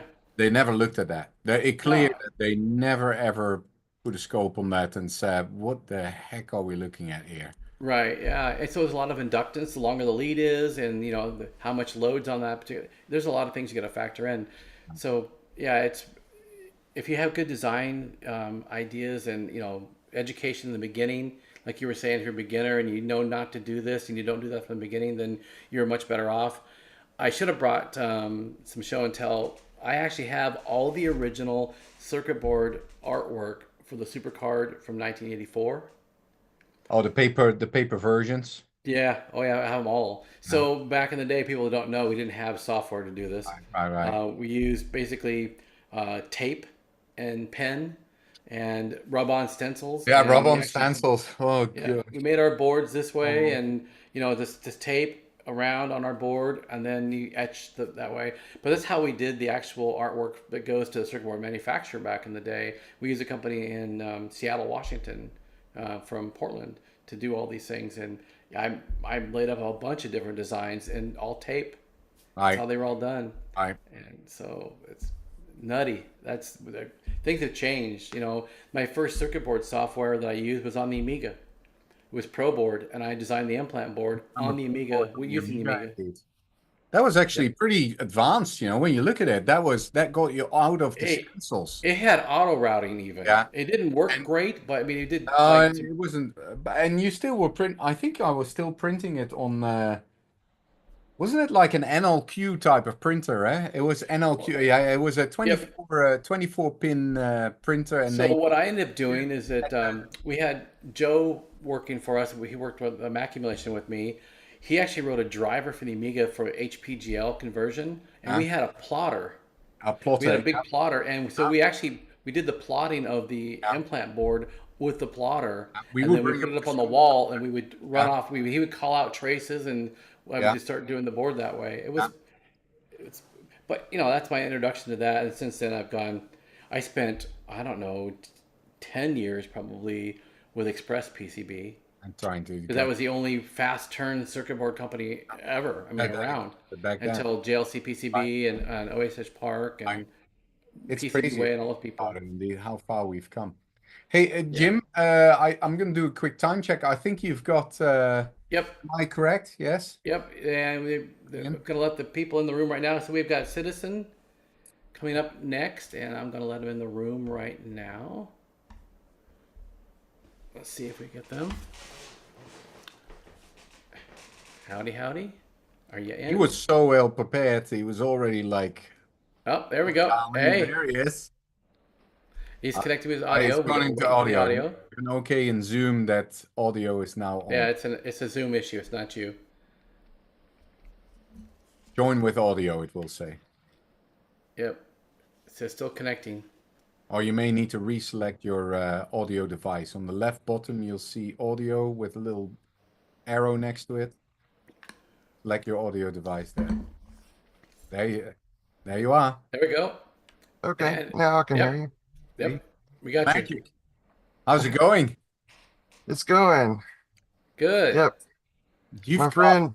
The entire era of Commodore products behind you. I could see them all. If I look long enough, I see every other brand as well. Where are they hidden? It's I see an Atari back there. I see an ST even indeed. But I see a pet as well. There's a pet hiding there. Yes. I see a Vic hiding there. You should see my friend Brian's stuff. He's going to be joining us, he said. So he's got even more stuff than I do. That's crazy. Crazy. Okay, so you go by your group of Citizen, right? Yeah, City's In is what we call it. City's In, okay. City's In. Yeah. All right. Thank you. And then, so I didn't know anything about you at all. Saj kind of set this whole thing up. And then Yuri said, oh, these guys are next to us at Next to us VCF at VCF Midwest. And they bought an entire contraption with them. I called it the whack-a-mole machine. I am so sorry if that's absolutely what you were not trying to achieve, but I saw that thing and I'm like, that's the whack-a-mole. Oh, that's it. Yeah. Yeah. It's called the Wackadoodle. Yeah. And so, yeah, we're going to hopefully give you guys, are we on live right now? We are live. Live, yeah. You are live. Okay. Yeah. So, yeah, we call it the Wackadoodle game. And it is kind of like whack-a-mole, but there's some differences to it. It's like we added a way for you to use the concentration of your brain. So sometimes you hit it and sometimes you don't. So it kind of brings a whole new element. Level 2 of a machine of a game that already was impossible for me. So this is like Simon versus Whack-a-Mole? Yeah. Nice. Wow. So this is done on the C64 hardware? Yes. Cool. And I gave you guys a video. I don't know if you I have have it. the video. Do you want us to run the video then? You want us to roll that first? I've got a little presentation, also a little slideshow that I wanted to show. Because how would you like to stage it? Which one would you like to do first? What is I think that probably if you show the video, that'll give everybody just a basic idea of what it is. Okay. And then we can go from there. Okay. Let's do that. Sounds good. I will go and find the video here, and we will play it, and we can all kill our video Yeah. streams. Okay. Yeah. So that we give all screen space to the video. Yep. Okay. And that's there. Okay. And we're off, I think. Oh. Okay. Well, Zoom apparently does not want to play it. Hang on. Oh, that's interesting. Oh god, this is all live action. This. Yeah, this is live. Unsupported format. Please try a different file. Oh no. Oh, interesting. So I can play it. I I can't play play it as audio, a though. chat screen, maybe. Yeah. Do you have Yeah. VLC? Like, do it in VLC or something? Yeah, that's what I'm wondering if I can do it that way. Yeah. Because that's how I watched it, was actually in VLC. Yeah. Let's do Okay, it that so way. let me go pull up VLC. We didn't have any of these problems with the C64. It played one thing and one Yeah. thing, but it did it really, really well. This is true. Okay, so there's Wackadoodle. Okay, so I've got that. So that is under this. Let's see if I do, how I do full screen. Okay. Yeah, so let me try sharing this, and let's see if we get audio for this as well then. Okay. Video off. Share the screen, video player. Okay, so we see that, correct? Ah, yes, I see it. Okay, so I think I have to share audio as well. Share sound, optimize. Share, we'll try that again. Okay, so let's see if we get audio. We pulled out the honkin' heckin' buttons Trademark. user interface we made last year, and we designed a brand new game for the Commodore 64 and took it all to the Vintage Computer Festival Southeast at the Southern Fried Gaming Expo 2024. What happened next? Stick around and find out. The main attraction here is the Wackadoodle game, and I made this game using Kick Assembler. Once I got it into a playable state, we did some pretty extensive playtesting, but I also took it to the Atlanta Historical Computer Society so that we could get some feedback from actual users. And we want to give a special shout out to Log from the Atlanta Historical Computer Society. This guy is single-handedly the reason why we had to increase the timer speed-ups. Although seeing it being played at the show, we might want to turn down some of the settings just a bit. But we are planning on putting on different modes so we can play this in like a bar setting or kids mode or something, like an arcade. I've already created an itch.io site for Wackadoodle so you can go and download it. Link will be in the description. But I will be putting it on the GitHub as well and covering it in future programming series. Also, side note, it's already been cracked and trained, so you can have infinite lives. So you see it's hooked up to the user port here. I've got the Kung Fu Flash from the Future Was 8-bit, just so we wouldn't have to worry about hauling a disk drive out here, right? And so it goes down through the user port to the back of here, and there's a relay board here. And there's also power connected to light up the buttons. So I've programmed the Commodore 64 to work this little button board that we made. We call it the honkin' heckin' buttons, trademark. Throughout the show, we received lots of feedback from folks who wanted to play the game at home with their own controller for the game. So, after the show, we reached out to our friend Mike at Retro Game Boys, who makes custom retro controllers for various retro systems. We asked him if he would be interested in designing an NES-style controller that would work with the Wackadoodle. He was excited at the opportunity and started right away and sent us this video of his design in progress. We are super excited about his design, so look for that new controller in his shop when it becomes available, and his link is in the description if you have any other custom controller needs.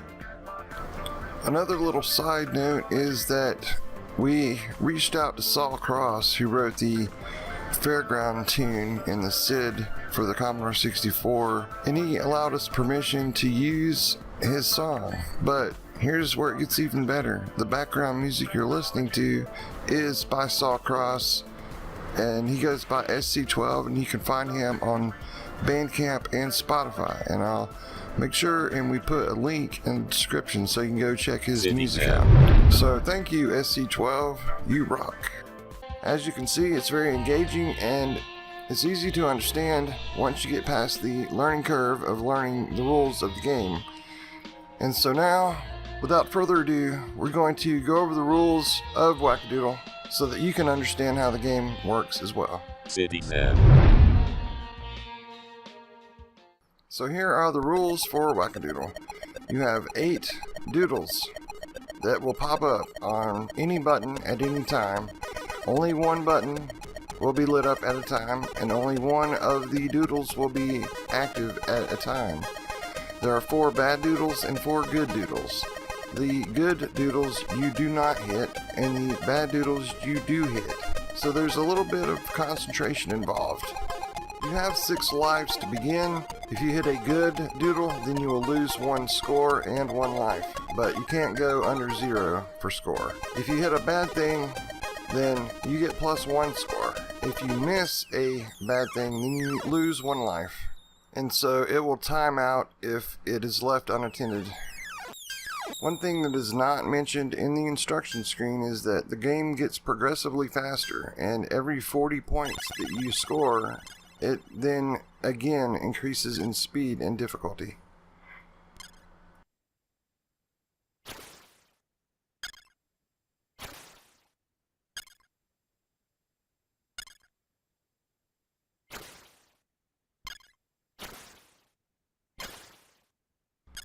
And so that is the rules for Wackadoodle. We are going to try to port this over to Atari and Apple and other 8-bit systems, maybe even TRS-80, whatever we can figure out, right? But we're also going to try and port this over to Steam for PC and create a custom USB HID interface.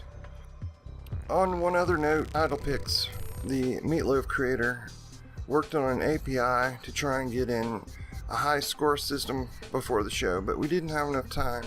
We did, however, get the Meatloaf to transfer the high scores and also to enter contestants' information into the website over at Meatloaf. So that is an exciting development in and of itself because we have Meatloaf integration in Wackadoodle. It's just we have to get it more polished. And so that is the Wackadoodle game that we made for the CRX presentation.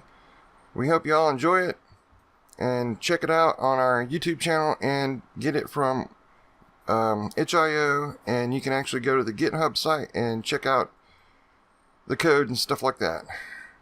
Thanks for having us here at CRX, and we hope to see you on our YouTube channel where you subscribe and all that stuff. Thank you very much. Dude, I'm so happy we got this video. You guys sat next to us. I had no idea. I could not figure out how this game worked, but now I see what the real evil thing is. Green is good, don't press. Red is bad. So you gotta like flip your mind as well. I'll tell you how committed I am to this thing. I'm so excited you're here. Let me show you this. Oh, wow. This thing is gonna happen. That's awesome. No, Yes. 3D printed thing. I'm gonna make a big one. I want to bring my. I've got a 9-year-old and I've got an 11-year-old. One is in primary school still. The other one is now in middle school. I'm gonna make something for their annual carnival. This thing is gonna be something. It's gonna be set up. It's gonna happen. I love this. It's so creative. It's so simple yet so creative. How do you come up with this?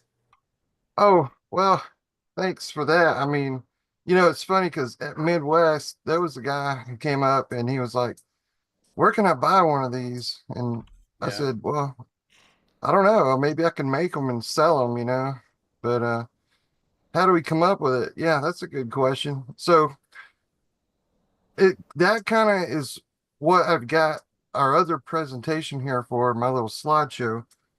You know, this is just sort of a current evolution in what we did with these relay boards. Yeah. Right. I've got one here ready to go for our next project, whatever that may be. right? Oh, that is awesome. So do you wanna roll your presentation? Do you want to bring up your presentation to go through? Yeah, I'm gonna try to figure out how to do that here. There's a button called share on in the middle. Okay, And I that's see it. yeah. And then you Yep. can select your screen that's already open. There you go.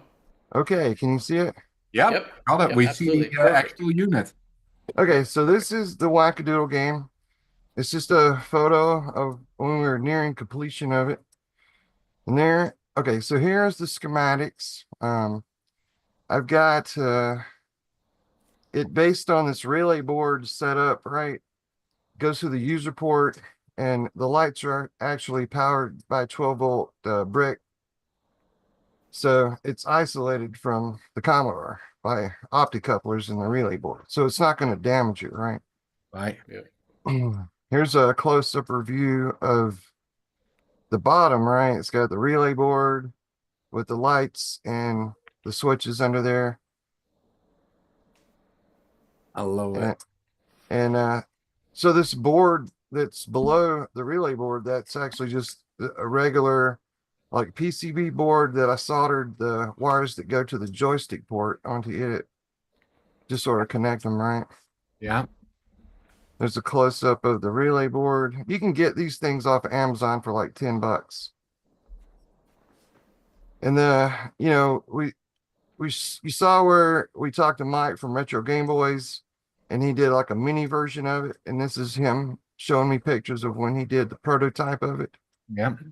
You know. Oh. And here's just your basic schematic of how to hook up the relay board. And at first I was like, well, I don't even know if this is going to work, but we're just going to try it because these were made for like Raspberry Pis and things like that, right? Yeah. But I said, hey, let's give it a shot. And it worked.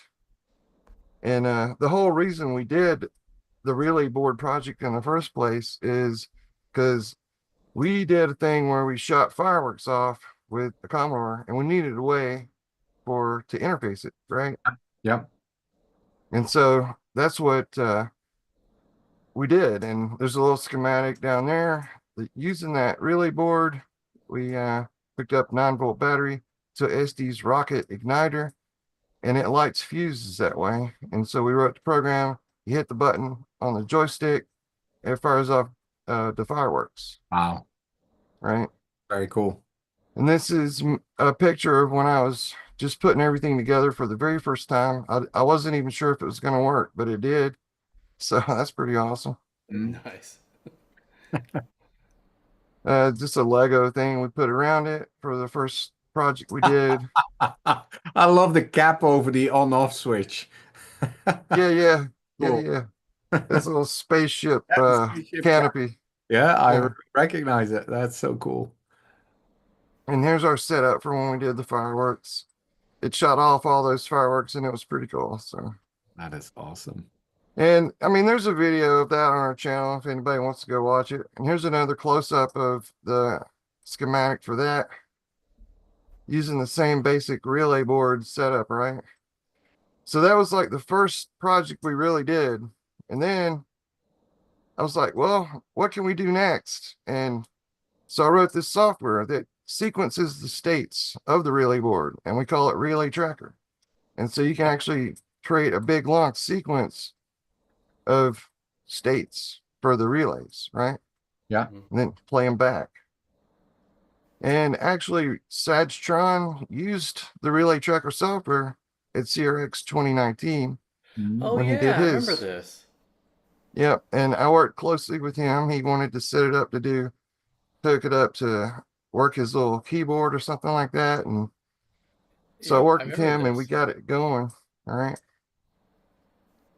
And all this is on our GitHub page. You can go check it out. Lots of software from all of our projects and other video excursions, right? And so the next thing we did is we took the relay board, we took the relay tracker, and then we did a 2019 Christmas special where we hooked it up to a Commodore 64, a Commodore 128, and I made a special version for the Amiga 500. Wow. And we hooked up 32 lights in my living room. And You know, Oh my goodness, that's awesome. Nice. yeah, and there's a video on our channel for that. And I did a little cities in light up thing. It was part of it. But here's a little video, no sound, but it's the 128 version, Yeah, Commodore 64, playing the relay tracker. And as you can see, that's awesome. Nice. you know, but imagine that with all 32 lights going, Yeah. and it's pretty cool, right? The next thing we did was the meat smoker program. I called it the Smoker 64. Smoker Door 64 is great. Yeah. And hooked up, I had an old meat smoker and the circuit board on it had gone bad. So I ripped it open. I was like, okay, where's the heating element stuff? Okay, where's the light? Let's get it hooked up to the relay board, right? And then I found this old video from Nostalgia Nerd where he had found in an old book how to read the temperature in through the joystick port with the SID chip potentiometer stuff, Yep. right? So we got that back. I got the 3D printer thermistor, hooked it up, Yeah. and it worked. It all just worked. So all I had to do was write a basic program and get it all working. That you got this thing still hooked up? Yes, I use it quite often, actually. And That's great. C64, that is just awesome, man. And there's here's a close up of, you know, when I was first hooking it up. There's the software for it. That's on it. Smoker Door 64 version 1.0. Yeah, Nice. Yep. That's on our GitHub page, and we actually got on Hackaday for that too. Yeah, it's no doubt. Oh my goodness. Yeah. How And there's our great. first brisket. Oh, Oh, nice. nice. Oh my goodness, I'm so hungry now. So that was the next step in the evolution of where we're at with Wackadoodle. Then we went to Southern Fried Gaming Expo 2023, I believe it was. Right. We made like a spinning trivia wheel. And this is when we first made the honkin' heckin' buttons, right? Just a couple of real quick pictures of that. We made the program that runs with the honkin' heckin' buttons. It was a trivia game program. And we had this trivia wheel. We didn't bring that to anything this year. It's kind of finicky and it got broke. But had a lot of delicate parts behind there, see? Oh. So we did like a binary setup under there so it could read, you know, the settings of where it was at. Yeah. Right. If that makes sense. Sure. Using the clothes clips as well, yeah. Yeah. Oh, no, yeah, no. Oh my goodness, this is so cool. Yeah. And it actually spins. There's like one of those little spinning thing that transfers the wire conductors. And there's some that's Idlepix, the meatloaf guy. He's using it. And there's just our setup from that. Oh, okay. And one other side note is I did get like a servo hooked up to the relay board. And I don't think I did a video on that, but it was kind of a long drawn out one. And then we got our AI characters. I'm just gonna go through that real quick. I don't want to take up too much time, but we program these things and make them have their little personalities. And that's pretty much the gist of it. You know, we actually make the machines do stuff, you know.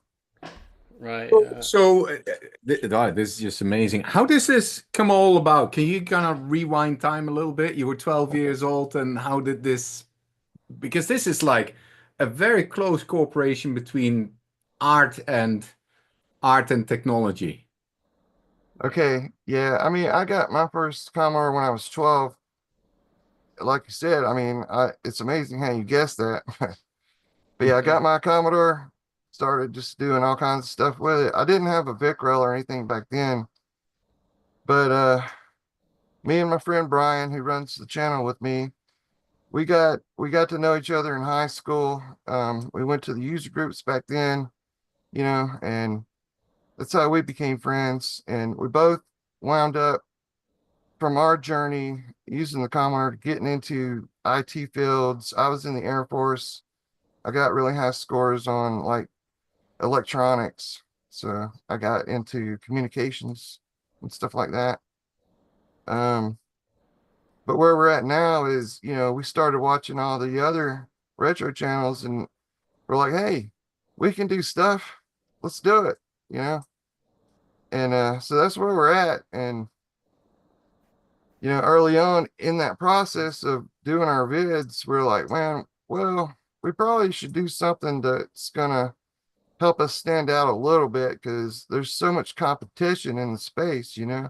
Yeah. And so that's where we're at.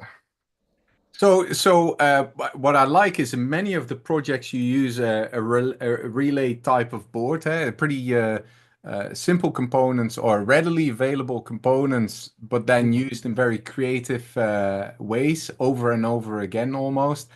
How do you come up with these ideas? Are you just sitting together at an evening and thinking like, can I reuse that? Or it's so scrappy, but yet so well thought through.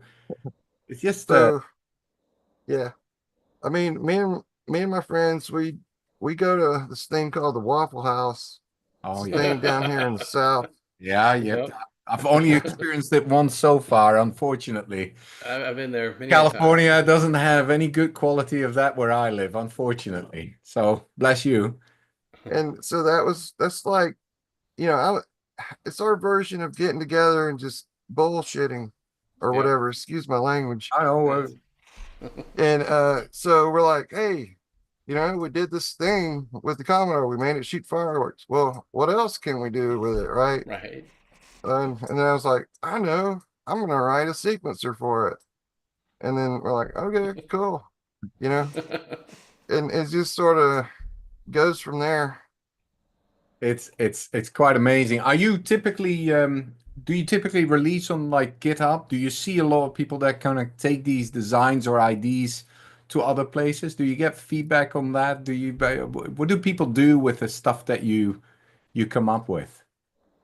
I'm not real sure. I know that Sagtron approached us with his demo that he did a couple years ago. I have been contacted by some folks, like I can't remember who it was, but somebody in the Amiga scene over in England somewhere, or it might have been Netherlands. They were like, hey, I love this relay light stuff that you got going on, and we were wondering if we could try and figure out how to get it into one of our sets, to work with a mod player or something. Right. And I was like, well, I don't know enough about programming to do that, but someone that does could do, Right. Yeah. Use this. I really like it. I'm so happy. These buttons, I'm telling you, these buttons have been in a box here of my arcade. I do a lot of stuff on arcades as well, and I bought these with the idea one day there's going to be a whack-a-mole up for this machine, not Raspberry Pi or anything like this. And then when I saw this, and I had no idea, and I kicked myself for not asking you guys at Midwest, like, is this available or anything? So when I heard you guys were going to come on here, I'm like, why do I know these guys? And then I saw the picture. I'm like, oh, finally I get to see them and I get to ask them this question. It's gonna be so cool. I really, and what I like about it is the design is so easy. Yeah. And it's so easy to comprehend as well. It's perfect for showing kids at school. Yeah. It's very simple design. Triggering these signals is easy, and then it's just okay. What can you come up with? What creative use could you come up with? And obviously, if I can accompany that with a video of someone that's chasing fireworks with it, dude, I've got to admit, I'm gonna be dad of the year. Smoking brisket. It's just it's a great way. It's a great way to kind of, because that's the thing, when you got your C64, we were still at playgrounds and we would share this knowledge and we would lift each other up and do things. Right now in school, they're on Roblox and, it's just, there's no interaction on that level. And, we got to somehow bring that back because we're going to generate this next generation of super engineers, that's And it's not rocket science. It's only rocket science if you don't want to learn, you know. Mhm. And I think you built something here that's super usable and reusable as well. So Yeah. huge kudos to you and your group of friends, man. So I'm Yeah. curious, you got this relay board and you do stuff besides the 64 or the Amiga. Have you hooked this to like an Atari XL or any other computers from back in the day? I have not, but Okay. so I wrote the Raspberry Pi.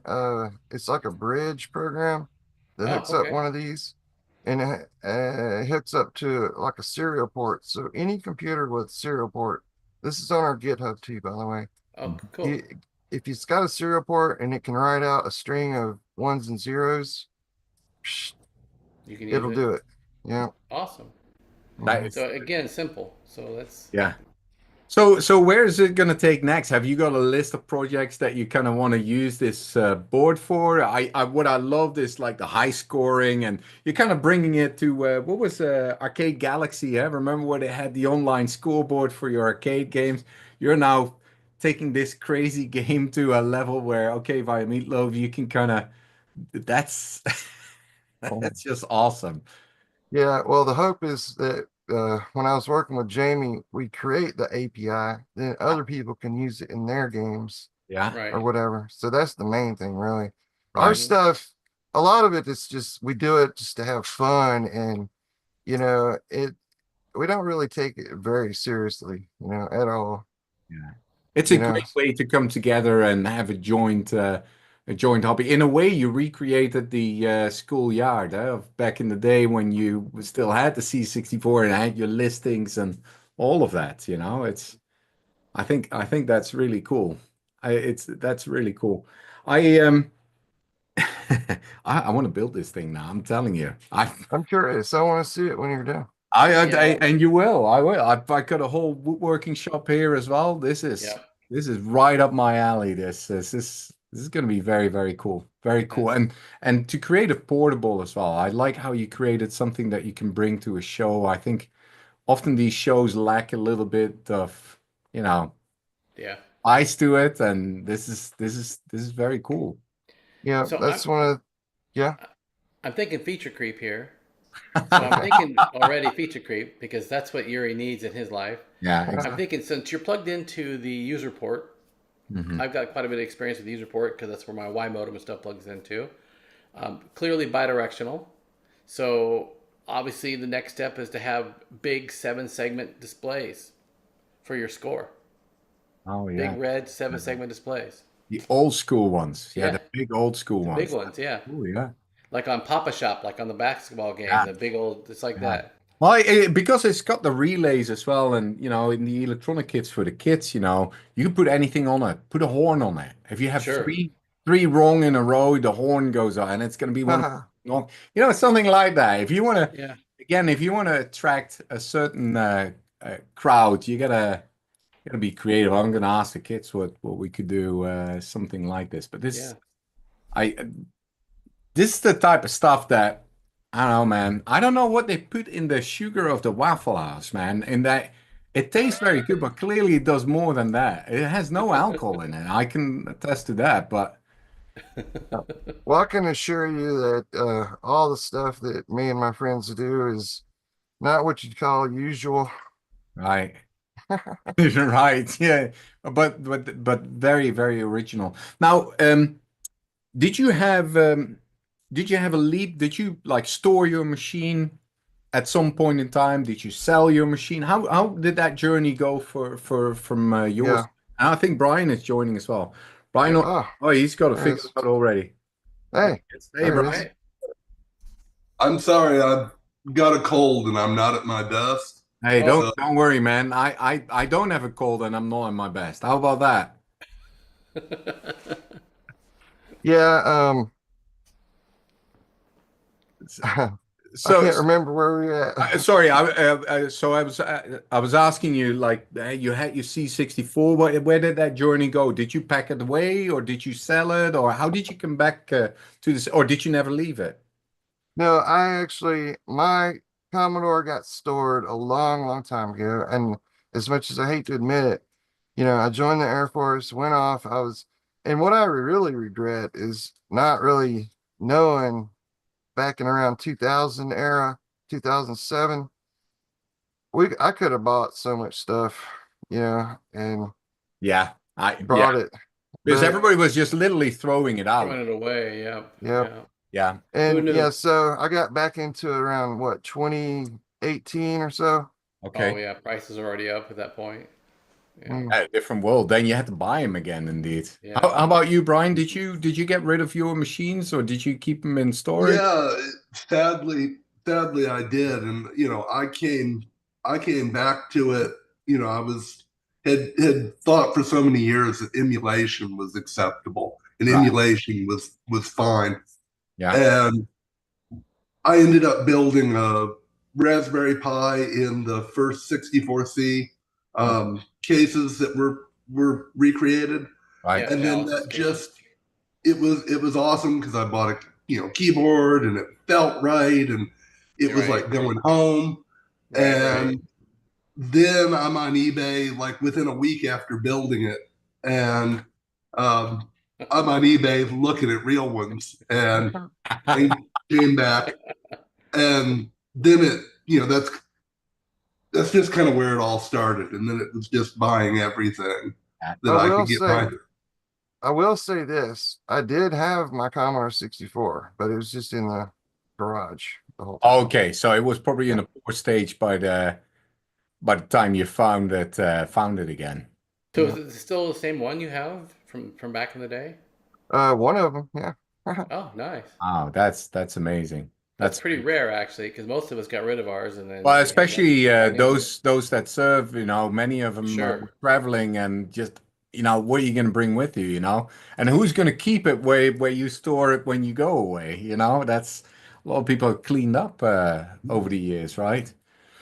So, and I think, Brian, in your case, I see an Atom in the back. That's the world's largest PC box. Every time I Yeah. see one of those, I'm just imagining what that child must have looked like in the store when they said, "I want to have that one." Yeah. It's a giant box. I love, and when we were young, I mean, I was very much the Commodore fanboy. Commodore was the only thing; everything else was inferior. And that's been one thing that's been fantastic about coming back to this as a grown-up with grown-up sensibilities. Yeah, it's getting to go back and see the awesome points with all those other machines. And aside from the whole tape decks erasing things, problem that the Atom had, that is an awesome machine.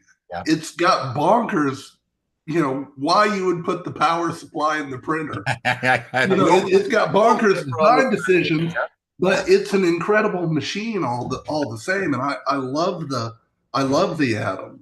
And I love my Atari XL. I've got an 800 XL. And it's great to get to see these machines through a different lens. Right. Than it's easier now as well. But back then you had to make a choice. You were either that or that. Now I remember the rivalries, though. We had rivalries as totally. Young people. Oh, totally. Crazy. I remember being in Sears store. Yeah. And Sears had a display for the Commodore 64, and then they had what was it? Some other computer at the time. It wasn't an Apple. It was something else. Maybe a Franklin even or something like that. I think our Sears had lasers. Oh, laser. Yeah, laser 128. Laser 128s. Yeah, Apple clone. Apple compatible. Yeah. Yep, I know that project. Well, I worked on that project actually. But we go in and we type in there like, this computer sucks, and then we'd run it forever in the loop, right? And then the 64, this is the greatest computer ever. Then we'd have that running, or it was the VIC 20, I think at the time, whatever. Yeah, we used to do all that all the time. It's a huge rivalry. And remember, the user groups were the same way. They were like anti. So hey, if you were Atari, you were out, man. You were looking through an adult lens now. You can say, okay, well, the Pokey really was a good chip in the Atari, and this computer had this function that was good. Coco computers had some advantages, and so I just, now that we are older and wiser, you can pick and choose your favorite features from your computers. Yeah, that's kind of one of the things that we feature on our YouTube channel is the stories. We integrate just what you're talking about right there. The Yeah. old rivalries and all that. Yeah. Which is fun, man, because they were real. They were real. They man. were. Remember, Oh, we yeah. had listings, and someone can buy, oh, on my Atari, we can do this in like 10 lines, Yeah. Oh, I know. and we can do the graphics better and this and oh, it was on. It was on. Unless you were the sorry person. I grew up in Europe. Unless you were the sorry person that had ZX Spectrum, you had no. There was nothing to compete or anything. You just You just, no, you yeah. better disown your parents and just never see them again. Might as well run away from home because, don't even say a calculator would be better than that thing. But yeah, it's nice to see, and it's nice now to see kind of. I remember with the C64, and that interested me with your with a relay project as well. There were some. We had Fisher Technique, and there was some Lego as well that had these type of uh, connections. But I couldn't afford that. That was like the Lego train. No one had the Lego train. We saw it in the catalog, but no one had that. It was like you dream of that. The fact that you kind of revisit this now, you get for maybe $20 or so on Amazon, you can get a relay card that you can hook up to your user port, and then people have written some cool piece of software to make that use, but that's a child's dream come true. That's what it is, and it's very, very cool to see and to live in a time where a lot of similar thinking people from a very similar era that no matter where they were in the world all kind of grew up with that type of dream, kind of create this type of stuff. I think is incredible. Yep.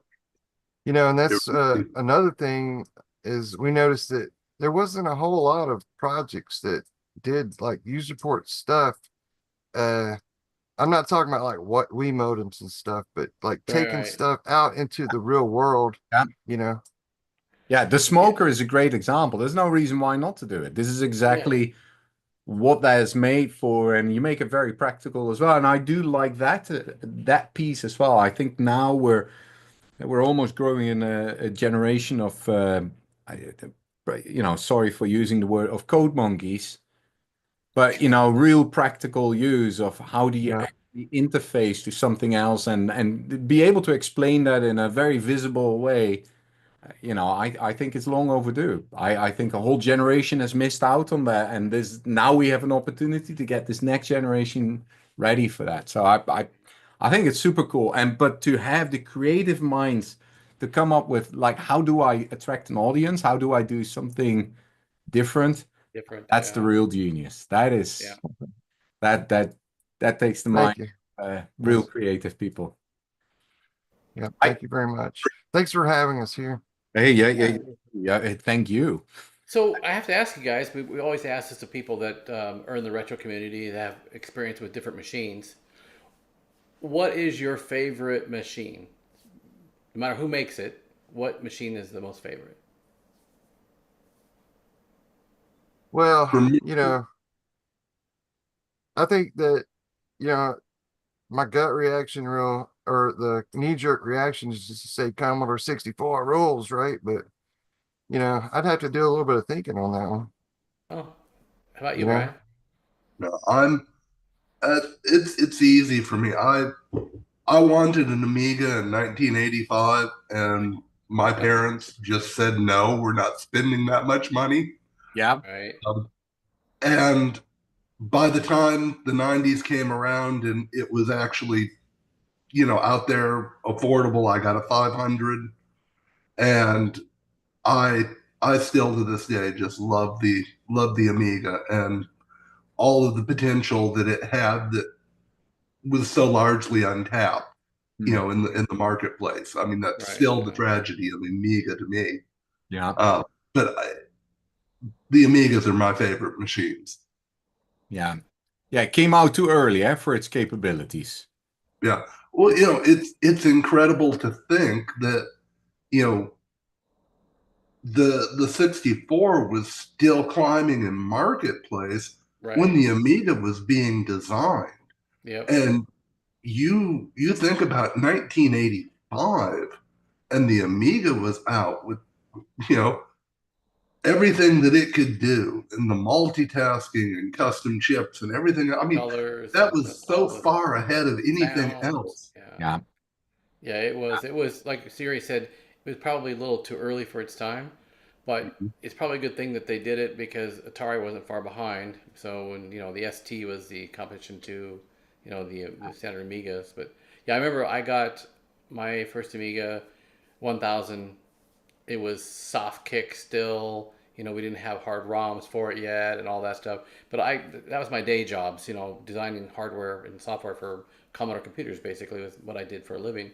And so I had to get one, and I was so stunned by the difference, the contrast between the two, because I was working on 64 for a long time at that point. I was like, there's no way I'm going back to 64 after touching this thing. I can just tell. And so I remember it was a struggle for me to even want to go back and do updates of software on 64 because the Amiga was so much better in every respect from a development standpoint and everything, and fun. And I'm not a gamer. I mean, I'm a hardware designer and software engineer. To me, it was just a great thing to work on. And there was no documentation for anything in the beginning. I mean, it was still like, it was all limited stuff. It kind of reminds me when I first got on the PET. So I got a PET in 1977, the very first batch that came out. My dad was a museum director, and so he got one from the museum and dropped it in my lap and said, here, learn how to program this. And so there was no documentation. So I think, in a way, I love the PET. It was like my favorite computer of all time because it was my first one. And I love the Amiga, I think both for the same reason. I had to learn them. I had to understand them. I didn't have somebody to give me a manual to try this. I had to experiment. I had to learn things. And so I have a real connection with those machines just because of the fact that I had to be so involved in learning process on them. Great machines. I mean, they're a lot of great machines. I had buddies that I think had we were so Atari. far ahead of that time. I think that was the good piece, though. But to me, it felt the Commodore 64 was the people's computer. Yeah. Every family reasonably could argue why they would want one, and it was also the first time that schools hesitantly may started accepting some matrix printer printouts for a school report or something. You Right, could right, make the yeah. case. The Amiga was pure luxury. It Oh, was.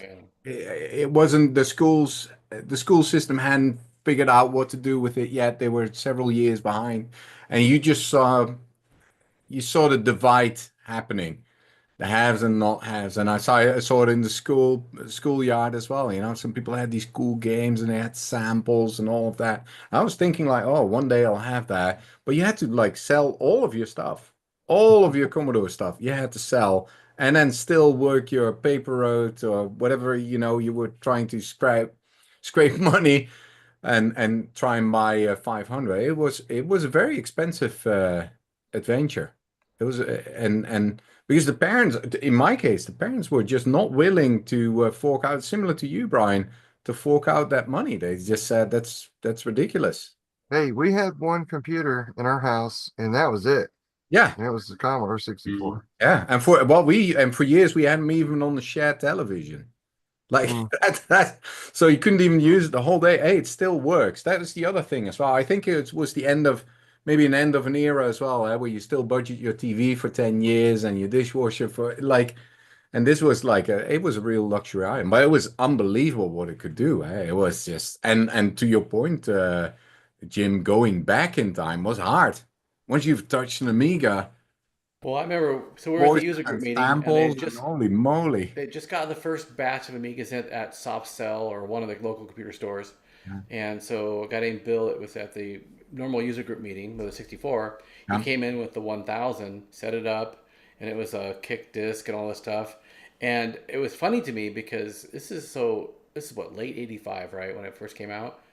And we just barely had fast load on the 1541s. Right. And I remember the disk drive going click, click, click, click, click, click, click. I'm thinking, oh my God, this thing loads so fast. Yeah. And then I saw Marble Madness pop up. And I was like, I'm going to throw that 64 in the trash. That was, Marble Madness. But it was everything, even the floppy disk, because it was a 3.5 inch disc. Those were expensive.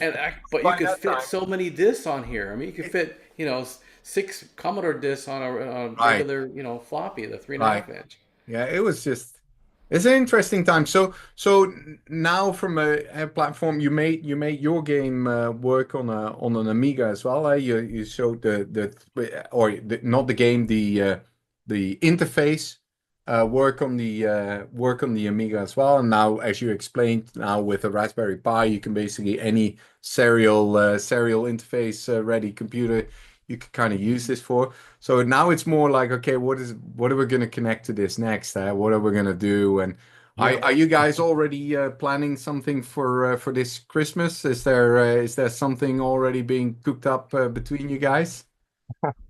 Well, I mean, we've got some things planned, but we might want to revisit it and think about doing some more stuff with the relay board. Okay. Who knows? It's just whatever comes up as an idea. Do you guys get to spend a lot of time on this? Do you have like is your C64 is permanently set up? It's not just display. You actually have I see it hooked up. One of them seems to be hooked up there. Are they permanently set up for you? I've got I use a lot of Commodores over here. I move them around all the time. Okay. Doing my projects. Yeah. And Brian, he's got his room over there. He's got to make a space like no tomorrow. Yeah.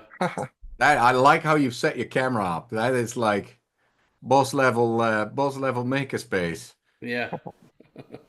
Yeah, it's nice. I've been working. I've moved into this house like almost 5 years ago now, and this is the last room to get done.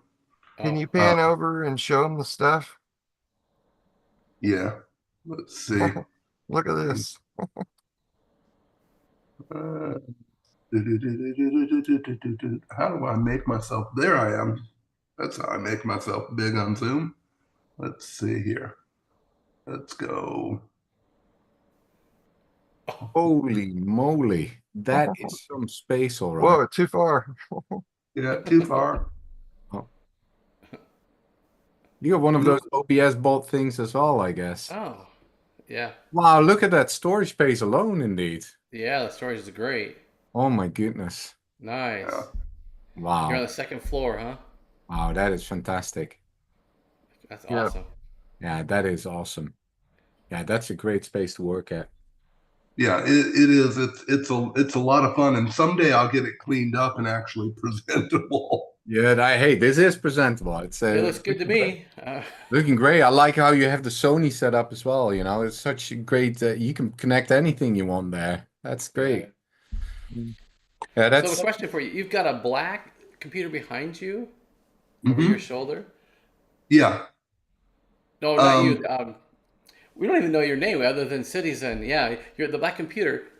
What computer is that? Right. Yeah, what This computer one? is that one? That's just a Linux box. With the red keycaps?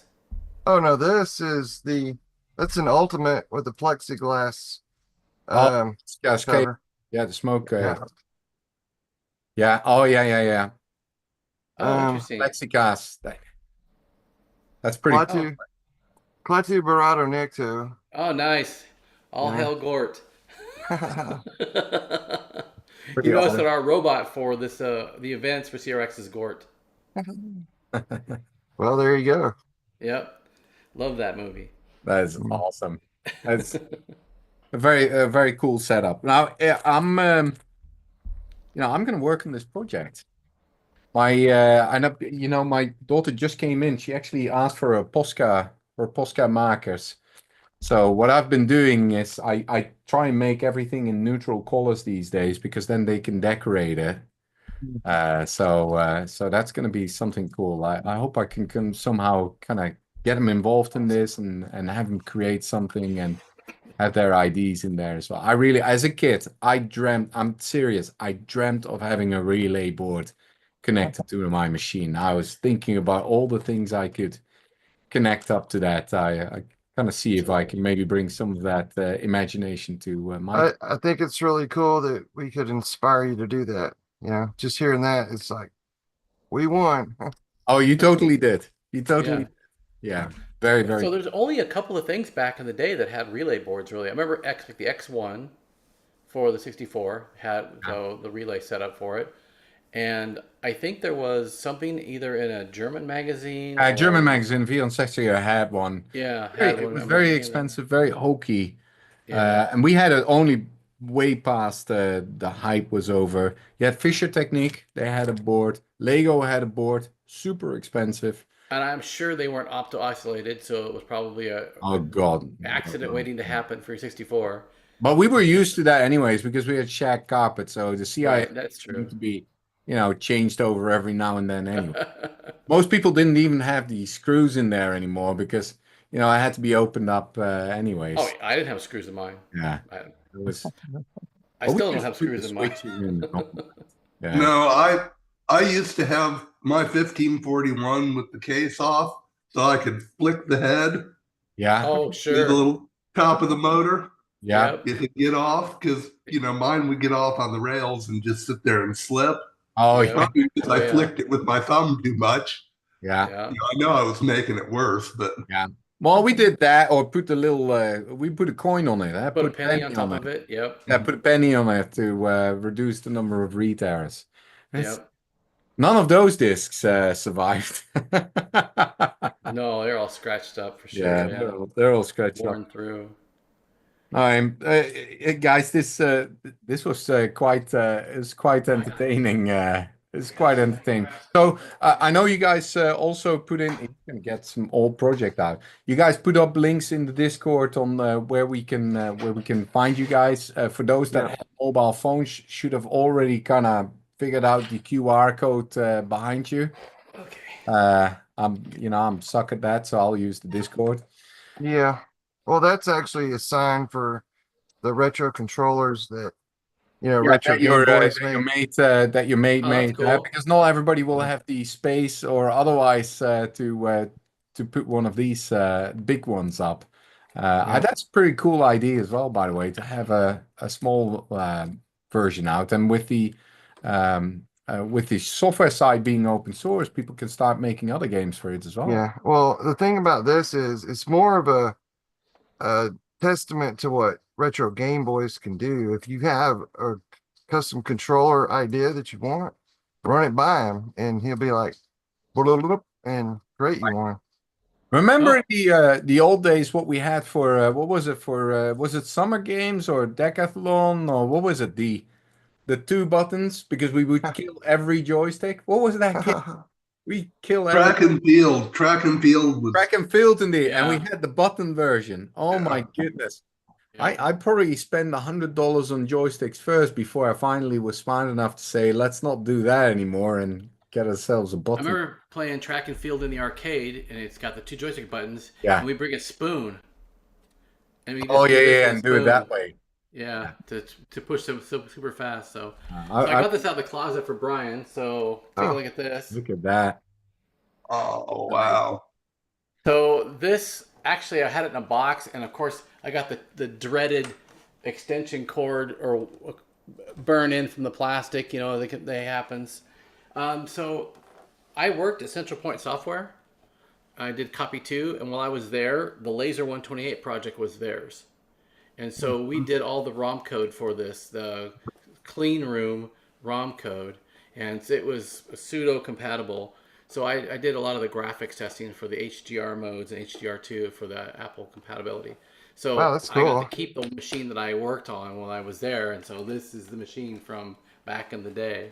So it's Wow, a that little is piece of history super for me. cool. Yeah. Oh, somebody gave me an Apple II. They want me to make the Wackadoodle work with it. That's Sudden. oh goodness, that's awesome. Joystick card. Yeah. I think it's bidirectional. You can do it in the joystick card. Oh, really? Yeah, I think so. Yeah. That's You can helpful. always make a regular plug-in card. There's a couple of different cards for the Apple II right now that are just simply an expansion card. So it I should be see. pretty easy to just interface right into it. Right. I think everybody that comes to you and says, "Can you make this work for another system?" You kind of want to say, "Okay, I'll do that, or I'll look into that, and I want you to give me a good idea of how it could be used." on that. Mm. You know, Yep. something like that. You wanna see these things in the field. That's what you want to do. You want to. And I'll make sure that Yuri shows you his finished Oh product. yeah, for sure, for sure. Like I said, these buttons have been waiting for this game. Or something. Yeah.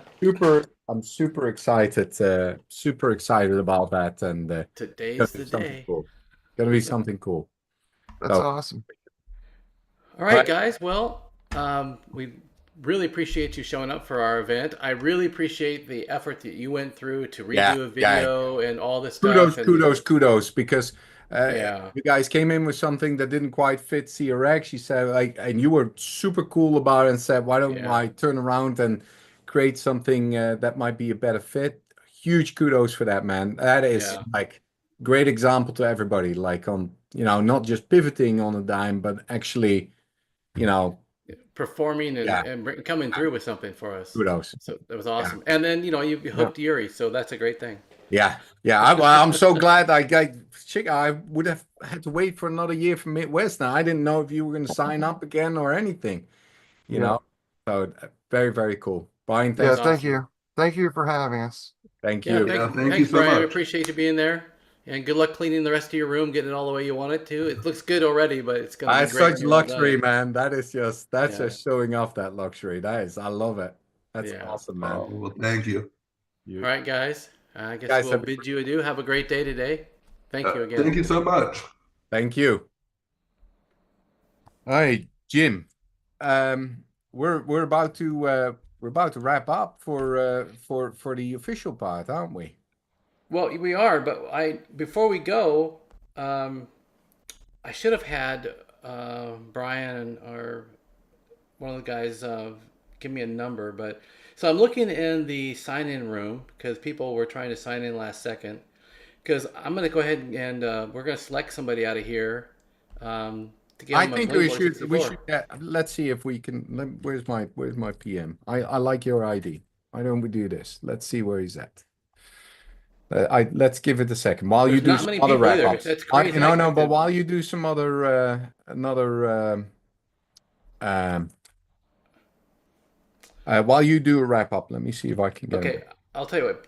Get a number between 0 and 100 or 1 and 100, and then I'll just scale that to the number of people have entered, and we'll do it that way. 23. 23? 23. Okay. All right. In that case, we're going to do this. I'm going to do Major Bear. math at work here now. Major math. major math. Yes, this is like my mine is on fire. Mm-hmm. Okay, so where is this photo Ross? Hey, while you do that, Yes, sir. Yeah, you wrap. I'll do this. You wrap. Yeah, okay. Well, thanks everybody for showing up at large again. All of the artists that we had with Bitscape, freaking awesome what you guys have brought in. Yet another level up for all the new ones, for all the returning ones. Thank you for putting in double the effort, triple the effort to make that part of the show a great success. Sash, man, you keep on entertaining with whatever you do. Even cutting the videos and getting the whole video uploaded, that has been entertaining. Never change, man. God, it's just so much fun to kind of see you go through that. Jim, thanks a lot for organizing it again. One day we'll be in physical, but it's clear now with the 5th year on virtual that this format works. Yeah. All of the speakers that we've had that came in early and that came in last minute. Thanks a lot for donating your time to this and making yourself available and being present in this and being part of this community and making things as cool as they are in this community. 2024 definitely was a very, very strong year for the Commodore machines. There's a lot in the pipeline for 2025 as well. There is so much to build, whether it's on the software side, the hardware side, the creative side, using it, that everybody can work towards, do that. We've got exciting products coming out and have been released that people get to use. For the first time in probably ever, unless you've been willing enough to create a Mac keyboard, we might be doing coding via a new keyboard coming out soon as well. The parts are all on the way. Thank goodness thank goodness it didn't come, not everything came on time, because otherwise we'd be staring at pallets full of that type of stuff and all of that. True. That labor of love is going to be starting. It's going to be starting soon as well. Yep. I, So it, let me go real quick through the presenters we did have. We yeah, had Travis or Sensorium with the Teensy ROM, yeah, and then we had Gideon Schweitzer. I love saying that name, Schweitzer. yeah. And then Rodolfo and his brother Oh Herman. my That goodness, was what a amazing. highlight! What a high That was two elephant memory in a room. That was It's so cool. crazy. Yeah, Robin Harbron with David Yowd, great presentation. yeah. Dan Sanderson for sneaking in and giving us Mega 65 info. Lee Malpas, which is our guy that does everything. And I tell you, such a modest guy, spent 16 years at Rockstar Games, done GTA and a whole bunch of games that people have played on all their on PlayStation and Xbox, all that. You'd Yeah, never and know Lee, from talking to him. thank you for all of the Bumpers. trailers and like Yeah. finally, let me do this one. Look at this. This he made for me. Oh my Oh, that goodness, was awesome. so awesome, right? Yeah.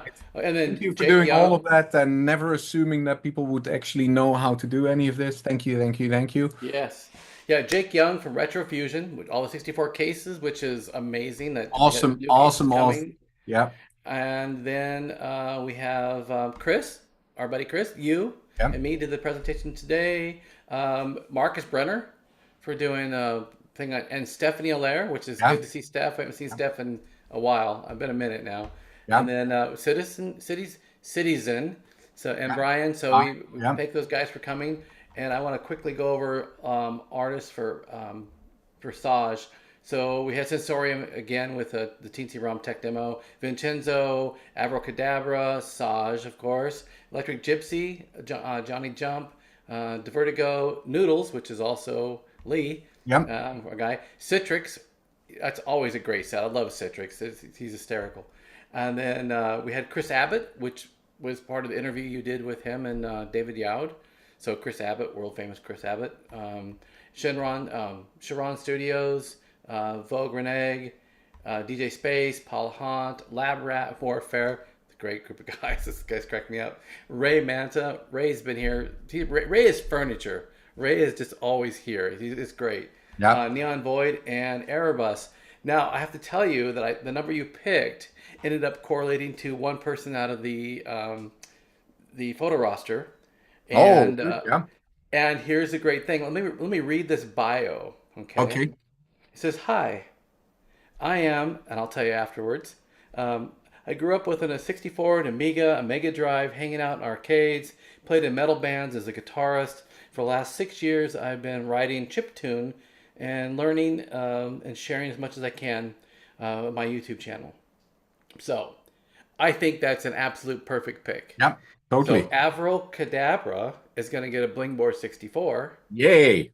And now Avril Cadabra will be in the same boat as Saj, being able to use their keyboards for part of their sets that are lit up and probably MIDI interface and a bunch of stuff. So congrats to Avril Cadabra. Thank you for being part of the show. Awesome. Bitscape, as well as, going into the sign-in room and doing your thing. And so that's a wrap up for that. We're going to keep all the stuff on Discord archived. We have all the last ones archived. We make them read-only after a period of time, so nobody can go in there and mess them up and such. Right. But I think that's about it. And actually, what we should do now is we should probably invite people to Discord to continue the dialogue there. And true, yeah. what we'll probably do is open up the Discord, and that's not broadcasted, by the way. The Discord video chat that's not broadcasted, won't go anywhere. It's just there for those people that kind of want to meet face to face and just have a fun dialogue about our hobby. Exchange stories about the wild past and the Sure. blossoming So future. in our Discord, at the very bottom, you're going to find the voice channels. You'll see a public text chat and a CRX video chat. And so if you click on the video chat, you can go in there. You can join with audio and video, or either one of you wanted to really. But so that's where we're going to be. So thank you for everybody that was here. Thanks to all of our guys in the back. Oh, you know what we didn't do, Yuri? What did we not do? I don't have. Thank everybody in the background. Well, yeah, we didn't think Thank everybody in the everybody in background. the background. You're not going to go through that whole list of everybody, yeah? Are you? Well, That- of our are you CRX gonna miss crew. How about that? The You're CRX gonna crew miss people. background. You're gonna So, all Rodolfo. I mean, let me pull up Rodolfo, my- David, Michael, Chris. Come on, this is we're gonna make There, this. okay. That. Yeah, Bruce and Bruce. David and Yep. Chris Noodles, which is the Michael Lee. and the other Michael. Yep. So we've got a lot of people in the background that people never Yeah. get to see Jim. that aren't presenters. Yeah. Theo. Oh my goodness. Sacco. Yeah, Theo. You know, who else are we gonna right back? Tony. Yeah, Tony. Yeah. So we've got a lot of people that are on the behind the scenes that provide content and ideas and everything. Our little think tank that don't usually. Well, sometimes they present, sometimes they don't. They skip a year or whatever. And but they're kudos to those guys because they're all part of the event as well. And none of this would go very smoothly without everybody. I have to say though, after year 5 of doing this, I don't have any butterflies anymore about what's going to happen. We did have an issue with the Zoom. It froze up actually when my whole computer froze, I think, because of some goof with Zoom during the Citizen thing. So that was the only issue we had for technical issue. People that don't know, they don't get to see the backside. We have a room every year called the Panic Room.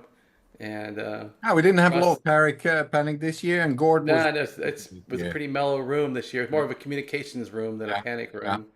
Yeah. So good. But anyways, that's it. We'll see you on the video channel on Discord. Jim, thanks a lot. Thanks, Great Jerry. talk, Appreciate it as always. See you And then. we'll see you next year at some form. Exactly. Bye for now.